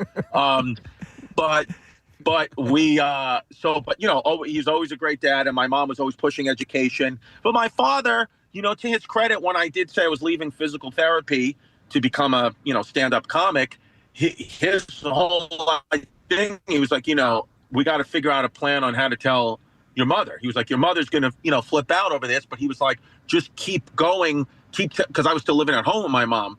So he was like, just keep telling your mother that you're going to work, but you could come stay at my house. You can, we'll figure this out. He goes, I'll float you some cash if you want. I was like, no, Dad, I'm not going to now owe you interest on. You're not floating. You're not getting my loan shark. I'm not getting involved with you. Yeah. But so what happened though is, I left physical therapy, took a chance or whatever. And then I got a deal with, at the time, MTV was, making shows. And so I got like an overall contract with MTV pretty quickly after leaving a physical therapy job, and, have been a professional comic ever since. But my mom's one rule was that I had to keep my physical therapy license up to date every 5 years, keep it up to date. So I have done that. Really? I'm a licensed physical therapist. So do you do any freelance work for friends if somebody's got some problems and fix them up? I was. But now, no, because it always gets to the thing is with comedians too, is like, those are most of my friends now, is no, even though I've told them, 9,000 times. I am a physical therapist. I can work on orthopedic injuries. It somehow always goes. So I don't care if they come in with tennis elbow. They're dropping their pants and saying, "Is that an STD? What do you think?" And so they should. That's perfect. Yeah. Well, maybe you work on some of those hunky soccer players you were mentioning. Yes. That's what I'm looking for. Yeah. If Argentina's listening, I'd like to, you guys, I will check for STDs. And don't forget the butt lift special that's happening for the That's happening. Yeah, for the shows this weekend. All right, Chris, you're going to be at a Helium Comedy Club. Just a heads up for everybody. 2 shows on Friday, 2 shows on Saturday, and you can get the tickets at heliumcomedy.com. So, hey, man, better late than never. Thanks for checking in with us this morning. We appreciate it, man. Thanks, guys. I appreciate it. Good to see you. You got it, Chris. Distefano, guys, on the Preston and Steve show. All right, we will take ourselves a break. We will come back in just a moment or two. I'm going to give away another pair of tickets to see The Odyssey. All right, we have a special screening of it coming up on Monday, and it's an advanced screening at the Regal King of Prussia. It's going to be Monday at 7 p.m. It's a big one. It's on the IMAX screen. Oh, I was just going to watch it on my phone, Preston. And we can take call number 14 at 610-660-9333. It's Homer's epic tale on the big screen. And it will be in theaters on July 17th. So you get in advance. Be that caller. We'll set you up. We'll be right back. Stay with us. Casey, celebrate your 10 years. That's the last thing. You don't want kids and they're on the street and they fall into the ranch dressing lifestyle. Yeah, come on. You don't want that. So I was dancing with you guys earlier, and I just want to give you a little backstory on that dance. My next door neighbor growing up, he's a drummer. And so I would hear him practicing his drums, and he was in his basement, and they had I forget what those basement doors, and I would walk in while he was dancing, and I would do that, and I would dance to him drumming, and he would play for me, and then I would dance for him, and it was kind of like the symbiotic sort of thing that we would do. He could be a stepper, no problem. Casey, can I ask you a question? Yeah. So the next door neighbor had a drum set, what's called a kit? Yeah, yeah. That's how our drum line was formed. Get out. We couldn't afford marching drums. So the guy next door to my grandma, which was 15, who just moved from New York, used to practice. My grandma could hear him. When the girls asked her to form the drill team, he saw me and Johnny sitting on the steps, and he broke the drum set down and gave us each part. Yeah. And that's how we got born. That's amazing. So That's where we crazy. are today, that's crazy that we're using marching drums today. A real rig. I love it. All right, well, we're going to get another performance from you guys in a moment. We're going to have to break in just a second, but I want to go back to Chef Farley here at Enswell before we wrap up. These creations that you made today, these are off the menu.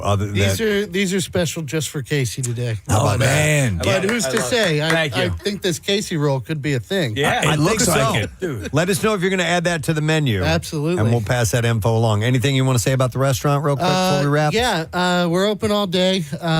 Beautiful cocktail bar, small plates.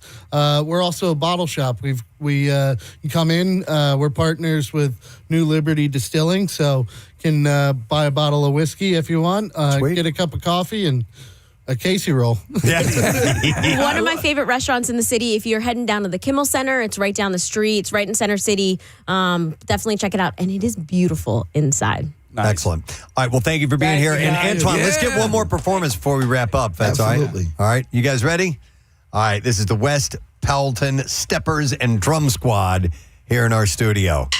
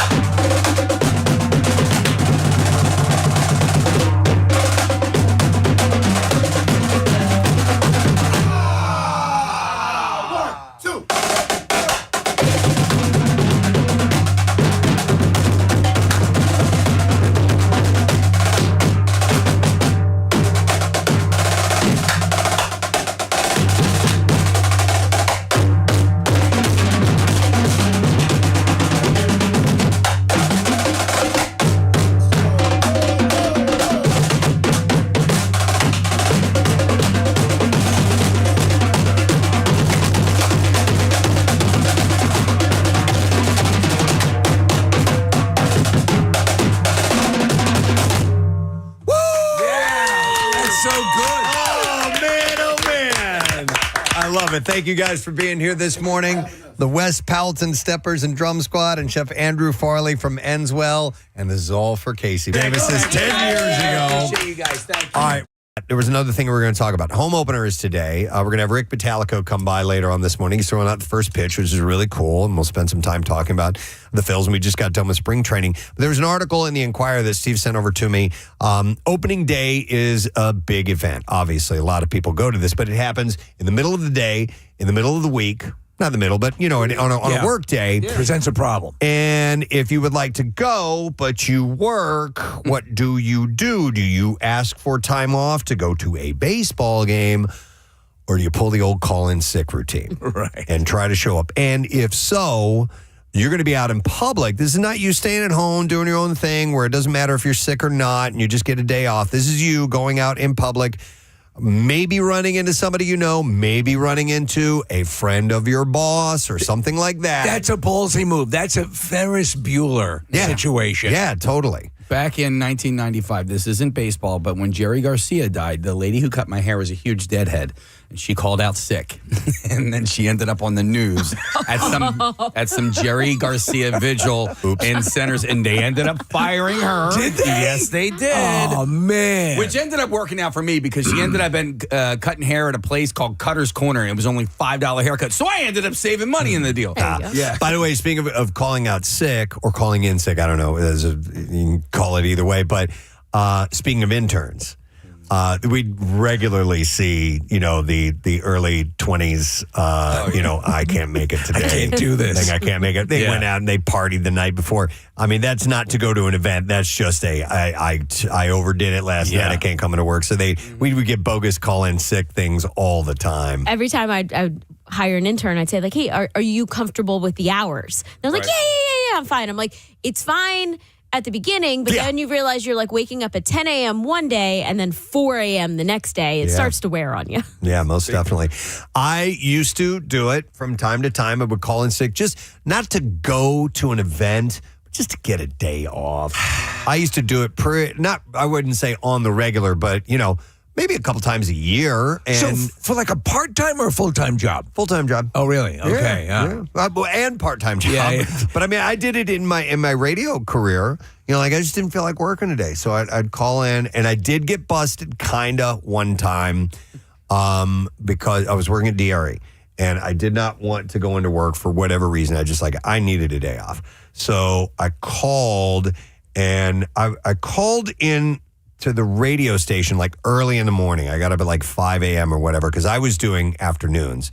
And I called the morning show because I didn't want to call Jim and wake him up. So I called Sarah on the hotline who did our morning show. And I'm like, hey, can you guys tell Jim I can't make it in today when he gets into work this morning? And they thought that was kind of weird that I did that I called them and not Jim. Right. So they actually sent somebody over to my apartment in Bluebell to drive over on the phone, live on the air. Yeah. And they got me as I was walking out. I was going to get my hair cut.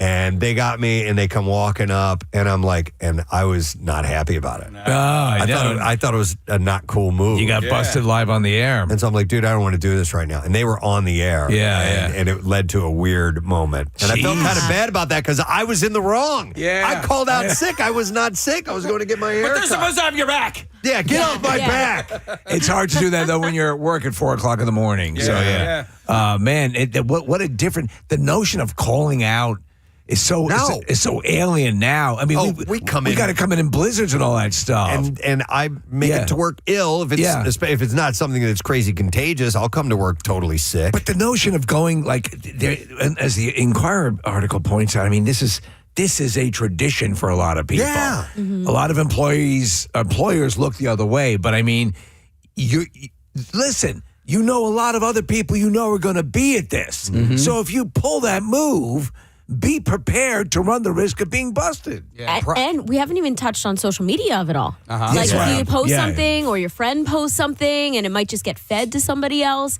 But there's also just, companies have changed these days. My friend and I, we go to a lot of games and such. And she was like, let me talk about, my boss and maybe calling out. And then literally her boss was like, hey, are you going to take off for opening day next week? So the literally boss just says she brought flat it out up. asked her. Yeah.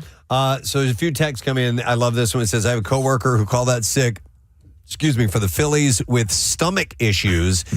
He was shown on TV at the Phillies game. My boss saw the broadcast, and my coworker went on to say that he was wearing an adult diaper at the game. That's great. I love it. Oh, I had issues, but I was wearing a diaper. Oh, that's great. Somebody said every year I request paid time off for the home opener the day the next season's schedule is released. So if you get out ahead of it, maybe they're okay with that. You know, you can't just do a last minute thing, possibly. I wonder how substantial, because they talk about businesses losing some of the workforce on event days like this. You know, how many people walk out the door for something like this? I mean, you're talking, how many thousands of people? Yeah, but I can't Across see the like whole city. Yeah, I can't see like a whole bunch of people from one Impacting, business calling out at a time. But it might affect you if you're in a pinch. 610-660-9333 is the number with your stories. Yeah, when you were saying that, I was like, yeah, like I would call out for like a bakery drop of like a really cool item or like a sneaker drop. Like if you're going to go stand in line or a new iPhone, something like that you came would call out. out sick for that? Well, I'm just saying, like if I really, really wanted it. You would? Or Yeah. Like I was, if the No, you Costco. wouldn't. No, you wouldn't. No, you wouldn't. I mean, hypothetically, I love you guys too much. I love this job too much that I don't do it. But hypothetically, I would. Yeah, maybe somebody would. Hang on, let me go to Renee. Hi, Renee. You're on the air. Good morning. Good morning. Hi, Renee. What's up?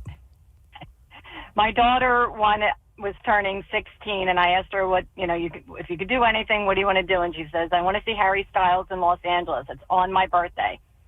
And I did. So I had to call out on a Friday. We flew out Thursday night. And I accidentally posted a picture of us in Los Angeles, and my boss saw it on Facebook, and I got caught. She said the handbook was very clear about what constitutes a sick day, and being in Los Angeles for your daughter's sweet 16 to see Harry Styles was not. Did you receive any? A little while. We'll have another shot at getting some Hershey Park tickets for Preston and Steve Day at Hershey Park next Wednesday. We'll do that with the lesson question. So hopefully you've been paying attention because we've got those to give away. But in the meantime, we have Bizarre File stories to get to. WMMR presents Preston and Steve's Bizarre File. Brought to you by Horizon Services. Protect your home's HVAC, plumbing, and electrical systems year-round when you join Comfort 360 from Horizon for just $19.99 a month. Book at horizonservices.com to join.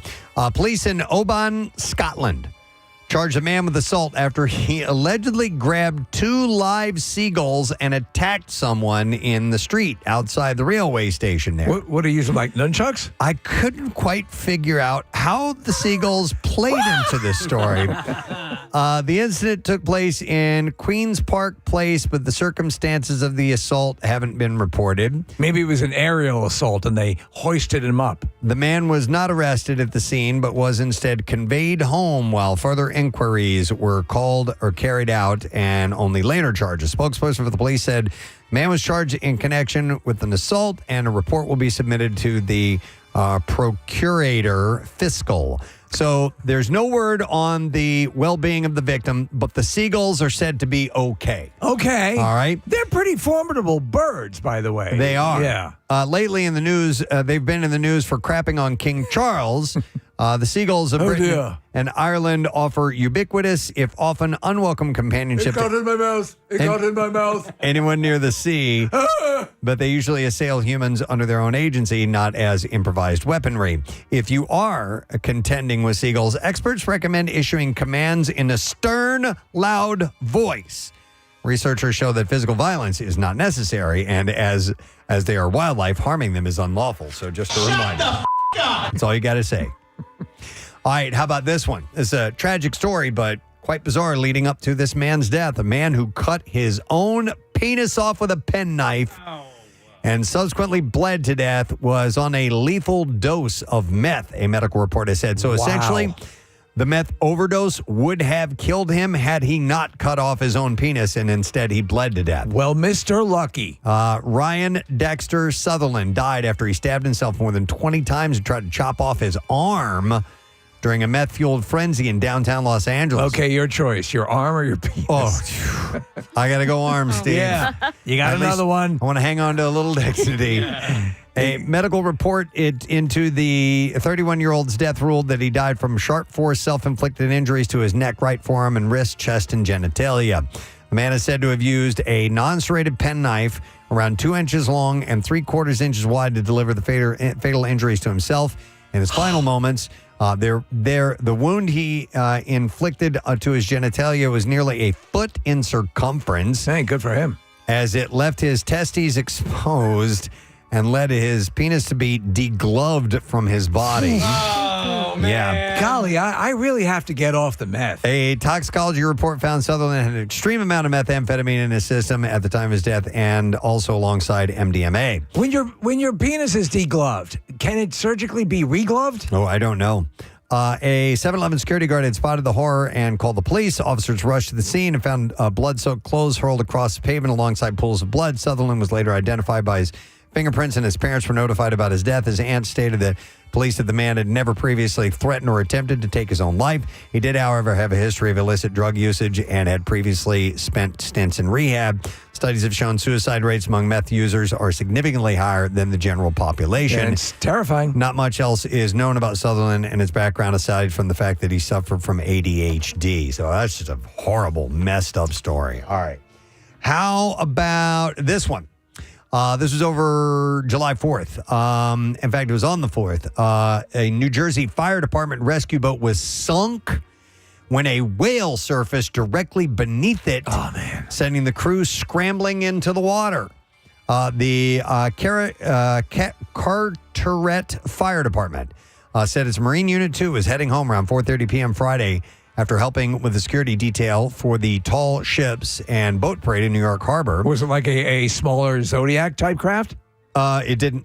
I don't think it was. I think it was bigger than that. So as the boat neared the mouth of a Rearton Bay, a whale breached right under its stern, causing what Mayor Dan Raymond called catastrophic damage. The vessel immediately began taking on water, giving firefighters only seconds to abandon ship. A nearby jet skier and boater rushed over. I'm so sorry. Along with the Perth Amboy Marine Unit, and they pulled the crew from the channel. Everybody was wearing life jackets and no one was hurt. A nearby boat reported seeing a pod of whales breaching before and after the collision. You've seen that. There was the one, the guy had a GoPro on his helmet, and a whale surfaced underneath his kayak. Yep. All right, you guys were asking the other day about fireworks mishaps, Yes. and I said it usually takes a few days for those to come through. An 18-year-old teenager lost his hand while playing with a firework outside of California In-N-Out Burger. Nader Hanna had graduated from high school, and when he met up with his twin brother and friends outside the popular burger chain, the group had gone to grab food and set off some fireworks in the parking lot, something Hanna said that they had done on numerous summer nights. Classmate handed him a firework about the size of a tennis ball. Oh, wow. Which exploded almost immediately after he lit it. He said, it just exploded in my hand the second I lit it. My hand took the whole blow. I looked down and I didn't see a hand. It disintegrated. The blast severed his right hand. The 18-year-old, who is left-handed, is now learning to navigate daily life without his non-dominant hand, making one simple task like brushing his teeth, putting on socks, and driving significantly harder. I wonder what the state of the art is in replacement hands like that. I mean, Well, had this one not essentially disintegrated, they maybe had been able to reattach it. But his twin brother, Ramsey, called 911 before frantically searching on the ground for pieces of his brother's hand to take to the hospital. They applied 2 tourniquets before paramedics arrived. Doctors were unable to save the hand and were able to preserve his wrist, though. He believes the foil-wrapped firework was faulty, though police said investigators believe it was an illegal firework rather than one classified as California's legal safe and sane variety. Officers did not cite Hanna because of the severity of his injuries, and police said that there was not enough evidence to pursue a criminal investigation into the sale or distribution. And now you're without a hand. Without a hand, gone for good. And that is where we will end the Bizarre File for you this morning. All right, we'll take a break. Like I said, when we get back, Hershey Park tickets for the lesson question. Get ready to grab them. We'll get trash and music news, too, so stay with us. Any punishment for that? No, just a warning. Just a warning. A little talking just to a it. warning. But Renee, when you got word of that, like, how did you respond to it? Just like busted or, Yes. Okay. Absolutely. Yeah, there was I wasn't going to lie or anything. What type of work do you do? I work with special needs students. Okay. Okay. Yeah, they might need you. Yeah. I get it. Yeah. But I didn't leave anybody in the lurch. Like, I didn't call out, and last second or anything, yeah. You did a bunch of special needs people wandering around a hallway looking for you. Thanks, Renee. Right. There's a I perfect should have taken a personal day. I should have taken a personal. Yeah, that's true. Thank you, Renee. And that's the difference between sick days and personal days. Are they kind of one and the same? I've never quite understood the delineation. So that's why the boss is saying, listen, that's whatever you took is not a sick day. It's a personal day. But, listen, if you're trying to maximize your days off, some people may take a quote unquote personal day, disguise it as a sick day.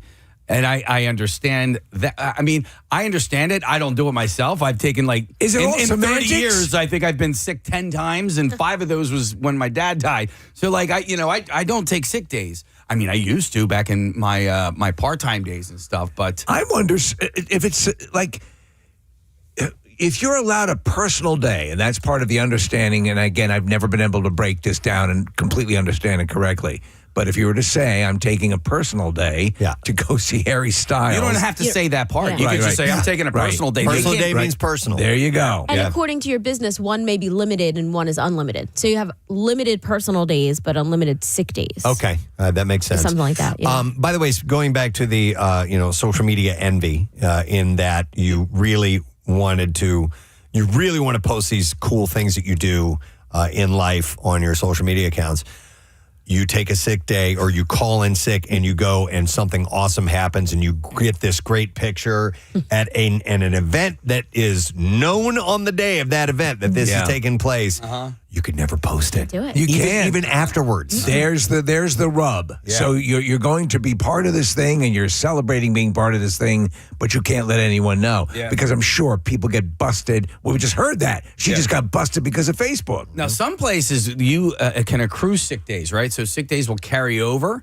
And I want to say my mom ended up doing that. She worked for the post office for a number of years. So if let's say you get 10 sick days a year and you don't take them, then the next you can get 20. And so I think she ended up retiring and then taking her sick days. So she ended up getting let's say a month's, she was able to retire essentially a month earlier and get paid for it. And then somebody just pointed out that a company can't deny a sick day, but they can deny a personal day. Okay. Oh, okay. Let me go to, hang on here, Jordan is joining us next. Hi, Jordan, you're on the air. Good morning. Hey, you guys rock. Thank you, brother. Appreciate it. All right, it says here you work in contracting.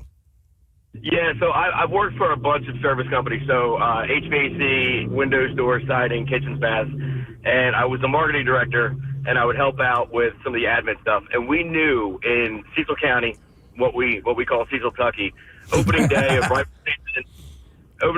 season, opening day of waterfowl, whatever it was, we knew half of our techs were going to take off. Hunting. We would just allocate.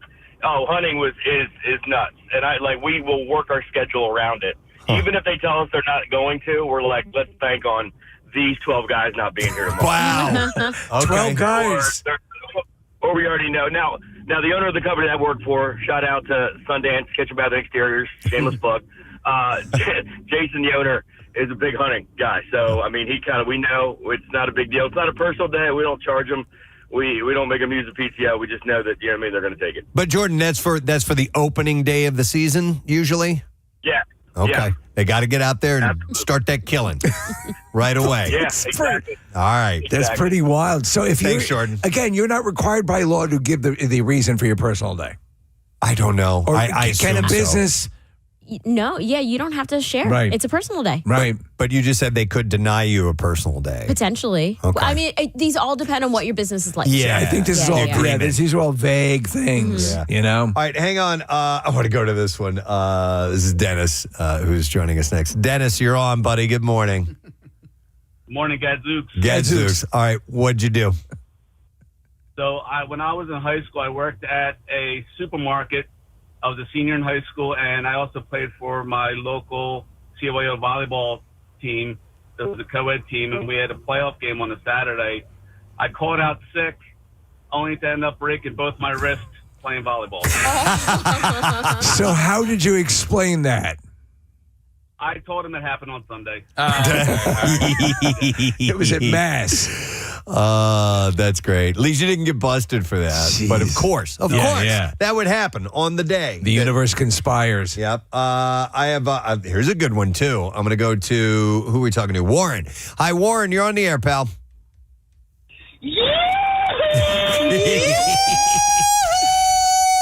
Good deep breath he took on that. All right, Warren. What was your story?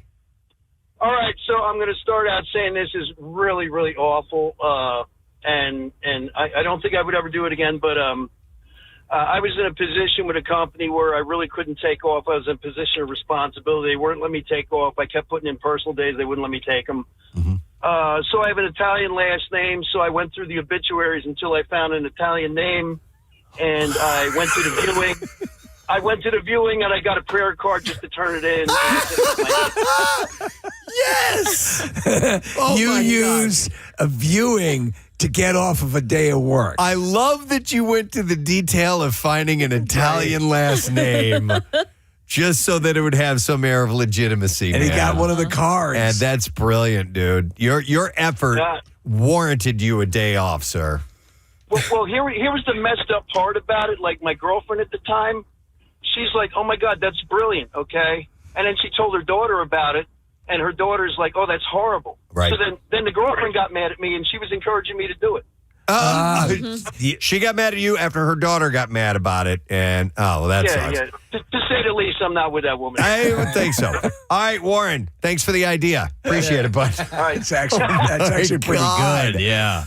That's thorough. If you can find someone who with the same last name, then you've got carte blanche. That's a go-getter. I would say Warren's worth hire that man. Yeah. He'll never show up, but hire him. I'm going to go to Joy next. Hi, Joy. Good morning.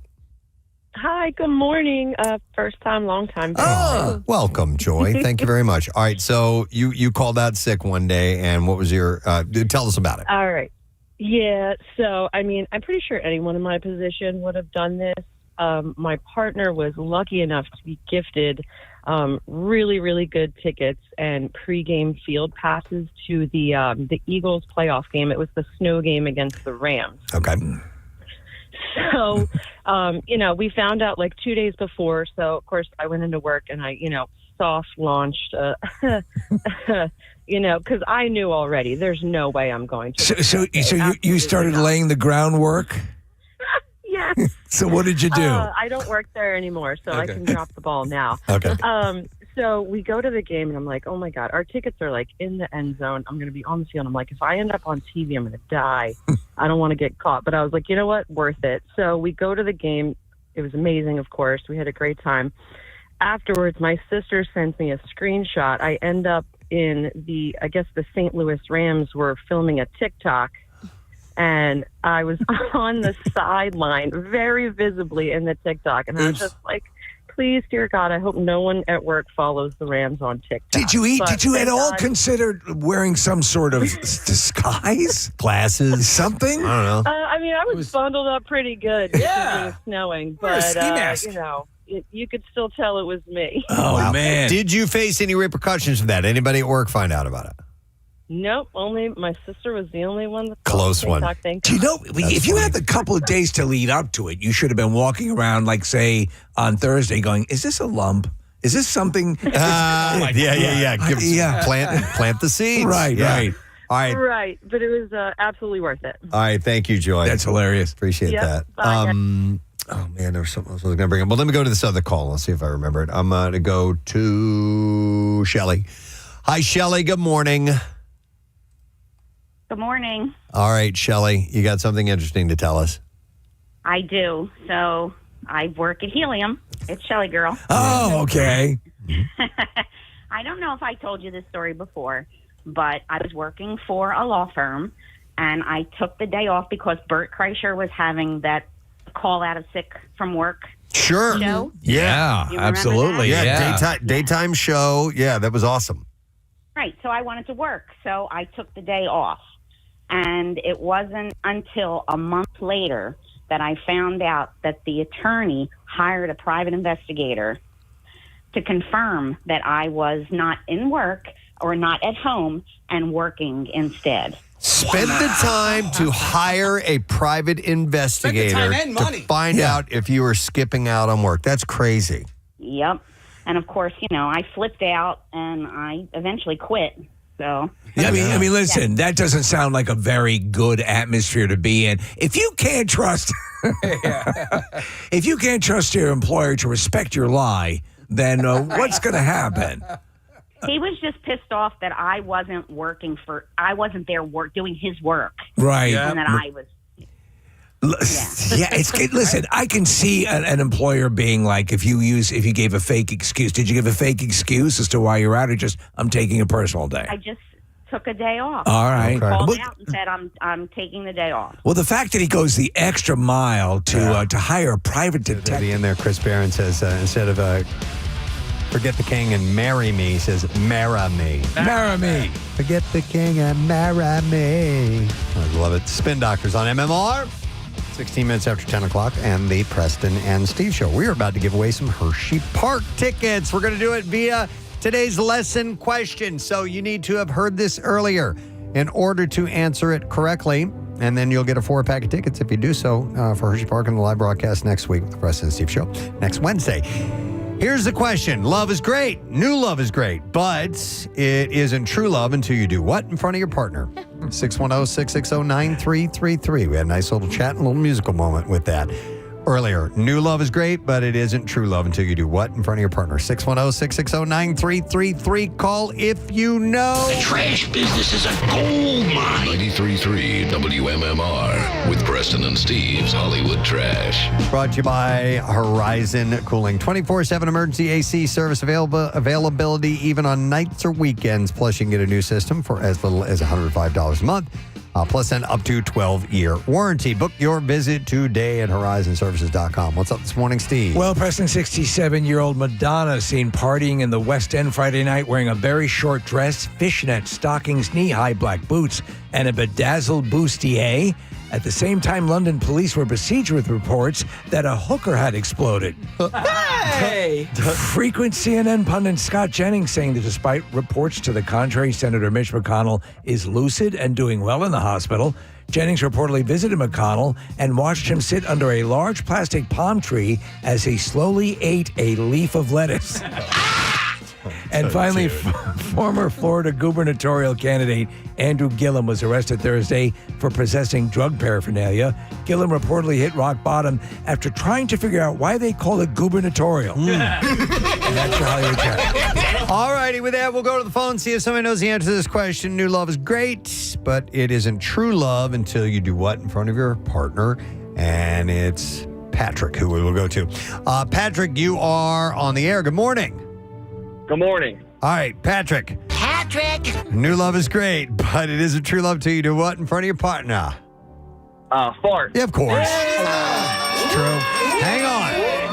We are going to give you, sir, a 4-pack of tickets to join us at Hershey Park on the Preston and Steve Day celebration next Wednesday. You get early admission. You can watch the live broadcast inside Hershey Park and access some of the rides and attractions before the general public. You can click on contests, WMMR.com for another chance to win. It's from Hershey Park, and they're home for over 70 attractions, including 15 epic roller coasters and over 40 family rides, an entire water park, and so much more. Now, Preston and Steve's Music News on 93.3 WMMR. All right, we're going to dive in with a story about the Ramones. Their 50th anniversary will be celebrated on August 30th at Hollywood Forever Cemetery with an all-star tribute concert hosted by John Travolta. Wow. Yeah. I didn't know he was a Ramones fan. Me either. Tim Armstrong, Billy Joe Armstrong, Travis Barker, and C.J. Ramone will debut the Cretin Family group, a supergroup, at the event, with Armstrong calling the band my favorite band of all time and promising it's going to be wild. Barker praised the Ramones as the blueprint, saying that punk rock wouldn't be what it was today without them.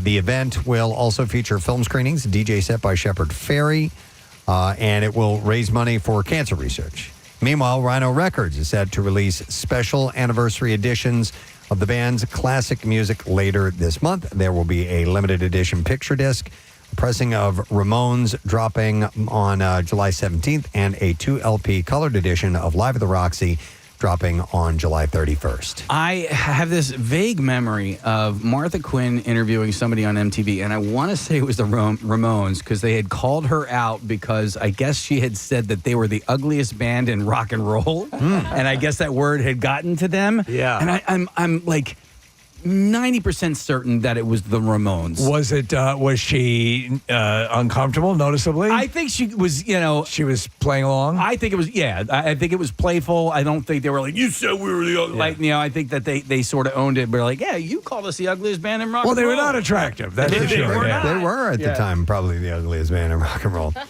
Nickelback appears to be gearing up for a new album, and the band has started dropping cryptic hints online. They were finishing work on their 11th studio album back in April when bassist Mike Kroger said that the record was nearly done and that the fans would like it. And it would be the band's first new album in more than 3 years following 2022's Get Rollin'.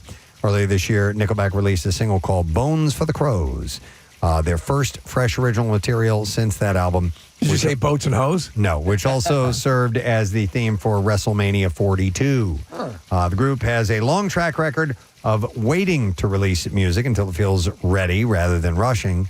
So far, no official release date, track list, or lead single for the new album has been announced, leaving the fans watching for the payoff to the teasing. U2 is back with new music. The band has released a new single. It's called Street of Dreams, the first song from an upcoming studio album expected later this year. The track finds U2 in familiar territory, returning to the well-worn themes of hope and compassion. Built around the edges guitar and Larry Mullen's rolling drums, it's a joyful, anthemic tune that leans on the band's signature sound. Bono's lyrics this time lean lofty in general, with plenty of uplifting lines about not giving up on your dreams. And of course, a man had a dream, and he actually used 2 seagulls as weapons. It was amazing, and he had a dream, and he delivered on it. And the chorus is partly sung in Spanish by Bono as well. Bibliotech. That's all they just throws that in there. Fish kicked off their 2026 summer tour with 2-night opener in Madison, Wisconsin, starting yesterday. The band launched the run with the first of the 2 shows, part of a tour that stretches from Madison through a 5-night stand at New York's Madison Square Garden and on to closers in Commerce City, Colorado. Are you making it to any of this case? No, but I'm couch storing it. I watched the show last night. So Live Fish or Fish just they just debuted an app on Roku. It's just what I have on my phone, Live Fish, but you can also live stream the shows and stuff as well. So I watched it last night. I like that. The shows featured the band's signature elaborate visuals, including nighttime scenes of their Vermont barn with auroras overhead and a neon dragon during Julius. Fans who cannot attend in person can catch video live streams, like Casey was saying, of every show throughout the band's Live Fish surface. That'd be cool if a lot more bands did that. Yeah. But, you right? You know what's funny is this is months ago, maybe even like a year ago. I could probably hunt down the email that I'd sent because I'll use this term loosely, but I have a friend who works for the band, and I had said to her, I'm like, you guys should have an app on Roku or any of these streaming services, and whatever you're doing on this app that I have on my phone, just do it there, because when what I found is for me it's difficult because they will stream these concerts, but like you have to kind of mirror it from your laptop to your I'm like, it would just be better if you just had interface on the actual television. The app that we streamed the Pierre concert, the Concert of Life, does that a lot. A lot of artists do, and they share the revenue streams. But if the band creates their own, then you get to keep all the money. I mean, they have their app already, and I initially got the app because when you go to a show, you own the show on a faux show. Yeah, you can download your barcode on your ticket, and then you get the live version of that show. And not only do you get it like immediately. Like the show's over at 11, you have it by midnight that night. Yeah, that's awesome. I like it. Why there needs to be an app called Faux Show. Faux Show. For Yeah, sure. yeah. Yeah, there absolutely needs to. Yeah, did you see that last night? Yeah. Faux Show? It was on Faux Show. Yeah. And then finally, the Eagles have just extended their Sphere residency again, adding 4 more dates to the tail end of their run of scheduled shows. The new dates are set for Friday, December 4th, December 5th, then Friday, December 11th, and Saturday, December 12th. The additional shows extend the band's record number of Sphere performances to 68 in all. Pre-sales start on next Wednesday, ahead of the general sales on Friday, July 17th, 10 a.m. local time. Tickets start at $175, by the way. I'd like to get there eventually to the Sphere. Here. All right, and that's it in music news. That means we have one more break to take before we come back, wrap it up, get the letter of the day, word of the week prize. We'll do it. Hang in there. Determine why you were out. That doesn't say a lot about him. Yeah. It was crazy too because I got the bill. I got the bill From the investigator, from the PI? Yep. No. Wait. You like he charged you, Shelley, or you just received the bill on his accounting? It just came. Yeah, I was like CC'd on the email. Okay, I got you. Right. Make you pay for your own private All detective. All right, well, thank you, Shelley, girls. Good to see you in You're Florida, by the way. Yes. All right, take care. Bye. All right, this one sounds really good, too. Yeah. Let me go to Dave here. Hi, Dave. Good morning, buddy. We're talking about calling out sick, man. Yeah, good morning. This is I was in high school, 1983, opening day for the Phillies, and we have cross country practice. And my coach says, we have practice today. And I said, Coach, I can't make it. I gotta move my grandmother. So he's like, okay, no problem. So I end up going to the Phillies game. It's a rain delay. They lay down the tarps. Back in '83, you can run on the field. We're sliding on the tarps. And then I practice the next day, and the coach says, "Hey, Dave, how was it moving? Your grandmother?" I'm like, "Oh, my great." He goes, "Are you sure about that?"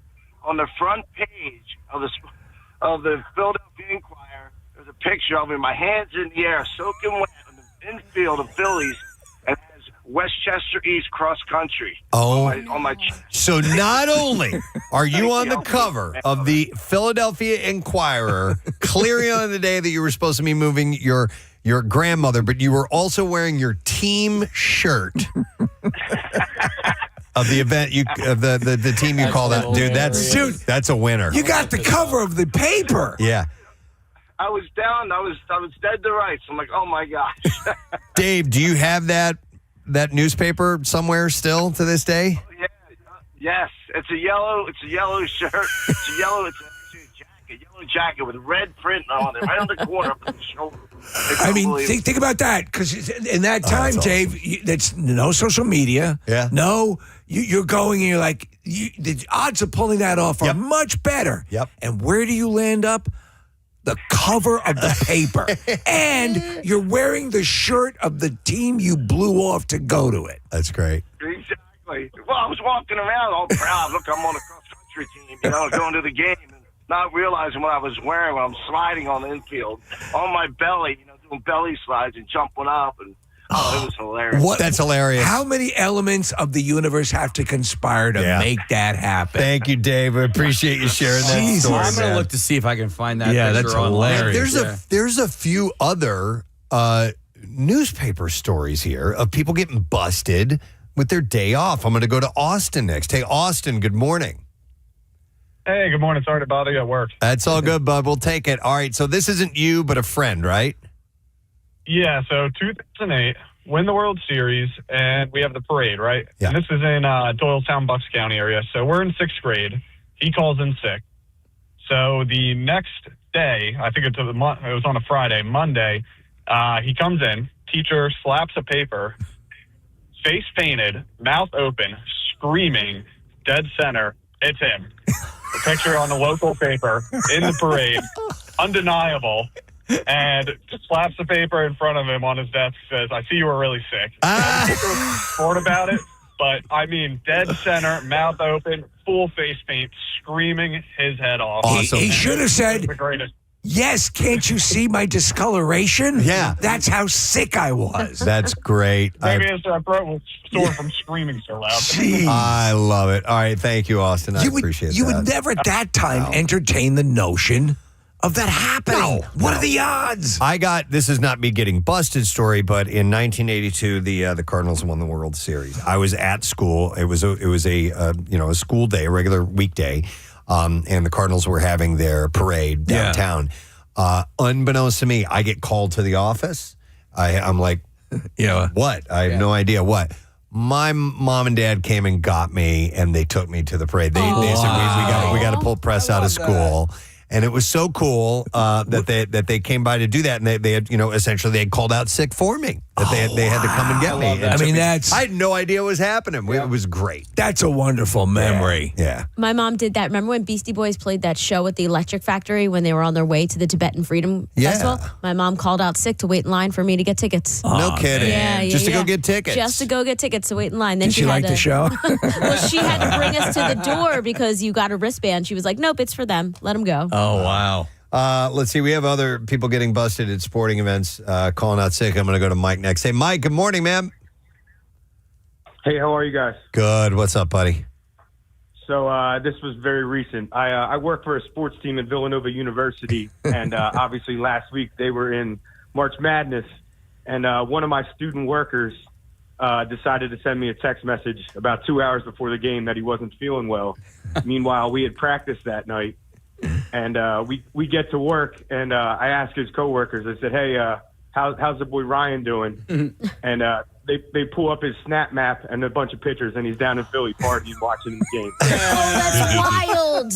You can literally check someone's location. Yeah.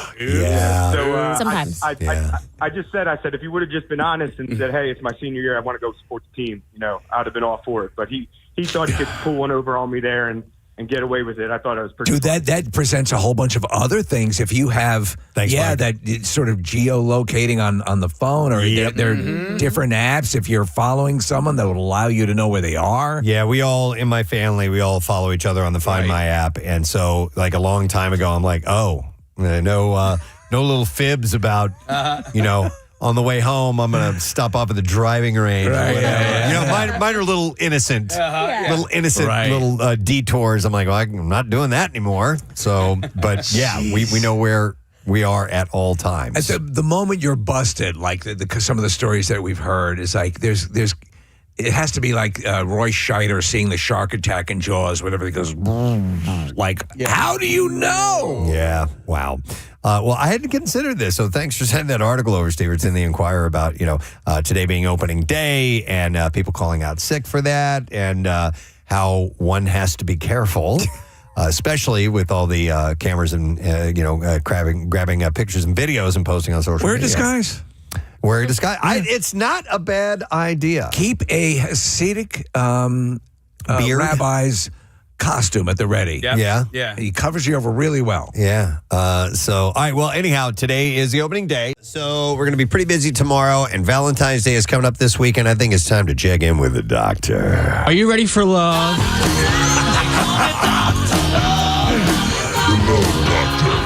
Kill Bill with the "Are You Ready for Love" at the beginning of one of our interns from back in the day.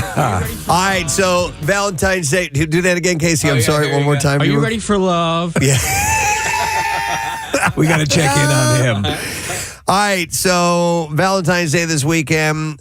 Some people do put a lot of stock in the actual holiday, if you will. Others, it's kind of a passing thing. So for those who do plan on doing something, I have a couple of gift ideas that I stumbled across. A lot of times people get, obviously we give you ideas all the time, every commercial break and the Steven Singer stuff, but you want to do something a little bit out of the box a little bit? Yeah, unfortunately, none of these are out of the box. Oh, are they? Yeah, so this is from Elise Dermer, the founder of luxury gift concierge service, Mr. Considerate.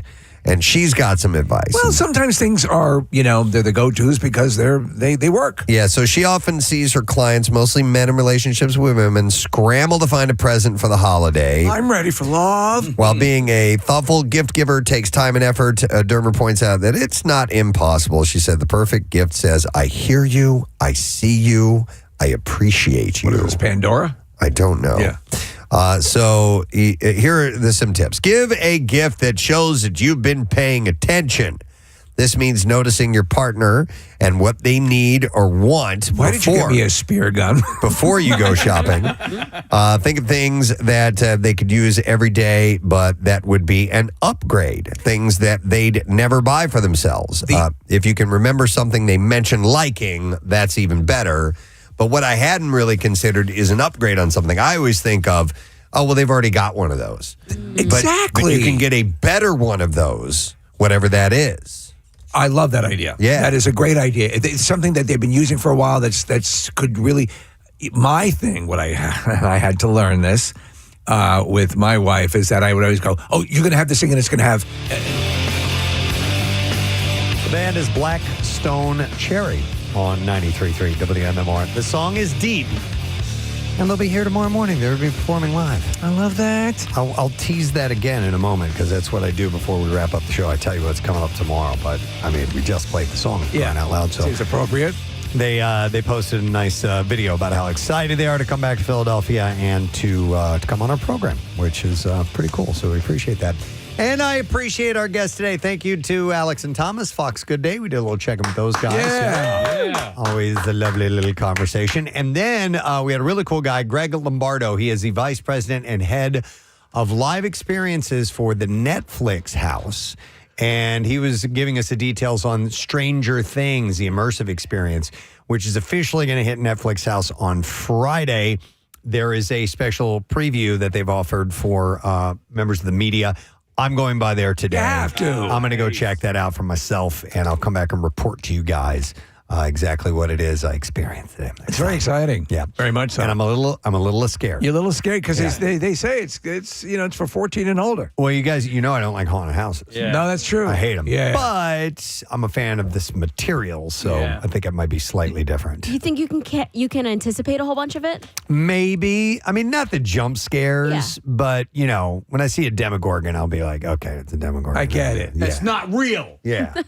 So I'm looking forward to that, and thank you to Greg for coming by. And then we had Chris Distefano who's on. He's going to be at Helium Comedy Club Friday and Saturday this weekend. Hiya, Matt Cord. Chris Distefano's a funny guy. He's a funny guy. He's just nonstop. Yeah, he was really... His mind must just be... It's constantly like just... I'm listening to this interview, and he had something for everything. Yes. Yeah. Yeah, he's good. He was rolling nonstop. He's talking a lot about World Cup. Yeah. How rooting into for- it have you gotten? I'm into it every 4 years. Yeah. Yeah. I'm glad it's every 4 years. And Right. It'd be too much otherwise. I think, like him, I'm rooting for Norway. Okay. Yeah. It's funny. I'm rooting for Argentina only because it's the only team left in the Americas. Oh. So, okay. Yeah. That's I was rooting hard yesterday for Egypt to beat Argentina. Yeah. And they were up 2-0. Yeah. I know. And then they blew it out. They got fixed. That's what they're saying. It's so funny. Yeah. Fixed? Is that a term? The Egyptian coach had some things to say about how the game was refereed. Egyptian coach had to be held back. He's trying to beat up Messi. Yeah. Oh, wow. Yeah. It's Okay. crazy. I love it. Yeah. But yeah, I'm all in. How about you? Oh, I don't care at all. In the slightest bit. I'm glad that there's a party going on in town. I think that's cool. It's great for the city. Yeah, but it doesn't do it for me. It doesn't move my needle, man. Yeah, I get it. I get it. All right, well, you know what would move my needle is if you give me a letter. All right. Okay. Preston and Steve on 93.3 WMMR. Now, the Daily Letter. And the Preston and Steve show is brought to you today by the letter A as an alkaline trio. Oh, okay. Yeah. And we're going to give away an overnight stay and dining for two at Bally's Atlantic City. And it's brought to you by the Bally's Beach Bar Bikini Contest. And it's powered by Pepsi. On Saturday, July 25th is when that happens. And there's $5,000 that's up for grabs. Registration and details at ballysAC.com.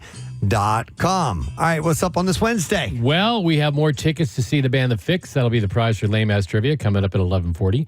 Our blocks today would have been Andy Fletcher's birthday of Depeche Mode. Oh. So a block of Depeche Mode. Cool. A block of Tom Petty and a block of Coldplay. Nice. Wow, that's a mix. And I have a Sonic Session CD of Coldplay doing Yellow. Yeah. And Indre. I remember that. And 2000. Yeah, and he tells a little story before that show, if I remember in the recording of that. It's probably been a while since you've listened to it. I had an interview with him at another Sonic Session, and I asked him, have you done anything while you've been in town? Yeah. And Chris Martin goes, yeah, I ran up the art museum steps today, and then I got up to the top, and there's like a million other people doing the exact same thing. Then he goes, I just pretended I do it every day. I love it.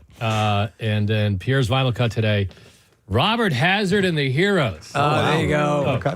Escalator of Life. Wow, there's a little fold-out poster that came in I was there. the biggest fan of this band in the 80s. Really? Oh, yeah. I just loved everything about this band.